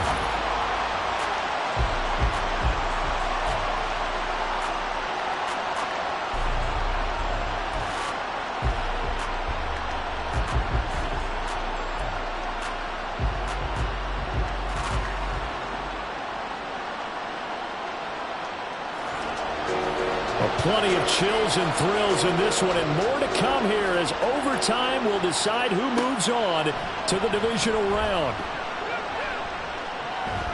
And it's a pretty good return here as he'll get this up to the 29. And the Steelers set to take the field. Well, CD certainly doesn't get any more exciting than this. Overtime in the postseason. Of course, keep in mind things are different than the old way it was. In the playoffs now, both teams guaranteed a possession, so a touchdown here, if they get one, the ball game will not be over. And partners, we both know many people have called for this change before, and they finally got it. After the Buffalo-Kansas City Classic in the 2022 playoffs, Patrick Mahomes and KC, they score first. Game over. Josh Allen and Bills never touched the football, and people hated that. Now if the game reaches OT, every playoff team has a chance to fight to extend their season. So the plan has got to be, if you win the toss and you take the ball, reach the end zone and score, and put as much pressure on your opponent as possible to try and win a game in OT in the playoffs. Ritter off the play fake. That's caught inside the 20. And all the way inside the 15 before they drop him. It's a gain of 34. Things now, Charles, looking pretty good here. A great opportunity to try to cash in for 6 on the opening possession of overtime. And what I'm liking, Brandon, is what I see down on the sidelines. I see a defense huddled up and ready to go, already preparing for their opportunity to go on the field and close out this game. Ritter looking to throw on 1st and 10. Got his man, it's caught for a Steelers touchdown. And Charles, that touchdown alone doesn't win him the game anymore with the rule changes in overtime of the postseason, but they still went down, scored, got the job done, and now they put it in the hands of their defense. And with the other side now guaranteed an overtime possession, getting that score was vital. The pressure is now on their opponent, and their defense, they have to play off the momentum the offense generated. One stop, and they end this game. Point after try forthcoming.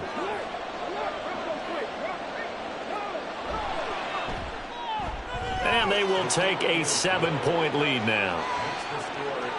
A drive there of just 4 plays. And it ends with a touchdown pass to Tyreek Hill.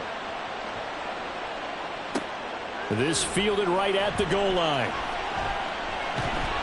And he'll get it up past the 20 to about the 22. And now out on the field, here comes Los Angeles. Well, CD, in the regular season, they would already be celebrating. Not so simple here in the playoffs. Now they also need to make a defensive stand if they want to pick up the victory. Yeah, and I'm sure the team would be in favor of just taking the win right now, but in a small way, those defenders are also kind of happy for the rule change because now, on the big stage of postseason, they're the ones who can come out here and lock down the victory. Trying to keep their season alive. Down 7 in overtime. And they'll, of course, need to score before time runs out in the period as they work on 2nd down. A throw there, but that's going to wind up incomplete. Nice back-to-back plays defensively. They're stacking momentum now. 1 incompletion, 2 incompletion. They're going for more. Now a shot taken on 3rd down, but it's going to wind up incomplete. Well, here we go. Now it's gut check time. They need to convert here to keep the series and their season alive. And obviously, this is their biggest snap of the season. And across the line of scrimmage, how about that defense? They feel exactly the same way, and they know they're 1 stop from celebrating a win themselves. Defensively, a bit of a collapse, allowing the 4th down play to result in 23 yards. So, CD, in the postseason, they obviously get the chance to answer that touchdown from a bit ago, but how do they set aside that pressure, knowing that their entire season is coming down to this series? What a great question, and I don't think that they set it aside. I think that they confront it, and they've done it throughout practice time in preparation for opportunities like this. And this is caught, and he will finally be taken out of bounds. A huge play there in overtime.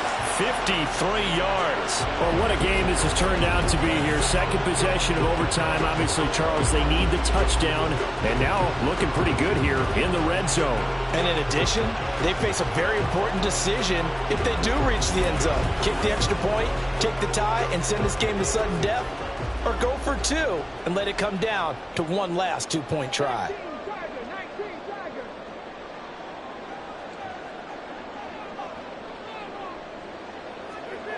They'll look to throw again. And this will be caught in the end zone for a Chargers touchdown. The touchdown all set up by the big play one snap before, but they finish it off here with a shorter completion, this time for the score. I like how they stuck with what got them there, right? The big pass play, got the momentum going, right? You create it with a play like that, and you come right back with another pass play to finalize things off. Extra point up and good by Dicker. And the decision to just kick the extra point winds up successful. So we're right back where we started, all even as the kick's away. And he'll just take a seat, and the drive will begin at the 25-yard line. The Steelers ready to take over on offense. This drive here beginning probably with a pair of motivated groups. Remember, the offense scored a touchdown on their last time out, looking to repeat that in Charles' defense. They were very frustrated after giving up 6 the last time on the field. And frankly, it's just a battle of wills in a lot of ways because you know they're both motivated. They both game plan for this drive, and they both have specific outcomes in mind. To me, it just comes down to who can execute better and which side can step up and assert its will over the other. Ritter cannot escape, and they bring him down. That winds up pushing him back 11 yards on the sand. And that'll bring up third. And this dominant defensive performance continued on that play. This poor quarterback has not received the protection he needs and has had to pick himself up off the turf far too often. How to approach this. Third down and 16 yards to go. Ritter will set up to throw it. He finds Parker. And he's not going to sniff the first down here. He stopped at the 25. That one good for only 6, and it leaves him with a 4th down. The defense does its job. Now they're going to get the ball here in overtime with a chance to win it. Major league kudos to them because to get the ball back in this spot, everything was on them. It had to happen, and they pulled it off. They'll get it back for their offense with a chance to win. They call that a punt of 38 yards officially. The Chargers ready to take over. And, Charles, those overtime rule changes, this is where we really see their full effect. Here they got a chance to answer and keep the game going on their first possession of OT. And now, after that last stop, they can win it right here with any kind of score. And what a victory that would be, Brandon, because if they can come all the way back from the break of defeat and end up with a win here, imagine that. To even reach this point, how about the resilience, the fortitude? And you would expect that from a playoff team, but they still had to exhibit it. Now they have to go out there and win this ball game. Sudden death finally in play. Looking for more there on first down, but this throw downfield incomplete. Here's 2nd and 10. They'll set up a throw. Short pass caught by the tight end Gentry. That'll leave them with a 3rd and 2 coming up. They got 8 yards there. And Brandon, as you know, sometimes it's a lot tougher to run with these tight ends nowadays in the NFL. They're just bigger wide receivers. He lined up on the left side of formation, ran a drag route across the field, and tried to work his way open. He was able to make the catch, but the defenders were there and couldn't do a whole lot with it afterwards. And he is going to have the Chargers first down by a couple of yards as they're able to get 4 there on 3rd and 2. From just outside of field goal range. 3 points, all that's needed. Here's 1st and 10. Again on the ground, again it's Spiller. And a nice burst there as he'll take this inside the 30 to the 28-yard line. 87 yards rushing for him now as he was just trying to will his guys to an overtime victory.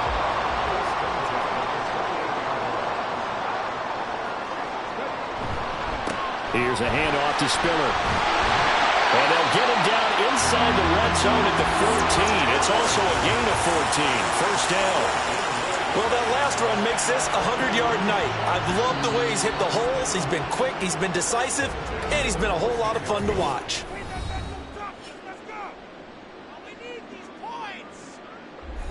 And now this game's going to come down to the right leg of their kicker. This to win it in overtime.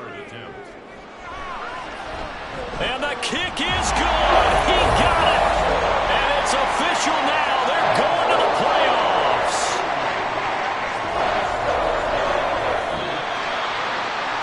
Well, 1 win down, still 3 to go to get to the most hallowed ground in sports. Sports, but a good start. A terrific start because they get to move on. Unfortunately for the team that lost, it's a long offseason ahead for them now.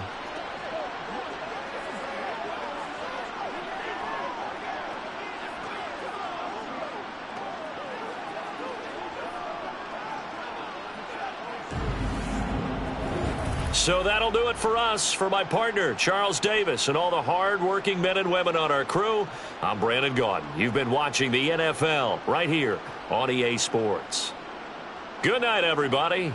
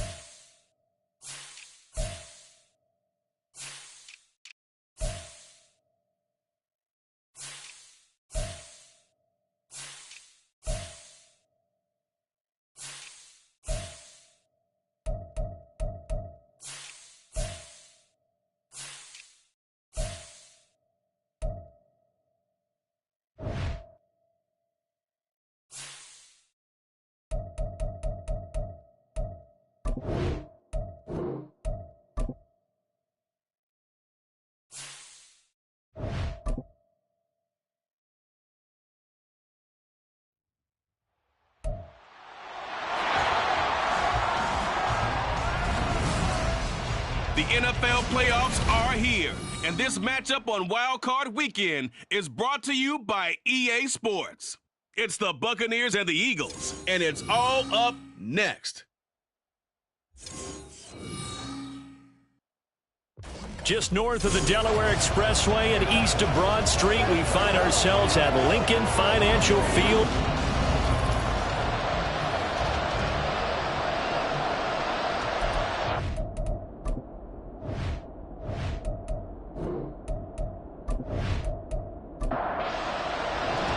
The second of 3 games here on this Sunday. We continue with Super Wild Card Weekend here on EA Sports. And here comes a return from just beyond the goal line. And in hindsight, probably should have taken a knee as he only gets this out to the 16-yard line. Philly's offense getting ready, and Jalen Hurts ready to lead them. The second-round pick who started his career at Alabama, then finished with an electric senior season at Oklahoma. Tremendous production in college at 2 different universities, and this is a guy who was a finalist for the Heisman Trophy. Still much more of a runner than a thrower, but has plenty of arm and is capable of making the big throws downfield. Estimate his ability to think the game. Remember, he's the son of a coach. The drive starting play, a good one. Give him 19. Well, there you go. This offense off to a strong start this afternoon. Yeah, with a big run and a first down. That's putting what you practice into play. That's excellent execution to get things started. He'll get 8 on the scramble there. It'll be second and a couple. I do think it's fair to say that they were caught off guard a little bit when he decided not to throw it on first down. But give them credit. They recovered in time to deny him the first down yardage. But it's only second and short. So that run is still likely to lead to a new set of downs. And he'll go down right around the 47 this time. A gain of 5, good enough for the first down. First and 10 at the 47-yard line. Up the middle they go. Simpson. He'll work his way up the middle for a gain of about 4, second down. Well, Charles, you think about their impressive record, and then you look on the screen and see some of these injuries. That makes what they've done all that more impressive. And when one of their starters or one of their key guys can't play, they miss him, or they just say, get well, we'll hold the fort until you get back, and the next person steps up into that void. This team has done a nice job all year long. No excuses, just performance. They'll throw on first down with Hurts. That's caught by the big tight end, Dallas Goedert. And he's going to get a solid gain of 9 before being brought down. Second and right at a yard. From the 31, here comes second and a yard. Now a handoff up the middle. It's Simpson. And he's able to work his way down inside the red zone to the 19-yard line. 12 yards is the pickup. Good for an Eagle first down.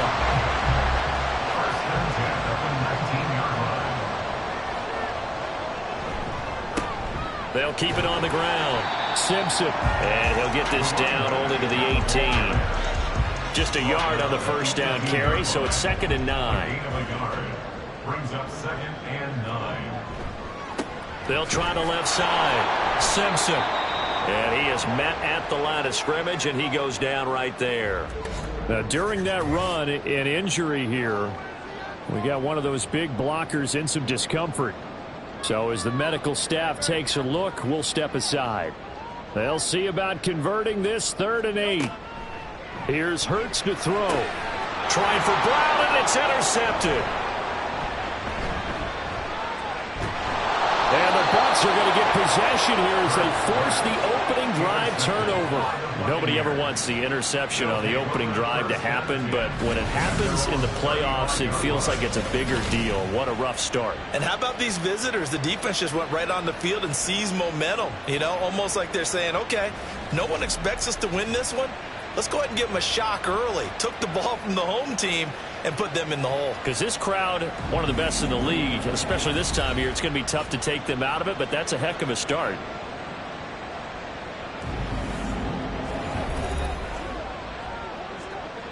So good starting field position for them here as they come up 1st and 10 at their 35-yard line. Now Walker.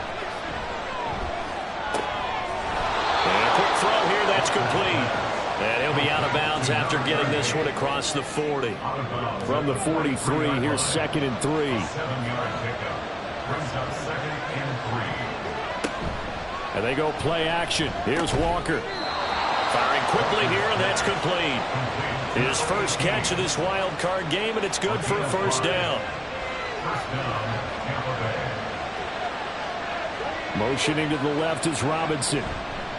He'll get it here on the jet sweep. Fighting through, and he's got space. And they'll get him down as he's inside the 40. 14 yards there, and a Buccaneer first down. For a lot of guys playing this game, there's no better feeling than running right through a tackle. He's able to lower his center of gravity and churn his legs for a really nice pickup. Running game working. They'll stick with it on first down. And maybe a little over pursuit there as he's able to take this down to the 25-yard line. Call it a gain of 14 for the second play in a row. And the Buccaneer first down.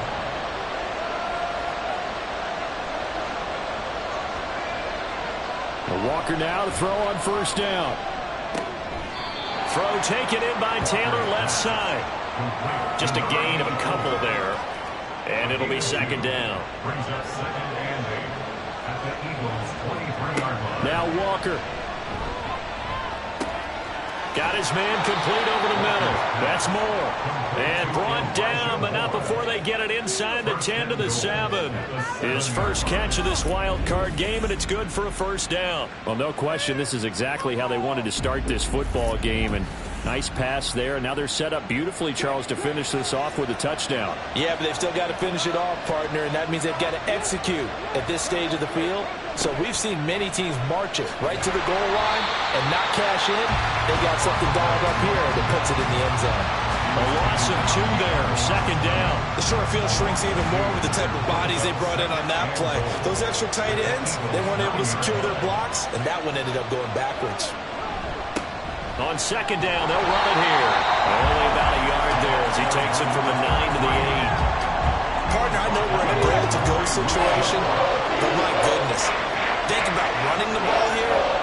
Not even a thought, is it? Defensively, they're in a prime spot. And I think the defensive guys are probably expressing themselves to them as well. I look right here, guys. You might want to try throwing it. One thing you hope to see out of a rookie tight end is a real concentration when the ball's in the air, and I'm not sure that he didn't. But he has to be prepared for people making a play on it when that ball's up for grabs.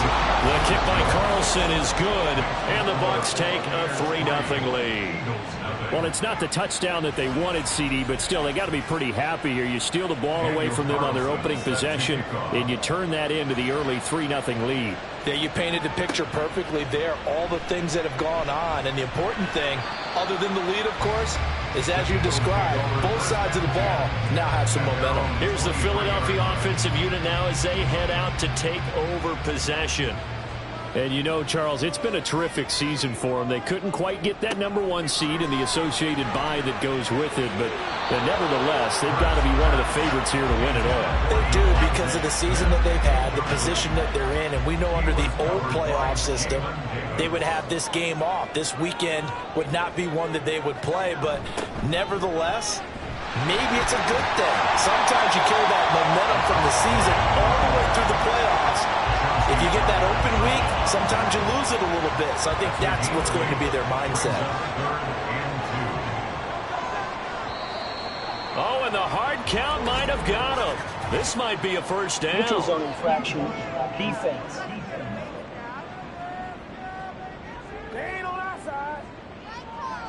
A bit of a jump there, CD. He breaks the line, and that'll be 5 yards. And you've got to stay more disciplined than that, Brandon. That's just a free gift to the offense. Good work that time to get him to jump, and now here's 1st and 10. Hurts sets up to throw it. This short throw caught by Goddard. So just 3 yards on the completion there, and it'll be second down. Brings up 2nd and 7 at the 39-yard line. Hurts. He finds his man complete. That's Ferguson. And he'll be taken taken down, but not before he works it past the 50. His first catch of this wild card game, and it's good for a first down. As a passer, you're always trying to find that open window to throw the ball downfield. How about this one? Right in the middle of the field, right in the heart of a defense. So from Buccaneer territory now, it's 1st and 10 at the 48-yard line. Throwing is Hurts. And this one caught along the sideline, but they say already out of bounds. And the throw didn't give him a chance to turn it upfield, and that brings up 2nd down. 2nd down, here's Jalen Hurts. He'll get this one complete. That's A.J. Brown. And this is going to lead to another first down as the tackle's made at the Bucs' 32-yard line. He had over 100 catches in the regular season, and now he's got his first catch of this wild card game. On 1st down, Hurts. Smith brings it in, going across the middle. And inside the 20 before it's brought down. So here's a 1st and 10 now, down inside the 20. They'll stick with the passing game as he looks to throw. Over the middle here to Brown. Well, the Eagles are going to be set up with a 1st and goal here as the tackle made at the 9. From the gun, it's Hurts. And it's caught. A gain of 7 that time. 2nd goal. When you're playing a quarterback with some experience and some moxie, you enter the danger zone when you decide to blitz him, because if he's able to diagnose as he did on that play, he can hurt you downfield. And he's in. Touchdown. Eagles. Taking it in from 2 yards out. And the Eagles are able to answer the early 3 points and take a first quarter lead. So, partner, it was a passing game that drove them down the field, but when they get close, they trust that man in the backfield, and he took them home. And they trust their offensive line as well, because so many of these units, they specialize in either pass protection or run blocking. This group shows its versatility and gets both done on this drive. Elliott good on the extra point, and that makes it a 7-3 lead. So that one a pretty time-consuming 10-play drive. It's culminated by a 2-yard touchdown run. From a yard or two deep, here comes a return. And he will be taken down here as the first quarter of play will come to an end. And hold on here, because on that last run, it looks like we have a player who was shaken up. Hopefully, obviously, nothing serious here. Medical staff, though, going to take a peek, and we'll take a break. After one, 7-3 the score on EA Sports. Second quarter now, and it's Buccaneer football. The Bucs offense set to begin their next possession. Their drive last time, it stalled out. They were forced to take the short field goal. And the key phrase, you nailed it. Forced to, because you know coaches look at these short field goals as a last resort, right? To them, that's not how drives are supposed to end. You're supposed to put 6 on the board. That's a consolation prize, like going to the county fair. You don't get the big stuffed animal on that one, do you? No, you don't go top shelf. That's bottom shelf material. The Eagles call on the extra defensive back here as they prepare for a stop on 3rd down. Walker now. They'll try and set up the screen. It's complete. And he'll be taken down, but he does have first down yardage. Calling a gain of 7, and it gets him a new set of downs. Let's give a little credit there. The offensive play caller sensed that the screen pass was available. Whenever you're getting a lot of heavy pressure towards your quarterback, that's when you're thinking about running the screen and using that pressure against the defense. And it worked very well there for a first down. And they take him down, losing yardage back at the 27. Not what they had in mind there. That's going to go as a loss of 4. Well, Brandon, we could see that play developing, and they were hoping that he was going to be able to put a move on the first guy and turn it into a big play. But no such luck. The speed on defense continues to get better and better in the NFL. Pretty nice example there of those guys being able to run from their assignments and finish off that play. What do they have for this? 3rd and 11. Walker. Out to the flat. That's complete to his running back. And he gets this up across the 35 before he's out of bounds. yards. That one good for only 6, and it leaves him with a 4th down. Here comes the Buccaneers punter now, as he's on to punt for the first time this afternoon. And he'll get this away into the icy winter air. That'll be a 49-yard punt, 6 yards there on the return. And it will be Eagles football, 1st and 10. Philadelphia getting set to take the field. Good drive last time. Really effective passing the football. Do you maybe mix it up, now go to the ground game and surprise the defense a little bit? I would anticipate the defense making some changes, but I wouldn't necessarily just absolutely go in the opposite direction. They're doing so well throwing the ball. Yeah, why? I wouldn't change it up until they showed me a reason to do so.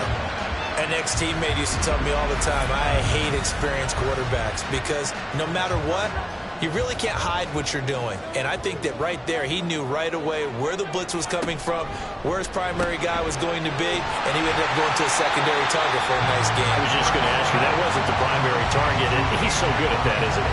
I think he knew right away that he wasn't going to get to his primary guy. I think he read that as soon as he got to the line of scrimmage, knew where the pressure was going to come from, and said, I know how to beat that, and that's what he did.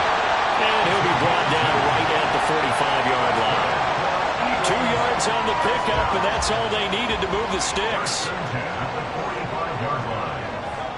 Throwing from the gun, it's Hurts. And he rifles one incomplete. Nice progress down the field, was halted by that incompletion. They could try for some safe yards here to get things moving again, or keep throwing it and pushing it downfield to try and pick up bigger yardage. Hurts throw there, taken in by Smith. And this is going to lead to another 1st down as the tackle's made at the Bucs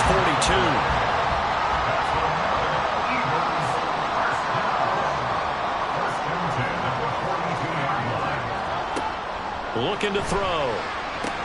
This short throw caught by Goddard. And he'll go out of bounds after taking it a little further down inside the 40. Ball on the 39. Here's 2nd down and 7. Brings up 2nd and 7. Back to throw again. He delivers another to Goddard, complete. That was play number 7 on this drive, and it got him 7 yards.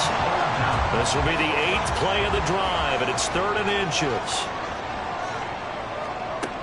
And they'll try and run for it with Gainwell.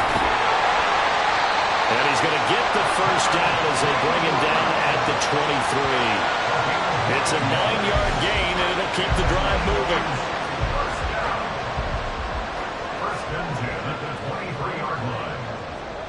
On 1st and 10, it's Hurts.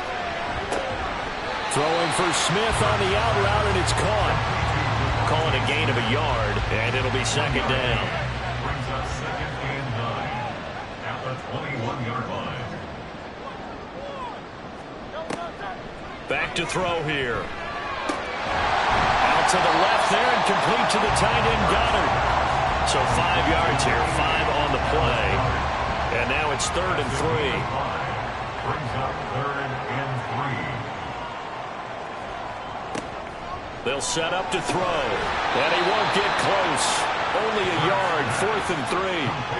As a defense, you're more balanced when you're in zone coverage because you're able to keep your eyes on the quarterback and see the play develop in front of you. They're able to keep the quick pass in front of them and stop it right at the line of scrimmage. And no field goal try here from the red zone offense out there. They'll go for it on 4th. And he is caught. Touchdown, Eagles. Devontae Smith. A 15-yard touchdown grab. And the Eagles' decision to go for it pays off with 6 points. They took a pretty big risk right there going for it on 4th down. But, hey, not only did they get the 1st down, forget about that, they got in the end zone. Yeah, because normally you're just thinking, can I get enough yardage to get it past the sticks and pick up a 1st down? Instead, they go for the end zone and get it done with no margin for error. Remember, 4th down, they went for it. Elliott good with a PAT, and that pushes the lead up to 11. Now after the touchdown, here's Elliott on to kick it away. And he'll elect not to return this one, so they'll bring it out to the 25 on the touchback. And Tampa Bay trots out there now. They trail early on the road in the playoffs. Not a great combination as they've got it 1st and 10.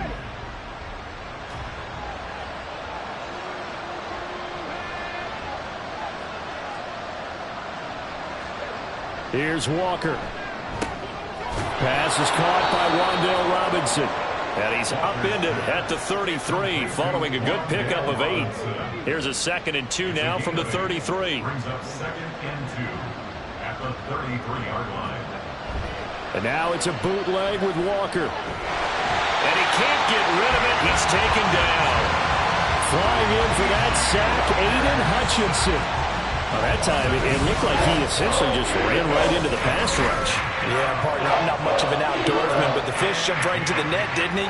Because you've got to make sure that you're deep enough that you can get around the defensive end, have an angle there. But he couldn't do it because he actually cut that one off. Really nice play coming off the edge. This offense so far on 3rd down, just 1 for 3 thus far. This is 3rd and 10. Now Walker. Oh, it's a screen pass. That's complete. And this will not get close to the 1st down marker as he's brought down at the 26. They'll get only a yard out of that, and it'll bring up 4th down. Here comes the Buccaneers punter now as he'll kick it away for the 2nd time. Now Brown. Able to slither by. They'll call it a punt of 44 yards. The return was for 7. And the Eagles will have it taking over 1st and 10.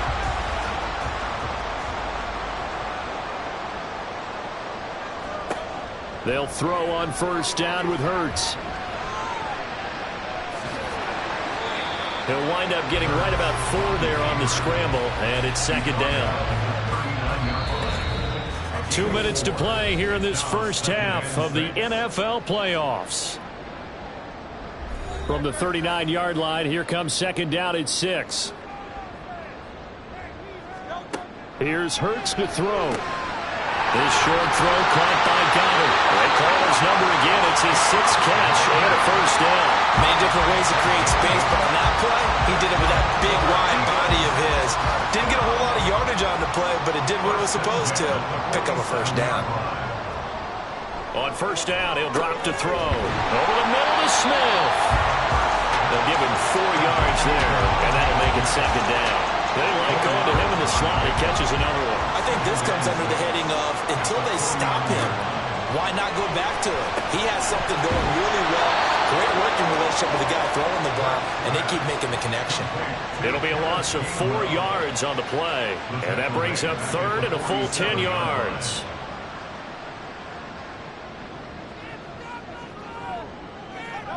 Hurts sets up to throw it. Work in the middle of the field, and now look at this. Big gain, but a fumble. But it looks like one of the DBs has it. And a big turnover there as his guys will get the football back. And now, meanwhile, after the dust settles on the fumble, we've got an injured player here as well. Well, now they're going to come out and take a look at this injury, and we'll be back in a moment. Now Walker. Following the fumble recovery, he'll throw. And his throw here's incomplete. Not sure what happened out there, but it looked like the timing was a little off on that throw. Well, you know I'm a defender, so what am I going to say? Great defense. Darn right. They did something to disrupt that timing. Walker's throw here into the hands of Moore. Now the Bucs going to use the first of their timeouts as they'll stop it with a little over 30 seconds to go in the 1st half of play. Walker now to throw on 1st down. They'll find Taylor. That's complete. The Bucs going to go ahead and use the 2nd of their timeouts as they'll stop it with 27 seconds remaining here in the 2nd quarter. Now a 2nd down throw for Walker. And his throw is incomplete. Let's give some credit to the defensive guys on that play. Able to bat that one away. Sure looked like they were trying to hit the corner route.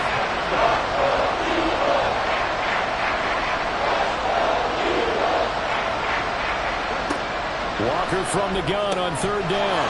He's got his target. That's complete. And he is going to have the Buccaneers 1st down, and he'll have it by plenty as they're able to keep the drive alive on 3rd and inches. And with just 4 seconds left in this 1st half, a timeout call.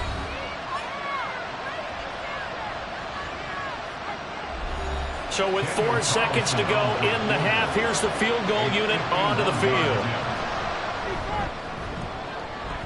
Carlson able to put this one through. And a second field goal here cuts their deficit to 14-6 now. Well, trailing here in the first half still, but maybe, Charles, that'll help them get some momentum back. First the forced fumble, and then they're able to get a field goal out of it. And down in the game, they came out and created their own opportunity on one side of the ball and did get points out of it, as you mentioned.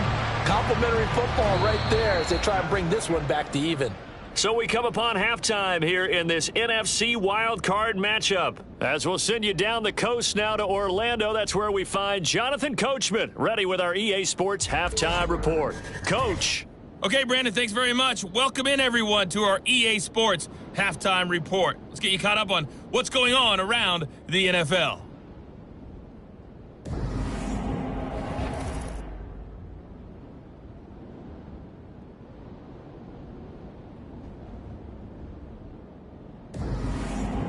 We were certainly treated to an entertaining first half. Both these teams with some high points and maybe a couple of low points as well. So it's going to be a question of who can be the most disciplined team going forward. From a couple yards deep, he'll bring it out of the end zone. And he will be brought down here inside the 20. Good coverage as he's dropped at the 17. The Bucs offense set to begin this third quarter. And, Charles, that had to be an interesting locker room at halftime. This is a team that's had so much success this year. Haven't really had to deal with a lot of adversity at halftime, to be honest. But now here they are with their playoff lives on the line. And I think when you're alluding to that interesting locker room, you're just wondering, how are they handling that bit of adversity that they're seeing right now? Because I think this is a team that has to look to lean on the veterans at this point. We know we're better than this. We've proved it all season. Let them disseminate that confidence through the locker room. But this opening drive, it'll be an important one for them to give them a little jolt of confidence moving forward. 3rd and 2. Here's a give up the middle. And he gets it to the 34. Good enough for the first. And that gain of 9 buys them a new set of downs. So right after the defense gets you the ball on a takeaway and a fumble recovery of their own, you've got to reward them, don't you? You've got to stay out on the field, give them a chance to rest, and how about doing it the way they did it, running the football and picking it up on 3rd down. I would not have wanted to go 3 and out. They avoid that right there. Yeah, they avoided the glares as they went back to the bench, didn't they? Options galore here. 2nd and a few inches.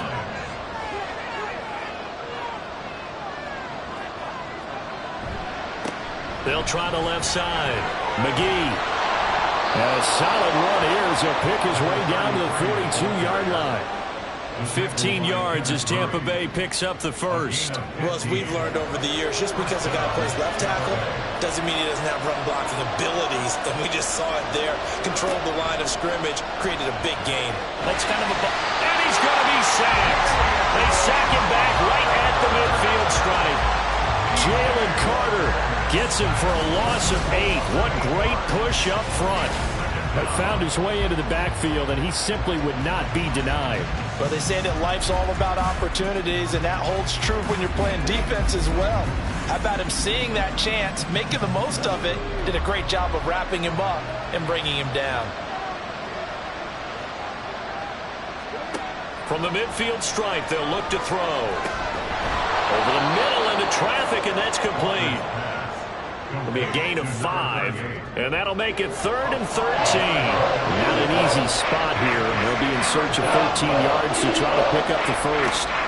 Now on 3rd and long, they'll look to throw. Oh, this will be incomplete. The rush gets home just as he was letting that go. That could have been worse. Instead, it's 4th down. Here comes the Buccaneers punter now, as he's on here to punt it away. He's averaging just under 50 yards a punt as he gets this away. And now where will the side judge stop his walk? That's the question. He says it crossed out of bounds at about the 17-yard line. Hurts and the Eagles come up here 1st and 10 at their own 17-yard line. They'll come out throwing here to start the drive. He'll find Gainwell out of the backfield. And he is going to lose yardage here.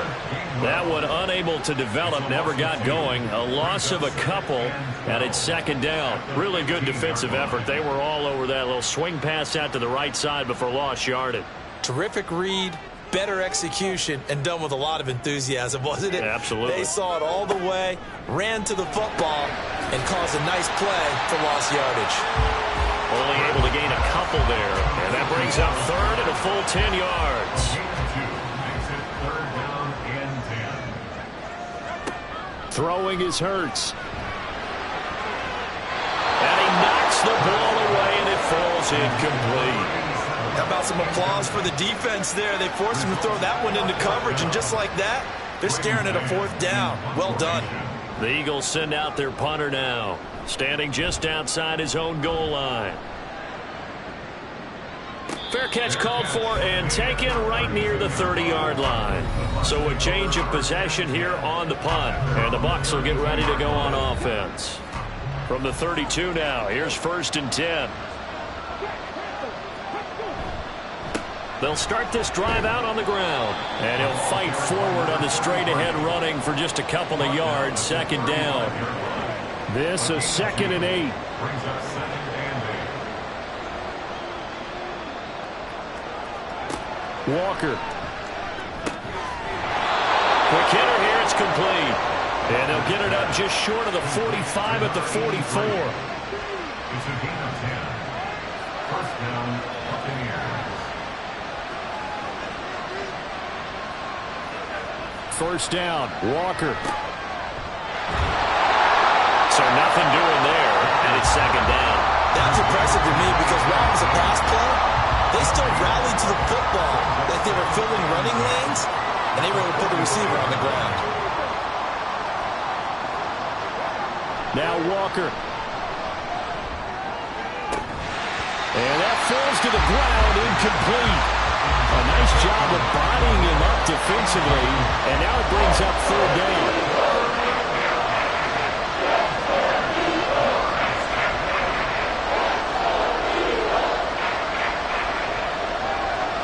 To throw is Walker.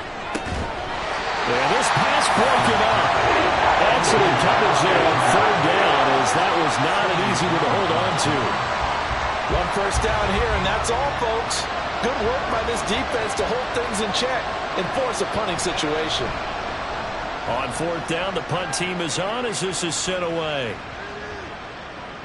And this one hits at the 3 and then bounds into the end zone for a touchback. Here's the Philadelphia offensive unit now as they head out to take over possession. And our game's hit a little bit of a lull here, a little bit of a snag. Punts on back-to-back drives. And old school coaches don't necessarily mind that. Didn't turn it over, right? Didn't create a big play for the other team.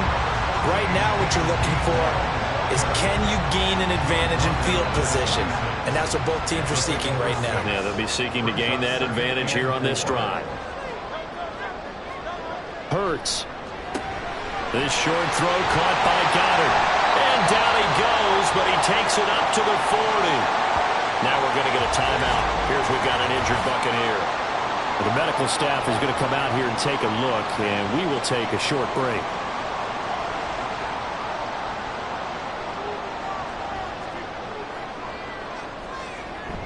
Off the play fake, here's Hurts. And he works his way past the line of scrimmage and then slides to a halt. He'll get 3 yards on the scramble there at 2nd down. At the 43-yard line. Back to throw here. Got a man. It's Brown. And this is going to lead to another 1st down as the tackle's made at the Bucs' 45-yard line. They pick up 12 on the play there, and they move the chains. On 1st and 10, it's Hurts. This short throw caught by Goddard. And just 3 yards on the catch there. He couldn't get away. And that'll bring up 2nd down. A 3-yard pickup brings up 2nd and 7 at the Bucs' 42-yard line. They go play action with Hurts. And he can't find a receiver, and he's brought down. Will McDonald gets in there to take him down. Chalk that one up to bad acting, I guess, because they certainly failed to sell the handoff, and the pressure stayed keyed in on the quarterback. No Oscar awards for this offense, just a loss of yardage. Able to find the open man. That's complete. And all the way inside inside the 15 before they drop it. And now a pause because we got A.J. Brown dinged up on that last play, and they're going to have to get some medical attention to him. So how about this for field position after the big play? Inside the 15 now as they come up on 1st and 10. And they get to him quickly here as he stopped right around the 13. Just a yard on the pickup there, and it'll bring up a 2nd and 9. Brings up 2nd and 9. They'll keep it on the ground. Simpson. And he's going to be hemmed in and brought down right at the line of scrimmage. No gain on the play there, so that doesn't help. Now they're looking up at a 3rd and 9 situation. And this is caught. Touchdown, Philadelphia. From 13 yards out. And the Eagles go up by 2 touchdowns.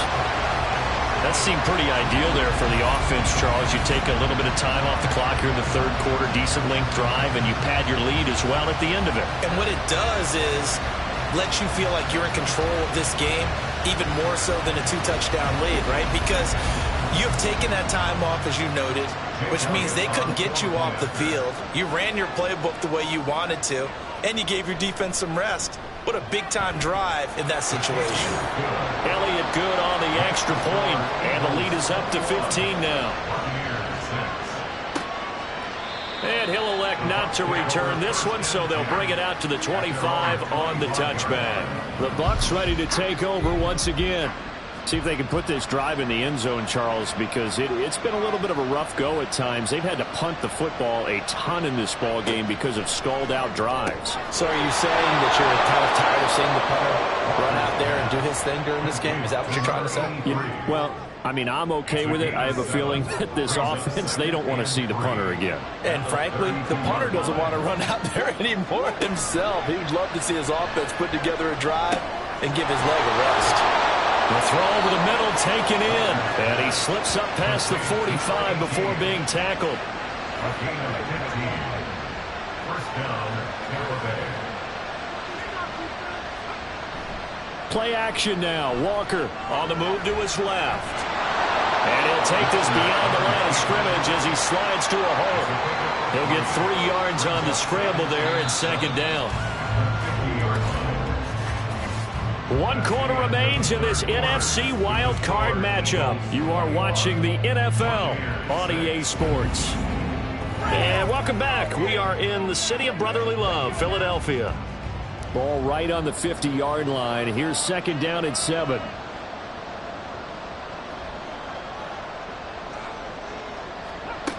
Here's Walker. And quick throw here, that's complete.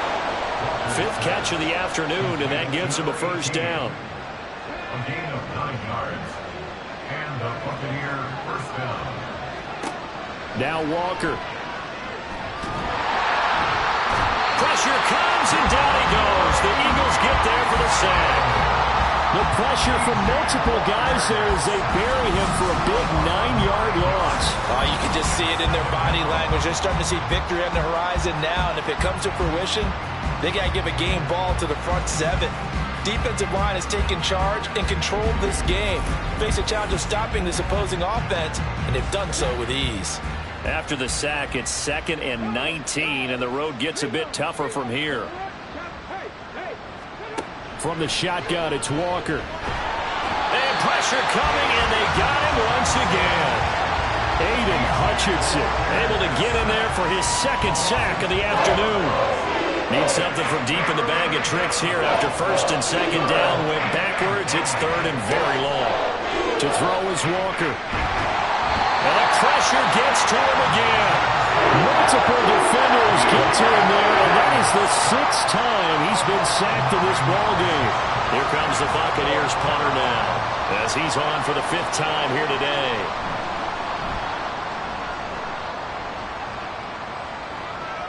And he'll get credit for putting him inside the 20 as the fair catch is made right at about the 19-yard line. So possession goes over here on the punt. And they will take over 1st and 10. Already at the line, this Philly offense set to go. And they are looking good. A 2-score lead here in this fourth quarter as they hope to capture a spot in the divisional round next weekend.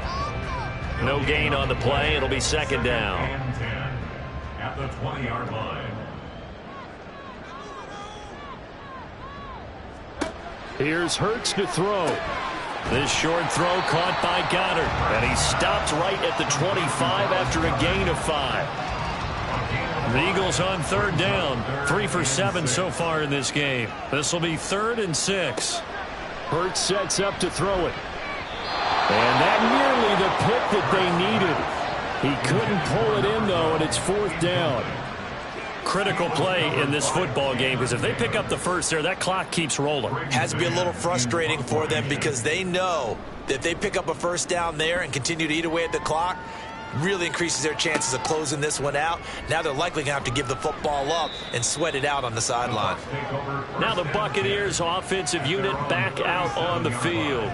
And they are most likely staring at a cold end to their season here in this wild card round. Nothing has gone right so far. And they are, to be frank, in desperation mode now as they begin with a 1st and 10. They'll start this drive out on the ground. And they bring him to the ground just shy of midfield. Give him 13 yards on the opening play of the drive and also give him a first down. Not too shabby for his first carry of the game. That's exactly what most teams are looking for, a really good change of pace back. On 1st and 10, Walker. And he slides and covers up at the end as he's going to be able to pick up decent yardage. He'll get 5 out of the scramble. It's 2nd down. At the Eagles' 45-yard line. Walker now. Throwing quickly there, but it's incomplete. They come up now 3rd and 5 following the incomplete pass. Working out of the gun here, Walker. Pass taken in by his big tight end. And he is going to have a Bucs first down by about 3 yards or so as they wind up getting 7 there on 3rd and 4.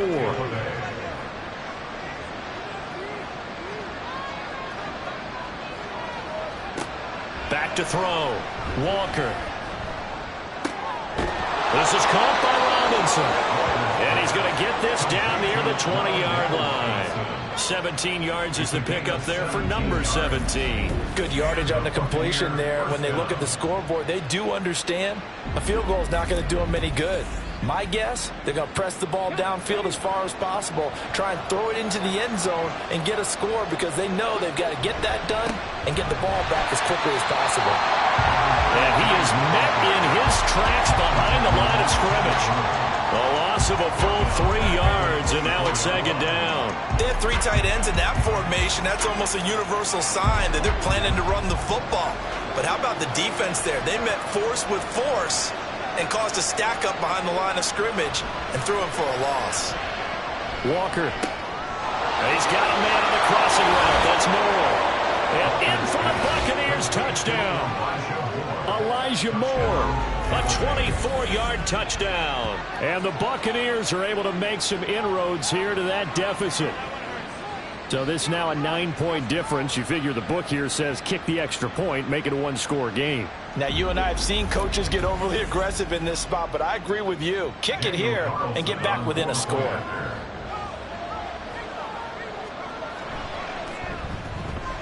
Extra point by Carlson, up and good. As this gets him back within a touchdown and a 2-point conversion.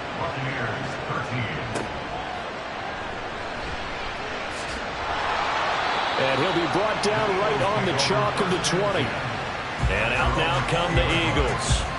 And right now they're just looking for a little more cushion, trying to make this a 2-score game. Points here would go a long way, obviously, to propelling them into the next round. And this is where the head coach, offensive coordinator, they've had to set a tone all year long about what they do on offense. So most teams want to stay in attack mode, but you have to do it with some bit of caution, don't you? Because you can't come away with no points. You need these points here in order to feel a lot better about where they are in this game. But this time of the year, playoffs, game of this magnitude, this is what we hope for. Yeah, it's exactly what we hope for. You want to run your offense cautiously, but not so cautiously that you just give it up.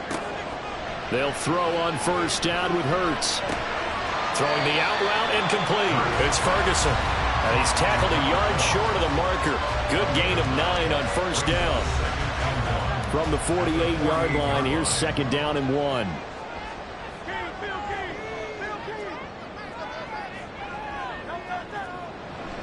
They'll look to throw. Escaping the pressure right. And he'll go down shy of the 40 at the 41. Hurts dangerous when he runs that football. He's got a first. It's getting cold in here, partner, because it looks like he's trying to ice this one away. Yeah, I know, bad dad joke, but what the heck, right? Scrambling for that first after the deep blanket his receivers, that's a backbreaker for the defense. They finish this drive off with 6, and this one could be over. Credit him with a 1-yard gain there to make it second and 9. At the Buccaneers 40-yard line. Up the middle they go. It's Simpson. And he's going to get this inside the 30. 12 yards is the pickup. Good for an Eagle first down. Well, they didn't accomplish their goal. They didn't get a stop there. Gave up another first down. They have all 3 timeouts in their pocket. I think defensively you've got to start thinking about using them here. I was just going to ask you at what point you think now's the go time? I think now's the go time. I don't think you sit back and wait because they can take a lot of time off the clock between plays and run 3 to 4 and really put you in a stressful spot. Well, clear running situation. Try to take time off the clock. You ran the previous play, set that play action up nicely. Boy, did they ever, because they ain't shown the ability to run the football. So now you lose your keys as a defense. You dive for the running play, and they hit them over the top.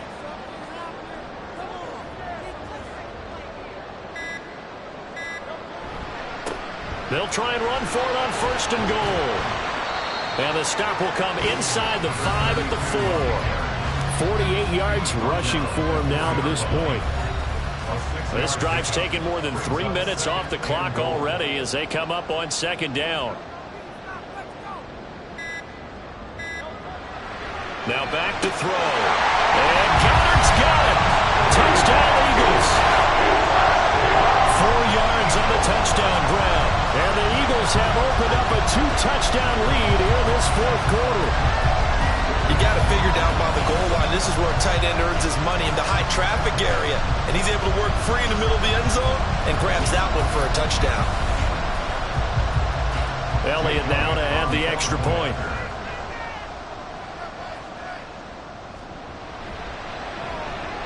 And the lead is up to 15 now. So that drive goes 8 plays. And the drive was all finished off on the touchdown catch by Dallas Goedert. And he'll decide to not bring this one out as their drive will begin at the 25. So now the Bucs down by 15. Just over 2 minutes to go. They'll have one play here just north of the 2-minute warning. A first down throw for Walker. And this throw a bit late as he couldn't reach back for it. Walker now on second down. Eagle pressure, too much this time. Down he goes. Now the Bucs going to use the first of their timeouts. It's just their first. They've got 2 more to use here in the final stages. This crowd turning up the decibel level. It's 3rd and long. Operating from the gun. Walker under pressure. They got him again. The Bucs going to go ahead and use the second of their timeouts as they'll head to the sideline and talk over what to do next. Looking left side, and it's complete. Now he's free at the 35, and he is going to have the Buccaneers first down. And they convert in style right there. A big play on 4th and long. Nowhere to turn here, and he's going to go down. Back at about the 37-yard line. Throwing on second and long. Walker under pressure again, and down he goes again. You don't have to beg the Philly faithful to make noise. On their feet for 3rd down. Well, the pressure too great, and he goes down once more. The Bucs forced to use their 3rd and final timeout As the clock stops with 23 seconds to go in the game. Well, certainly some teams are not intimidated by down and distance on defense, are they? Third and very long? Let's go get this guy again. Big time pressure. Fourth down, Walker. Got a man, it's caught inside the 10. And the Eagles season will continue at least one more week. Thanks for watching, and so long, everybody.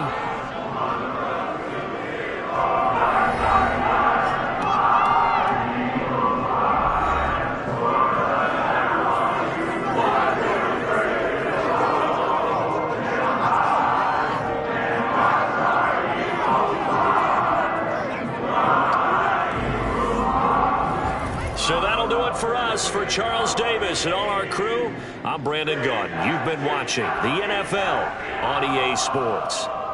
The Eagles are winners here as we say so long from Philadelphia.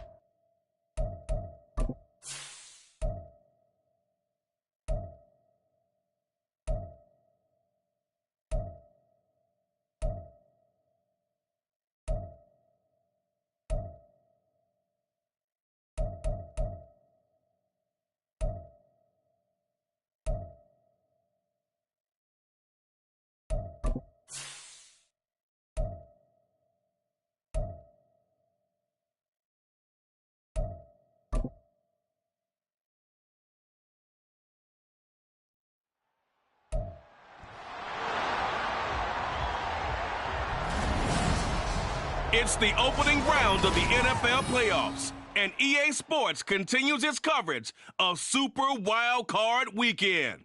It's the Bengals and the Jaguars next on Madden NFL 24.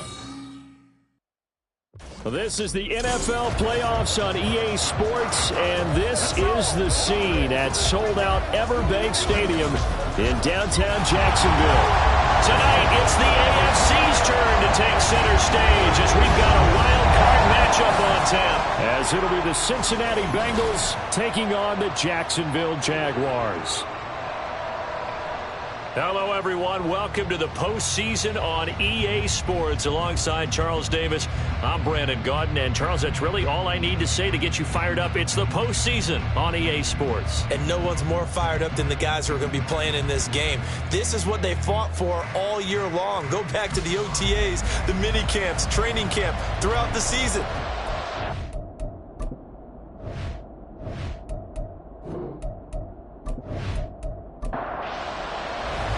It's the first of 6 games here on Super Wild Card Weekend, and we are underway on EA Sports. This taken in at the goal line. That's the 20 to the 22-yard line. So here's the first drive now for the Jags. They're led by the #1 overall pick in the 2021 draft, Trevor Lawrence. And what I loved about meeting with him before the game was talking to a guy who takes ownership of his performance. 2 touchdowns, 2 interceptions last week, but all he focused on was the loss, okay? And he did say, if I change my stats a little bit, not necessarily for me to look better, but that'll help my team. Pretty solid run here on first down. Almost picked up another first, but he appears to be a few inches short. Now, that was an excellent run. And when you see that happen, that's when you're seeing guys doing their job and then some people doing a little bit more. Offensive linemen and tight ends, they're expected to block. But the wide receivers, all they want to do is catch passes. So when they block on a big-time running play and create extra space, you've got to hit the jackpot there. First and 10 at the 35-yard line. On 1st and 10, it's Etienne. And he maneuvers up the middle for 3, and it's 2nd down. Yeah, I don't know if it's exactly a win-win, but if you're on offense, you'll take that kind of a run, all right? It was kind of stacked up, found a little bit of yardage, and frankly, they're pretty close to staying on schedule on offense. The playbook is still open for the coordinator.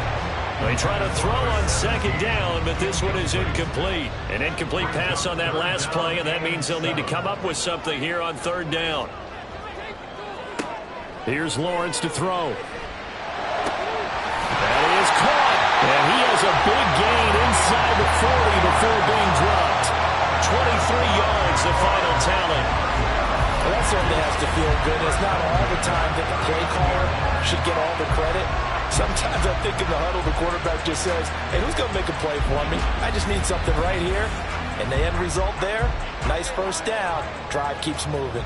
So they'll come up in Bengals territory now with a 1st and 10 at the 39-yard line. And he gets this to the 35. Good for a gain of 5. And hold on here, because on that last run, it looks like we have a player who was shaken up. The medical staff will attend to him, and we will step aside. Ball on the 35. Here comes 2nd and 5. Looking to throw, Lawrence. And it's a short one here, complete to his tight end. His first catch of this wild card game, and it's good for a 1st down.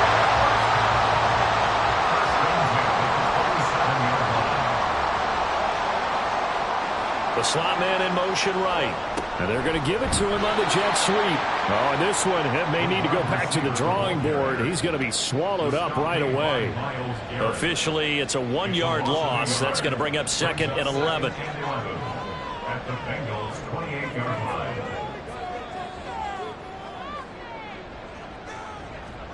Now Lawrence.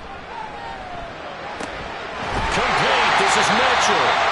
And he's got another 1st down as the tackle's going to be made at the Bengals' 12-yard line.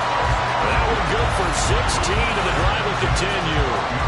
And the pocket's been protected pretty good here so far in the opening drive. Well, let's talk about confidence in runners and catchers and quarterbacks. How about the protection detail? They're not allowing anyone near the guy throwing the football. On 1st and 10, it's Lawrence. Oh, the ball comes out on the hit, but they'll say it's incomplete. That's already the 3rd time they've looked his way on this opening drive. He's caught 1 of the 3. That doesn't mean they won't continue to go in that direction. It feels like they think they've got something good going there, and they think those numbers are going to increase. And a pickup of about 4 down inside the 10 to the 8-yard line. Now a 3rd and 6. Brings up 3rd and 6. Lawrence will throw. And that is incomplete. That'll bring up 4th down as his Cincy defense stands up on 3rd. I think we'll see more of them trying to get him the football out of the backfield. They love what he can do in open space, and they believe that he creates mismatches they can exploit. And his kick is good. Every possession in the postseason magnified. And look, it's just the opening drive. They didn't get the touchdown they wanted, but at least they got on the board. They got on the board. They've got their home crowd into it as well. And remember, in the playoffs, the game slows down a little bit, so every point is precious. Taken at the goal line. And he returns this to the 22. Here come the Bengals now to take over. And a look at a guy, definitely got a little razzle-dazzle to him. Can do it with his arm or his legs. Their mobile QB. We're seeing it more and more in this league, how teams love to have athletes back there taking the snaps, guys who can throw it and move around and get yardage with their legs if needed. He's one of the best examples that we see out there right now. He can throw for hundreds of yards one week and then run for 100 plus the next. He adds an extra dimension that really confounds defenses when he puts it all together. 2 yards to go, 2nd down. Brings up 2nd and 2 at the 30-yard line. The play action fake. They'll look to throw. Catch is made by Marquise Brown. He had over 100 catches in the regular season, and now he's got his first catch of this wild card game. Back-to-back good plays have him on the move on 1st down. Off the play fake, he'll look to throw. Now a quick throw there, but it's going to be incomplete. Marquise Brown was the intended target, but it's going to be 2nd down. Brings up 2nd and 10 at the 40-yard line. They'll look to throw again. He will find his man Chase complete. And all the way in for a Cincinnati score. Jamar Chase. 60 yards. And the Bengals have answered that early field goal to take a first-quarter lead. They talked about stringing together some explosive plays here in the playoffs. That was a pretty explosive play. It certainly was, and if you're going to win on the road, it certainly helps to have big playability in your hip pocket, doesn't it? Evan McPherson now for the PAT.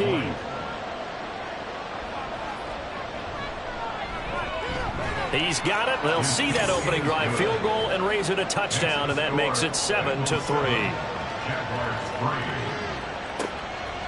And here comes a return from just beyond the goal line. And he's able to get this across the 20, but not by much, as he's marked down officially at the 21. And out now comes Jacksonville as they get ready to go. I guess you could say they're kind of fortunate to be in the position that they're in, able to host as a division champ, because it's really one of the weakest divisions in the NFL. And there's often the discussion every time, right, that 4th seed, should they actually be hosting? Because sometimes it turns out that division winner has a lesser record than wild card teams that get in, and some people think that'd be a more fair way of doing things. But I've got to tell you, I personally like it. The winning a division title, I don't care what the division, how it's ranked, it still means something to me, and I like the fact that they get that. I think that that's the reason you have the divisions. If you didn't, just stack them all up and take the best 6 records. But there's a division for a reason, and the champion hosts the first round. And the first rule of thumb in building a team, build a team to win your division. Beat those teams first, then you go from there. And they'll throw on 1st down with Lawrence. It's a short one here, complete to the tight end. And taking it across midfield and just shy of the 40. And we got a pause following the play because it appears a member of the Bengals in some discomfort. While they come out and take a look at him, we will step aside for just a moment.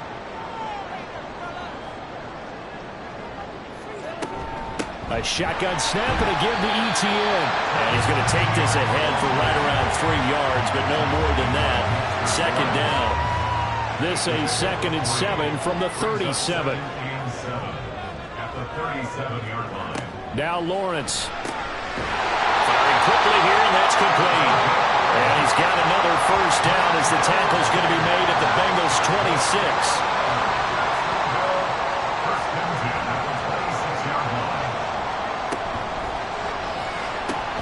It's caught. Mitchell.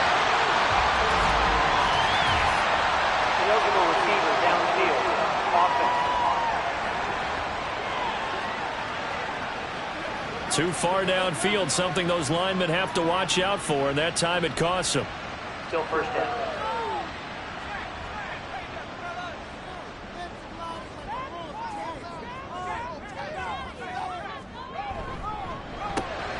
He finds his man, complete. That's Holloway.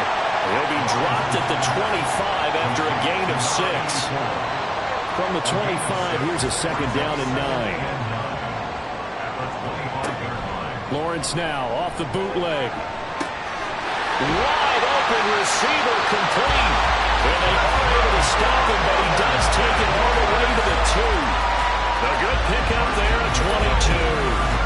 And that's a more than acceptable read right there because it's zone coverage, so timing is everything. This time he waits for his man to come open, puts it right on him, and they pick up a first down.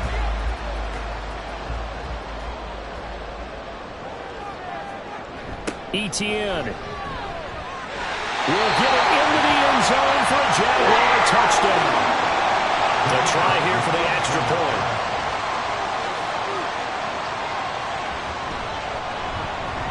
And it's through, and that makes the lead 10-7. So that drive in total 8 plays. And it was capped off by a Travis Etienne touchdown run. No run back here, down to a knee, and this drive will start at the 25. Cincinnati coming back onto the field here for their second drive. And they'll just simply be looking to build off the confidence of the last time out where they scored a touchdown. And confidence is powerful, isn't it? When you scored once, you feel like you can go back out there and get it done again. Doesn't matter what the defense throws at them. They feel like they're in a groove right now, and they want to get out there and show it. Yeah, hoping to stay in that groove here this go-around. On the ground, this is Saquon Barkley. 6 yards to pick up, and that's a first down. Not too many more ideal situations at 2nd and 2 in order to try and pick up a first down. They ran it and picked it up. So from the 39 now, they'll come up on a 1st and 10. On play action, they'll throw. He's going deep for Brown. And this is dropped. Oh, it's incomplete. He had a big gainer in his sights, but he could not reel it in. 2nd and 10.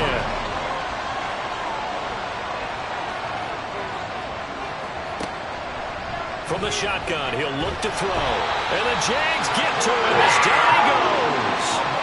It'll go as a loss of about 6, and now it brings up 3rd.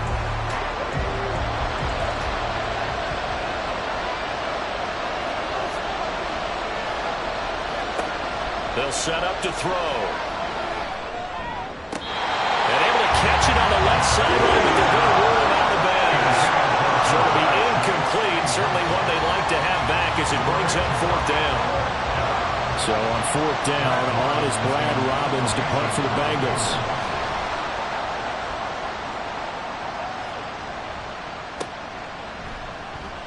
Just a 2-yard return there following a punt of 48. And the Jaguars go on offense, 1st down and 10. And now out come the Jags. And they'll be looking to build off of a nice drive last time, a drive that really relied on the quarterback. Making good decisions, distributing the ball well, distributing it accurately, keeping it away from danger. A really nicely run drive. And now the defense, what adjustments do they need to make in the passing game? Pass rush, pass rush, pass rush. Whether it's the guys up front or maybe you bring additional guys, but you've got to disrupt the timing of them throwing the football. We'll see if they can disrupt it here. One play has him up past the 40 already, and another 1st and 10. running out of the gun with ETN.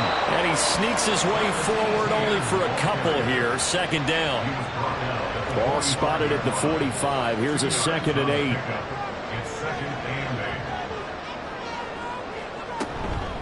Another tote for ETN. And across midfield he goes and into Bengal territory. And he's able to get most of what he needed on the carry there. 7 yards on the gain. And it's 3rd and 2 now. 10-7 our score after 1 right here on EA Sports. Second quarter now from Jacksonville, and it's the Jags with the football. A couple extra tight ends in the formation here as they line up 3rd and 2. Lawrence able to find the open man. That's complete. And he'll be taken down, but he does have first down yardage. Got what they needed there. The drive continues with a 9-yard pickup.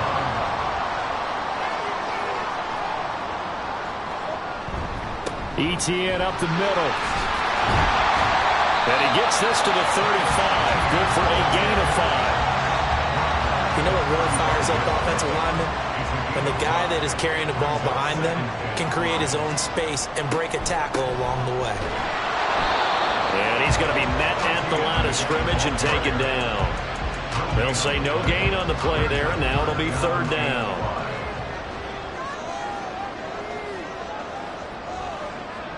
Here's Lawrence. Oh, he had him. He was open, but he couldn't get it to him. It's incomplete. I see the surprise in your face there, partner. That is a rare incompletion from him. He's been on point this entire game. He has percentage completion-wise way up. Not that time. They're going on 4th down. Lawrence. And it's going to be batted down. It will go the other way with the football. The Jags come up empty on 4th down. And the Bengals will get the football back.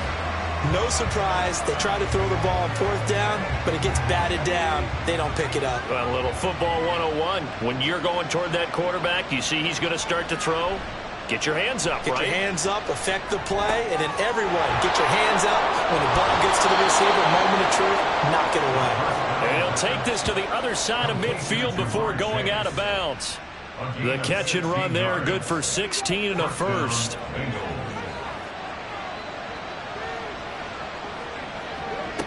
He'll look to throw. This short pass into the hands of Njoku. This will be stopped about 2 yards shy of the marker. 8-yard gain, 2nd and 2. Now a 2nd and 2. Brings up 2nd and 2 at the Jaguars' 41-yard line. Here's a play fake as they set up to throw. And he will slide to a stop. He does have the first down. 5 yards on the scramble, and that's enough to pick up the first. So from the 36 now, 1st and 10. They run the counter. Downing. And down right around the 32-yard line. 4 yards on the pickup. I feel like I could see what he was thinking on that carry. He wanted to follow that big tackle through the hole. Ended up only getting 4 yards on the carry. I think he had designs on that one being bigger. This is caught. It's Brown. And he's going to have another first down as the tackle's made at the Jaguars' 12-yard line. A good pickup there of 20 yards. But one of the ways that quarterbacks keep all the receivers alive in a play, never lock in on any one guy. Make sure you keep your eyes moving, scan the field. And here he finds the open guy for a nice pickup. From down at the 12, it's 1st and 10. Looking to throw. To the end zone, but it's incomplete. Hollywood Brown, the intended receiver. And now it's 2nd down. It leads to 2nd and 10. Throw left side, caught by the tight end Njoku. He'll get only 3 there, so it leaves him with a 3rd and 7 ahead.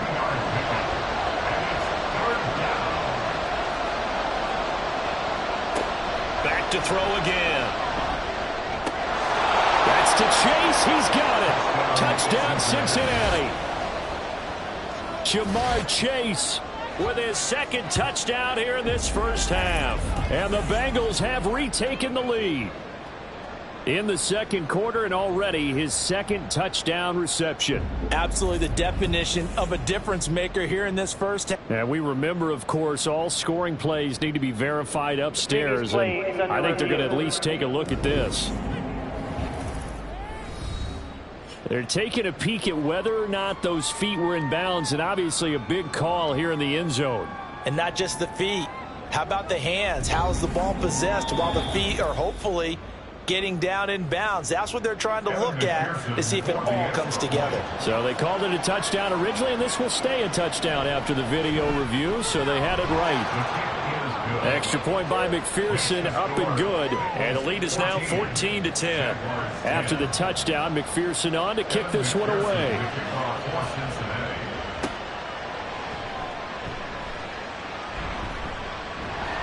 And they'll get him down right at the 25-yard line, so the same result, and he opted for the touchback. Out comes the Jacksonville offense as they get set to take over here. They've got some stuff to build on from that last drive because they moved the football, CD, and then they tried to go for it on fourth down, didn't convert, probably left a bitter taste in their mouths. I would say so, and I think that they go out in this series determined for that not to happen again. In fact, they don't want to get to a fourth down opportunity. They just want to make sure they get it done within the parameters that they've set for themselves. Run their offense, get it into the end zone. Yeah, I think a little bit of determination and a dash of anger. It's a loss of 4 on the first down play. When you're lateral to the line of scrimmage, linebackers keep those shoulders square so they can go up and down. But when it's time to go, turn your shoulders just like a running back. Get through the line and hit the runner in the backfield. Pitch and catch there good for 13. And they'll be faced with a 3rd and inches. Brings up 3rd and less than a yard. Now Lawrence to throw. He's got his target. That's complete. And he's got another first down as the tackle's going to be made at the Bengals 40. A 3rd down conversion with a strong gain of 14. Got to say, I was a little surprised to see him, Charles, come out in the shotgun on 3rd and less than a yard. Yeah, but the way the NFL is nowadays, we hardly ever see anyone really run for it on short yardage. So they're going to throw the football more times than not. That was a nice, easy rhythm throw right there, and they pick up the first down. Call it a gain of 6 on the play, and that will bring up 2nd down. I know the halftime's approaching, but I don't think he's going to want to take a break. That's his 5th catch. Yeah, they've really been targeting the tight end. Meanwhile, the throw here is complete. 3rd catch for him on this drive alone, and it'll give him a first down. This has to go down as one of the simpler routes in the playbook, but oh so effective. Nice completion there. Keeps the sticks moving. Straight ahead, Etienne. And he'll manage to pick up about 4. It's 2nd down.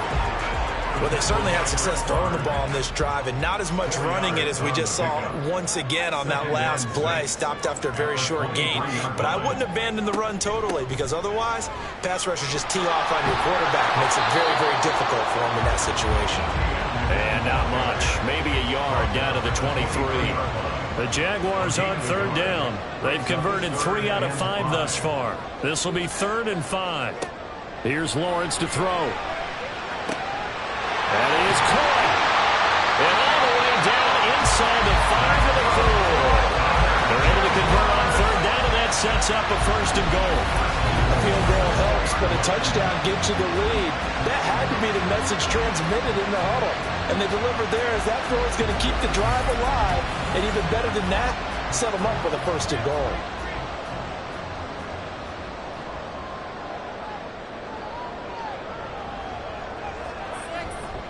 And they'll turn to the power game to try to get in. And he's maybe going to get this back to the 4, but that's about all. Line of scrimmage, again the 4-yard line. 2nd and goal. And they'll let the fullback try and take him home. And he'll get him a bit closer as he's down to the 2-yard line. They get 3 yards closer, but still work to do. It's 3rd and goal. It's now 3rd and goal. 2 minutes to play here in this first half of the NFL playoffs. 3 tight ends up front here. 3rd and goal.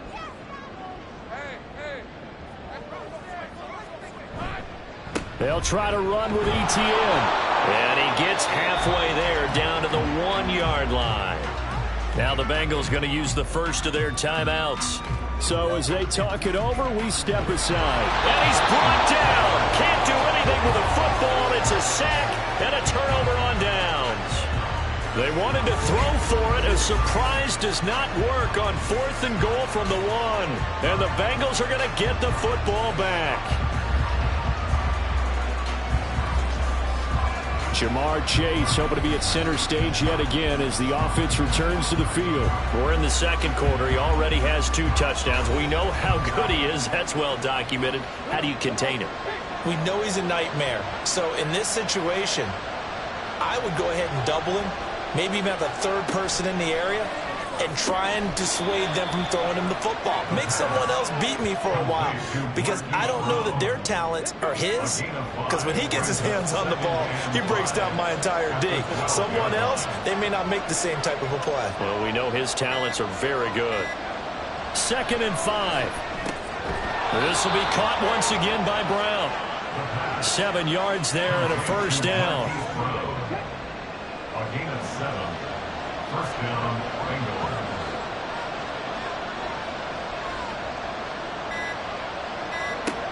They'll drop to throw. They'll set up the screen to Barkley. Oh, he faked it with a juke. Now he's got some room. The Bengals going to use the second of their timeouts as they'll stop the clock with 26 seconds to go until halftime. Throwing on first down, but this one winds up to be incomplete. From the snap, he certainly looked like he knew where he wanted to go with the ball, but surprise, that guy was covered. So that took his attention elsewhere to no avail. Now he's free to midfield. And finally taken down at the 35-yard line.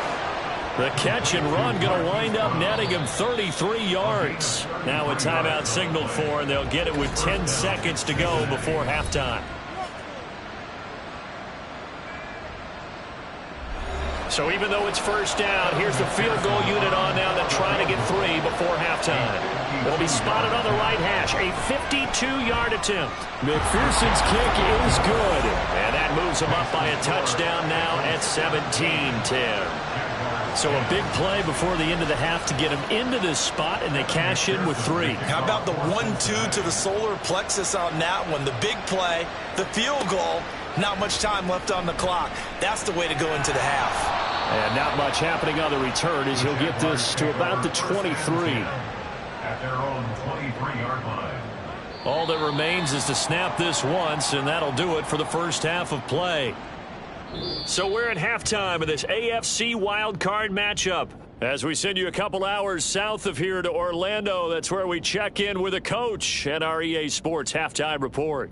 Okay, BG, thanks very much. The playoffs are underway. What a weekend this is going to be. Super Wild Card Weekend. This, the first of 6 games set to be played. We'll get back out to you guys in just a moment. Meanwhile, nothing settled in our wild card game. It's a tight one as we get ready for the third quarter. Standing by to take you the rest of the way, let's get it back to Brandon and Charles. All right, Coach, thanks. Yeah, both teams likely to make some changes in what's been a closely fought battle to this point. Both teams try to avoid being one and done in these playoffs as we start the second half of this AFC wildcard game. And he'll be tackled just shy of the 25. Well, the Bengal offense ready to go to begin this third quarter. And they've been the better of the 2 teams through 2 quarters of play, much to the chagrin of this home crowd. Yeah, this score is a surprise to a lot of folks at home, although not to my dad. He predicted the visitors would win. And maybe to the folks in the stadium, but you know who is not a surprise to, partner? This team with the football. They were very confident coming in. Give him a gain of 5 on the completion, and that's going to bring up second down. They'll set up a throw. And his throw is going to be incomplete. Not his best throw there, but where we sit right now in the third quarter, he's had a pretty good game throwing the football. He certainly has, and it's not exactly the point where we're doing 4-minute offense yet, but they've got to think about, I'm not going to say milking the clock, but understanding clock management here. And now the third down throw incomplete as well. And so many times we look at the opening drive of the third quarter as a tone setter, and many coaches do emphasize it. And that's a strong performance there defensively to force incompletion and, more importantly, force a quick punting situation. Here comes the Jags offense now. Time for their first possession of half number 2. Lawrence bringing the Jaguars up 1st and 10 at their own 21. Off the play fake, he'll look to throw. A quick throw there is incomplete. They certainly thought he had an open look beyond the first down marker to his receiver, but they just couldn't connect, and that will send them back to the drawing board. Again on 2nd and 10, it's Lawrence. Throwing into traffic there, and that's complete. And he's going to be taken to the ground right there at the 35-yard line. So the PI decline, and that'll give him a fresh set of downs. And when you scout tight ends, one thing you want to know, just how strong they are. And we saw it in evidence there. He was able to fight through all the contact and still secure the football. Now Lawrence. Now throw on the run, but that's going to be incomplete. You could tell they wanted to get that ball downfield, but they had nothing working in the secondary, so he dropped it off to the running back.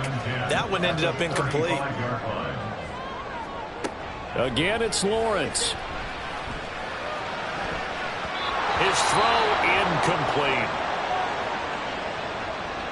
So back-to-back incompletions, and that has him staring at a 3rd and 10. Lawrence will throw. And that is incomplete. Give him credit for excellent coverage, tight coverage. They're doing a lot of things that we talked about in basketball. They're causing disruptions in the passing game. And as long as that continues, it'll be tough for them to gain any momentum throwing the ball downfield. This will be fielded at the 17. A 46-yard punt, 4-yard return. And the Bengals take over 1st and 10. Now the Cincinnati offense ready to see what they can do here. We have not seen much on offense here from either side these last few drives. We've hit a wall, so to speak. And have hit it hard, haven't we? Because the defenses right now, they seem to be a step ahead, don't they? Beating them to the point of attack, beating them to the punch. These offensive guys, they're tinkering like crazy. What's it going to take to get back on track? Yeah, both sides searching for adjustments. As they began this drive, I was wondering how they were going to attack since they're playing with the lead. Would they continue to try and push the ball downfield? Well, after one play, it appears that the answer is yes. So one play, and they're already just shy of midfield. Now a handoff up the middle. Downing. And he's going to take this across midfield into Jacksonville territory. From the 47, it's 2nd and 5. Now back to throw. And that's going to be too high. Out of bounds and incomplete.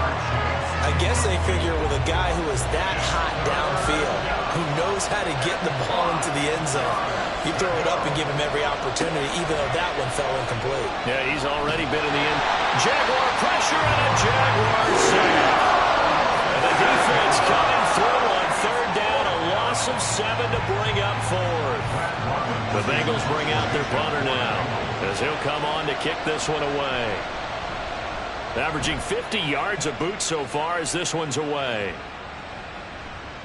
And that'll hit at the 5 and go into the end zone for a touchback. Out comes the Jaguar offense now as they get set to take over. Over on the sideline, hoping to hit that reset button between possessions. Last time out, they had to punt it away. This time, hoping to finish this thing off in the end zone.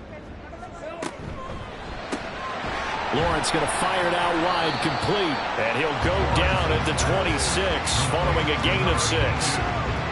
From the 26, they'll line up on 2nd and 4. At the 26-yard line. They go play action now. Lawrence. And this one nearly intercepted. Boy, that would have been a great time for their first pick. But instead, it's 3rd down. He was defended by Martin Emerson. From the gun, it's Lawrence. And this time he's got the hookup. It's complete.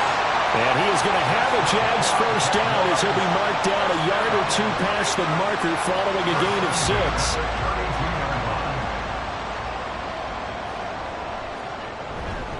A handoff for Etienne. And the defense closes quickly there. He'll get maybe a yard to the 33. From the 33, here's a 2nd and 9. Brings up 2nd and 9. Draw play, Etienne. Oh, what a move. And this will be a Jaguars first down as the tackle made at about the 43-yard line. That's a good, nice, crisp run for a first down. I wonder if the defense might have been loosened up a little bit, maybe anticipating a pass instead of the run that they got.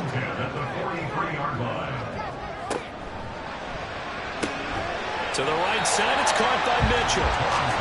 So give him 5 yards there on the pitch and catch. And it's 2nd down.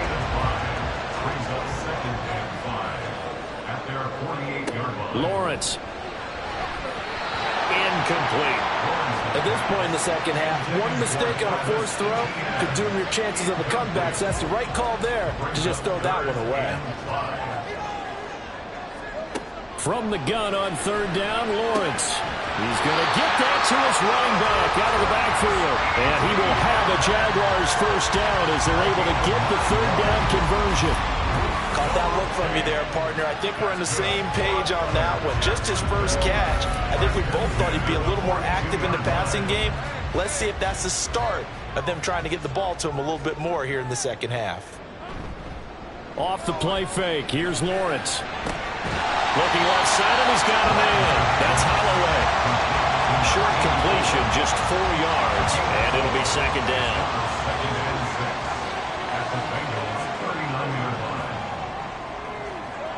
Throwing again here, it's Lawrence. Throw left side complete. That's Holloway.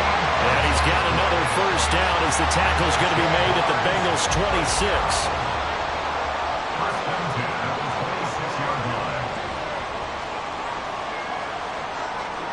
Here's Lawrence. Letting one go deep for the end zone. And it's incomplete. Took a shot, couldn't connect. Similar to a shooter in basketball who just connected on the previous shot. They run another set for him on the next play. Now, we had a guy who made the catch. They tried to get the big one downfield, but came up empty. Another throw on 2nd down, and this one incomplete as well. Not only did he have a chance to scan the field there, it felt like he had a chance to scan it twice. The protection was that good. Unfortunately for him, the coverage downfield, equally good. On 3rd down, Lawrence.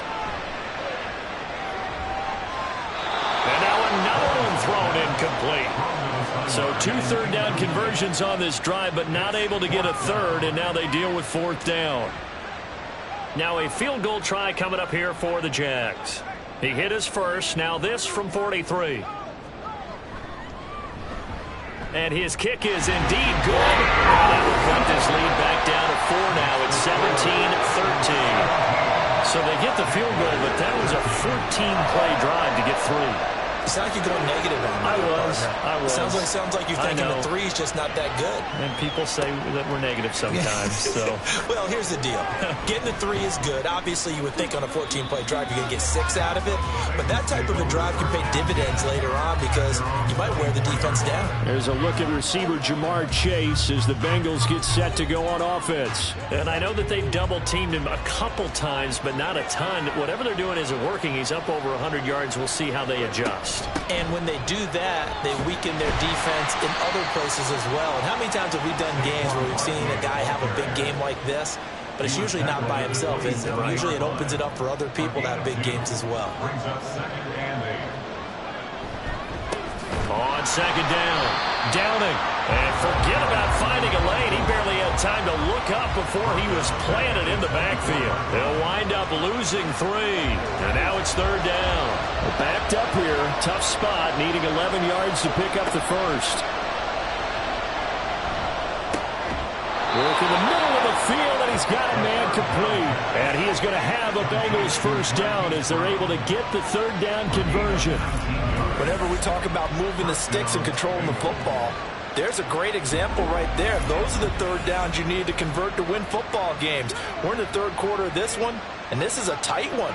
In order to maintain pace, keep the ball away from the other team, and put points on the board, those are the plays they need to continue to convert. That one taken in by T. Higgins. Now this will leave him a yard short. Nice pickup of 9 yards on first down.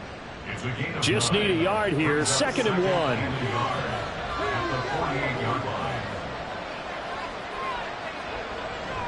They'll look to throw here. And that one complete once again to Higgins.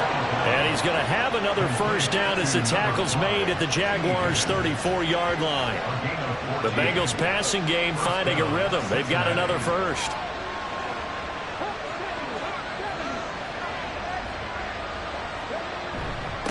On first down, Downing.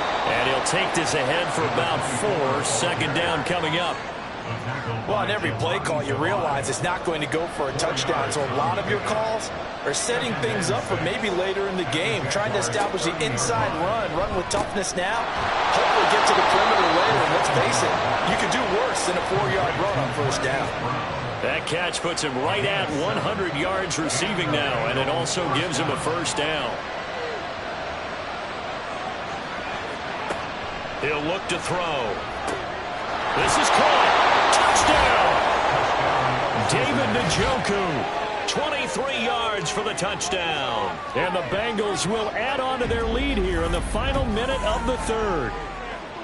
Circle that drive because that might be one to remember. Well executed to give them a little cushion. Well, let's take it into the boxing ring. You talk about them commanding it, keeping the fight where they wanted to, whether it was in the center of the ring or putting them on the ropes because it was jab, jab, jab. And finally, the haymaker to put that drive away. Extra point by McPherson, up and good. And that pushes the lead up to 11. After the touchdown, McPherson on to kick this one away. This fielded right at the goal line. And he will make it to the 20-yard line and no further. Here comes the Jaguars offense as they get set to go again. And tough to win games if you're going field goal, field goal, field goal here. They got field goal last time. Now they'll be looking for a touchdown. They're looking for the big chunk now because, as you noted, the field goal way of doing it makes it that much harder and puts more pressure on every possession for you now. Go ahead and get 6 and feel a lot more comfortable about the position they're in. Bigger chunks. We'll see if they can get the score. And they're going to get this beyond the 40 before he's taken down. The end result, 21 yards.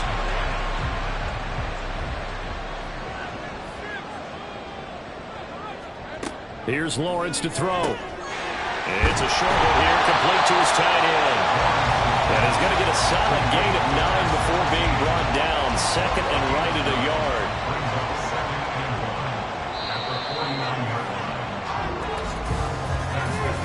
1 quarter remains for the right to survive round 1 here in the AFC.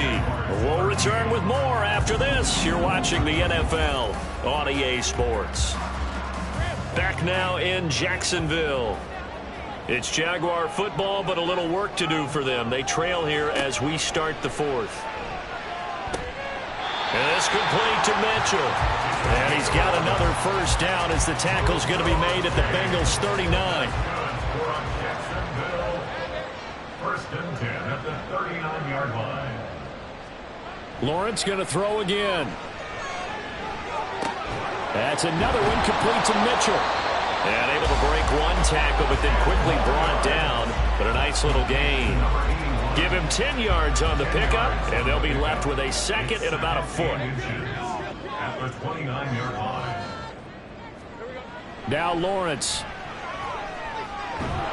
And he's going to be taken down. Pressure gets there back at the 39-yard line.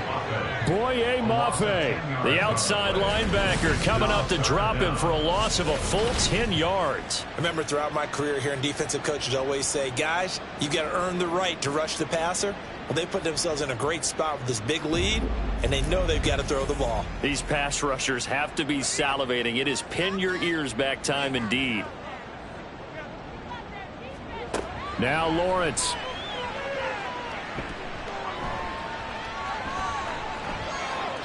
Oh, and that is incomplete.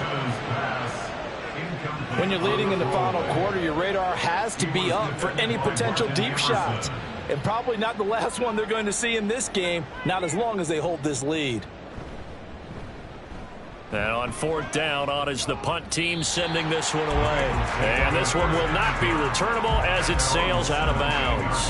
The Bengals getting set to go. If this game continues the way it's gone, it'll be, well, somewhat of an upset. 5-4, not huge, but still the big thing, winning on the road to stay alive. Pretty big deal. Yeah, when you pointed out that 5-4, first thing that flashed through my head was college basketball. And the ball is knocked out, and the Jags grab it. And they are going to set up shop at the 32-yard line. And now, meanwhile, after the dust settles on the fumble, we've got an injured player here as well. So as the medical staff takes a look, we'll step aside. From the 32 now, here's 1st and 10.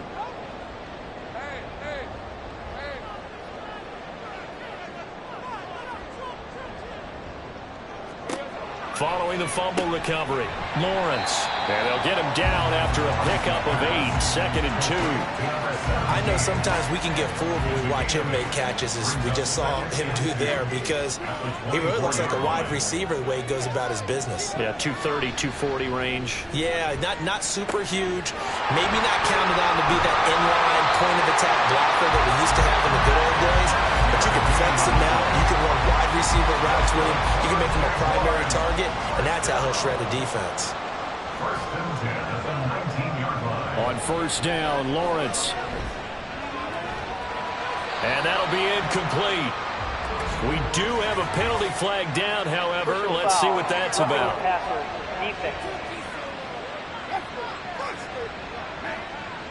Well, certainly those are the types of mistakes they're trying to avoid as they attempt to protect this lead late in the game. And let's face it, they're hoping that this one doesn't cost them in a significant way.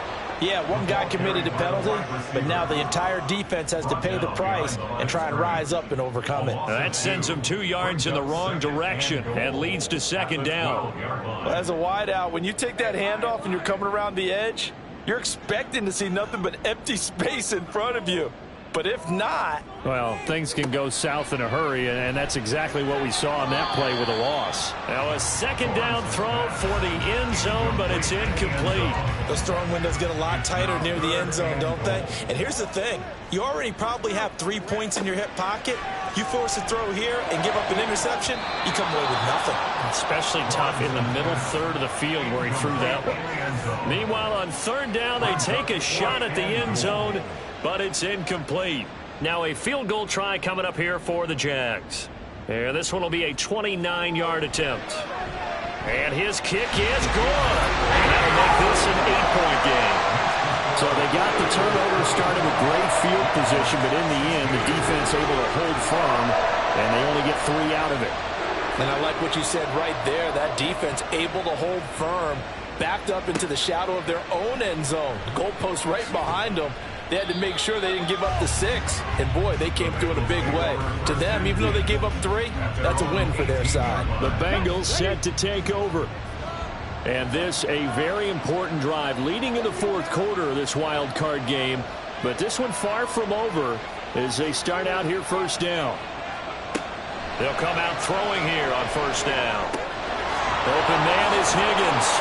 And he's got it past the 30 before he's hit and dropped. Solid way to start the drive. 13 yards, picking up the 1st. Line of scrimmage, the 31 now on 1st and 10. Barkley, inside handoff. He'll get a nice chunk there on the 1st down run, and it's 2nd and 4. If you can keep getting gains like that, Charles, with the lead here in the 4th quarter, I mean, keep running it, right? No doubt about it, but what the offense coordinator has to do is understand. They're going to continue to stack the line of scrimmage.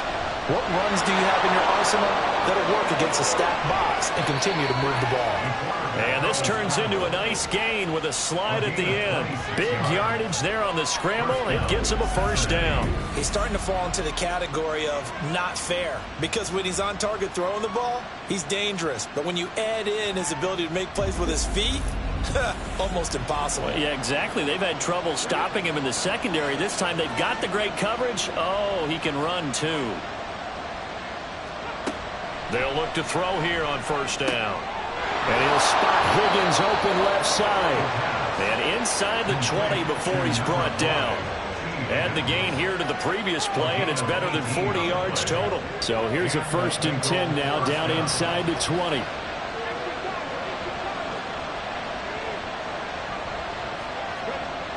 He'll look to throw. Out of his hands quickly to Higgins. Touchdown, Bengals! T. Higgins From 19 yards away. And the Bengals have opened up a 2-touchdown lead here in this 4th quarter. Well, partner, he has carried them in this ball game throwing the football. All 4 touchdowns through the air, and that's really helped them get this nice lead. And I know it's a team game, but right now, he is truly the focal point. Every touchdown his team has so far has been the result of his arm. How about him throwing it downfield, creating big plays? I don't know how you slow him down unless you can make him uncomfortable in the pocket. Extra point by McPherson, up and good. And the lead is up to 15 now. This taken in at the goal line. And ultimately cannot get this out to the 25-yard line as he's dropped at the 23. Jacksonville set to go again offensively. And last time they got 3 points, but it was a chip shot field goal. And when you go to the sideline after a chip shot field goal, maybe the offense not too happy. It's a balancing act, isn't it? Because you're exactly right. They're none too pleased that they didn't punch it in for 6 points. But they also have to remember they did put points on the board. 3 points is 3 points. And in this league, you take points when you can get them. Not easily done. And they'll throw on first down with Lawrence. Looking left side, and he's got a man. That's Holloway. And he'll be taken down, but not before he gets into enemy territory. Another nice gain. That's now 30 yards between those last 2 plays. All right, this is the time of the game where they're down a couple of scores, and they've really got to get some yards in chunks, and they know the defense doesn't want to give those up, but they've got to find a way to take them anyway. Now the question is, can they string a few of those together? Now here's a pass on first down that's knocked away and incomplete. Well, I like the calmness of how he played the ball here. No panic in his eyes as that throw arrived. Tracked it from the moment it left the quarterback's hand, and that's just where he needed to be to knock it away. Now this shot downfield on second down is brought in. Touchdown, Jaguars! A big play there. 47 yards. And the Jaguars get a bit closer. When we drop defenses on the board, we do account for every receiver. But on that particular play, somehow he was wide open, became an easy touchdown pass.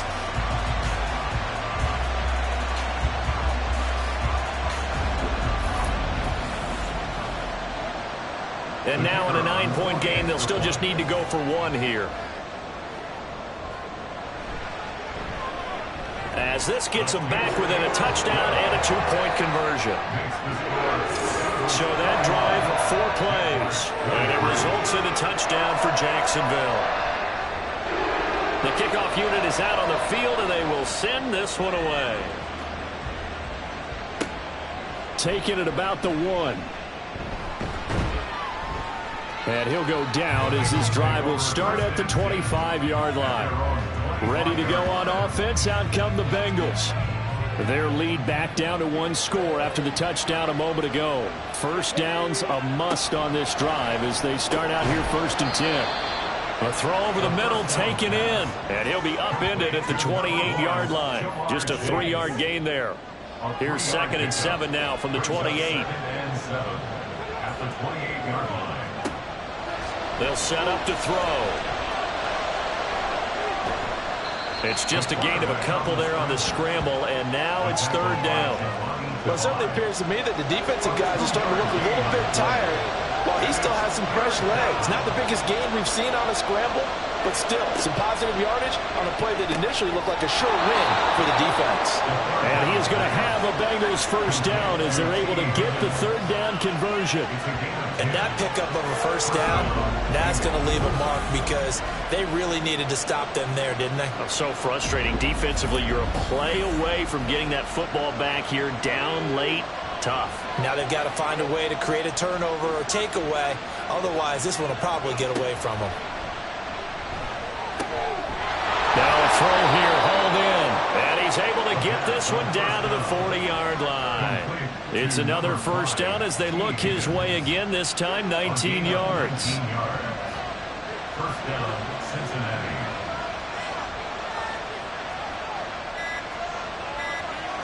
They'll look to throw. And he'll get this underneath, dropping it off for Barkley. And he gets this to the 35. Good for a gain of 5. If nothing else, they've already taken a couple minutes off the clock here already as they come up second down. Fourth quarter, down to the final 2 minutes, and we've got a one-score game. So the Bengals in possession of the football here as we get you reset. They've got a second down now as they search for a way to get this one to the finish line. And he's going to have to protect the football and take his lumps here at this stage of the game as they stop him behind the line.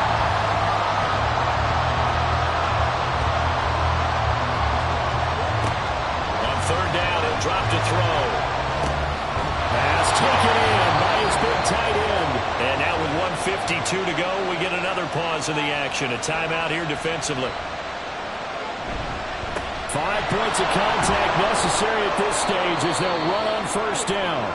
The Jaguars now will use the last of their timeouts as they'll talk things over prior to this upcoming second down play. And tackled down after a gain of 3. Leaves him with 1 yard to go on third down. I like that run right there, partner. Not the flashiest run, not the one that's going to break for big yardage, but he understands the situation. And taking care of the football, paramount. He got it done. Nursing that slim lead, you're exactly right. Hold on to that ball. And he will have a Bengals first down, and it's celebration time on that sideline, and they've earned it. It's a pickup of 5, and that should just about wrap this one up.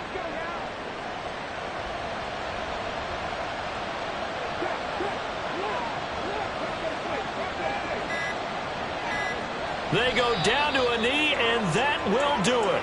They are moving on here in the playoffs.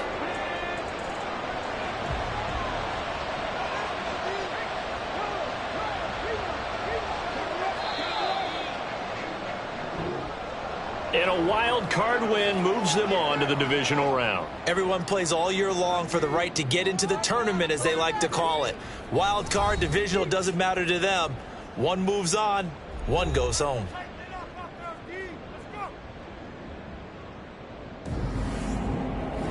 So that'll do it for my partner, Charles Davis, and the best darn crew in the industry. I'm Brandon Gaudin. This has been a presentation of the NFL on EA Sports. With that, we sign off from Jacksonville.